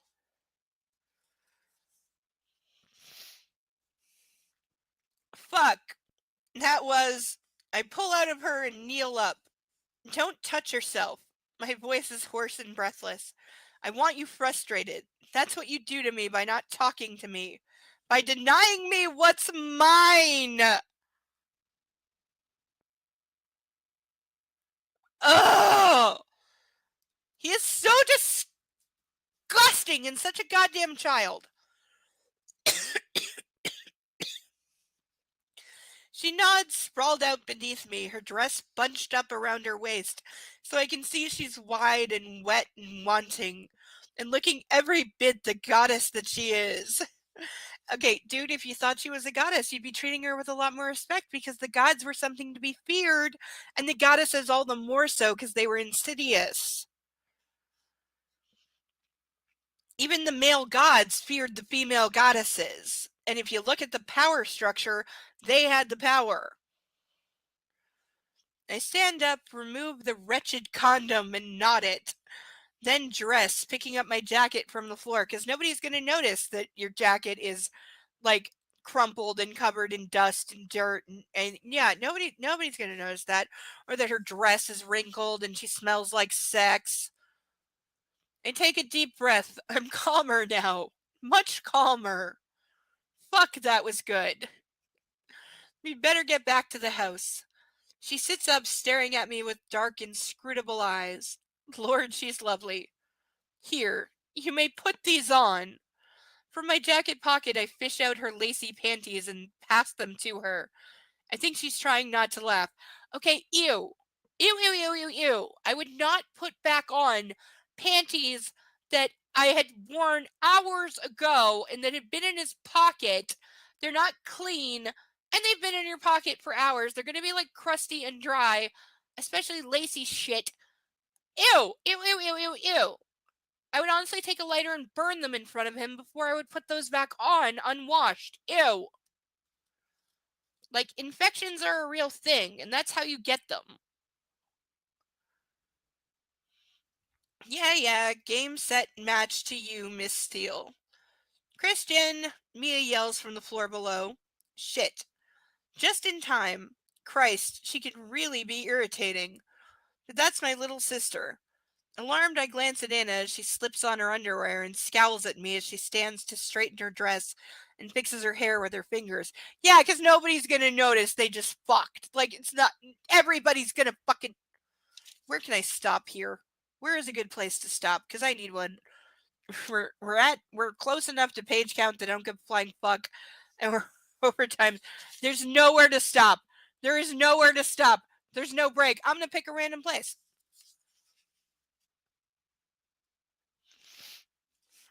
Up here, Mia, I call. Well, Miss Steele, I feel better for that, but I still want to spank you. I don't believe I deserve it, Mr. Gray, especially after tolerating your unprovoked attack. She's crisp and formal. Yeah, that's what it was. Unprovoked. You kissed me. Oh my fucking god! That is another like incel playbook is, oh, you kissed me and therefore I can do whatever I want because the second you kiss me, I have carte blanche consent to do whatever the fuck I want to your body because you initiated some kind of intimate contact and so I can do whatever the fuck I want. I've heard that goddamn argument said in both courts and churches and other books. Fucking A. I'm trying to remember right now. There was a show where it was a girl saying that. It might have been SVU, but I don't think it was. Where a girl basically, like a brainwashed idiot girl, because girls are raised with this crap that was clearly raped, and then, but she said to the detective, like, or whoever she was talking to, I don't remember what show this was, but said, like, well, I let him kiss me, so that means he can do whatever he wants. No! But again, conservative people, girls raised in religion or conservative homes, they get brainwashed with this shit. That the second you let a guy like look at you, he owns you and can do whatever he wants sexually. It's the same thing like saying, oh, you should cover up in the presence of men. You should hide your cleavage and wear skirts down to the ground because men just can't help themselves. They can't keep their eyes in their head because they're programmed to look at women and they just can't help it. And so if you show too much cleavage and they violently attack you and rape you, it's your fault because you showed too much cleavage and they just can't help themselves because they're wired that way. Fuck the hell off. I will shoot you in the goddamn face. Anybody who fucking thinks that's like, but that's still there. I got hit with it in a church and I almost went along with it. I regret it. It's probably if I admit to regretting anything, because I don't believe in regret. I really don't. But if I could go back in time and murder everyone in one room, it would be that room.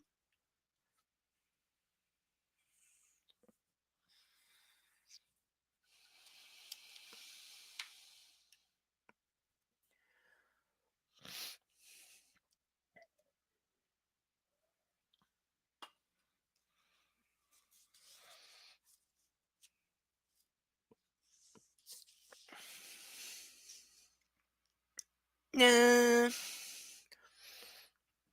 An attack is the best form of self-defense.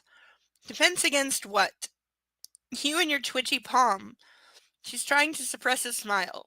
Mia's high heels rattle up the stairs. But it was tolerable, I ask.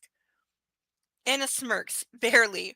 Oh, so, like, I'm not at the point of, like, being tortured or broken mentally or pressing charges, so yeah, it was tolerable. Oh, there you are, Mia exclaims, beaming at the two of us. 2 minutes earlier and this could have been really awkward. I was showing Anastasia around. I hold out my hand to Anna and she takes it. I want to kiss her knuckles, but I settle for a soft squeeze. Who thinks kissing knuckles is sexy? Because again, no. Kate and Elliot are about to leave. Can you believe those two? They can't keep their hands off each other. Mia wrinkles her nose in distaste. What have you been doing? Showing Anastasia my rowing trophies.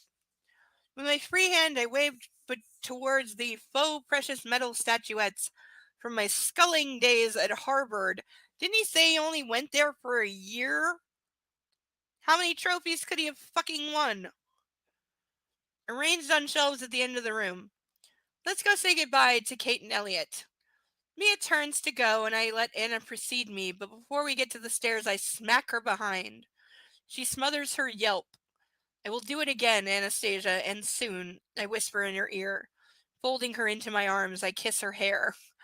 That's not sexy or romantic at all. I'd be elbowing him in the ribs and saying, let me fucking go. We walk hand in hand across the lawn back to the house while Mia gabbles beside us. Gabbles. Gabbles.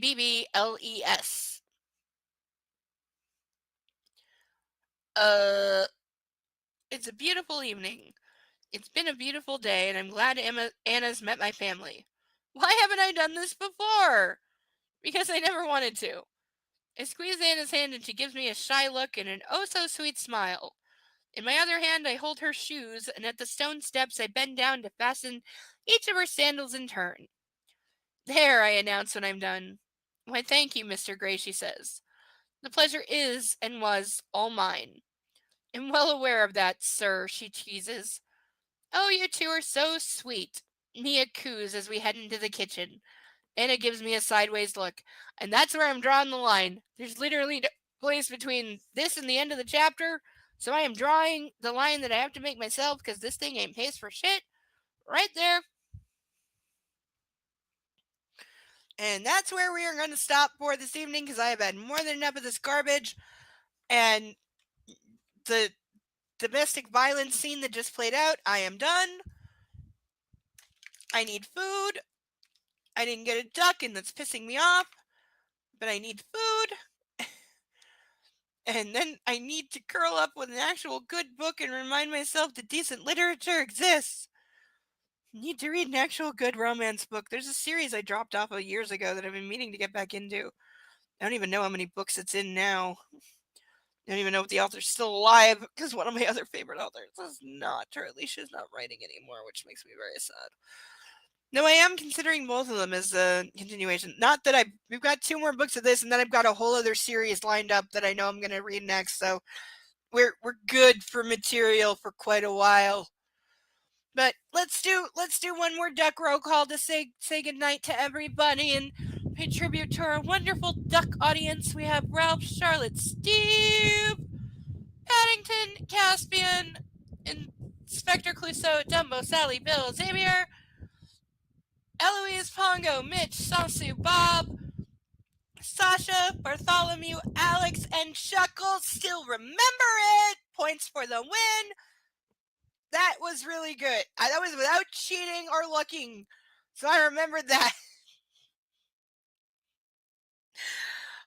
Thank you everyone for being here and tolerating my insanity as well as this book's fucking insanity and all other things. Next week we'll finish that chapter and get as far as we get into the next one. There's still like 250 pages left of this book. Somehow, I don't remember the page count on the actual 50 Shades, but it's at least 100 pages shorter than this. I know that. We'll do more of it next time. Maybe we'll get some new ducks. Maybe I will get to wear cuffs because I miss those. I always miss those. I don't know. I don't know what to do about the cuffs because I always want to wear them because it makes me feel better personally because I'm a freak. But that's okay. I enjoy it and I embrace it and I don't hurt other people with it. It's okay to be a freak as long as you control yourself. But hey, leave your comments on what is your inner freak if you want to.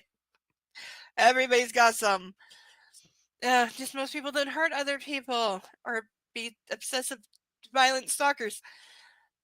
But that is going to do it for this evening, everyone. Please take care of yourself, and love a fur baby because they are the best thing that ever happened in the history of humanity. And we don't deserve them. We don't deserve them because they're special babies. And they give all the love and they know when you need to love on them. And they're so wonderful. So have a good rest of your weekend, everyone. I hope I made you smile and laugh at least once. Until next week. Thank you all for being here. I've been Insane Lane. Bye bye.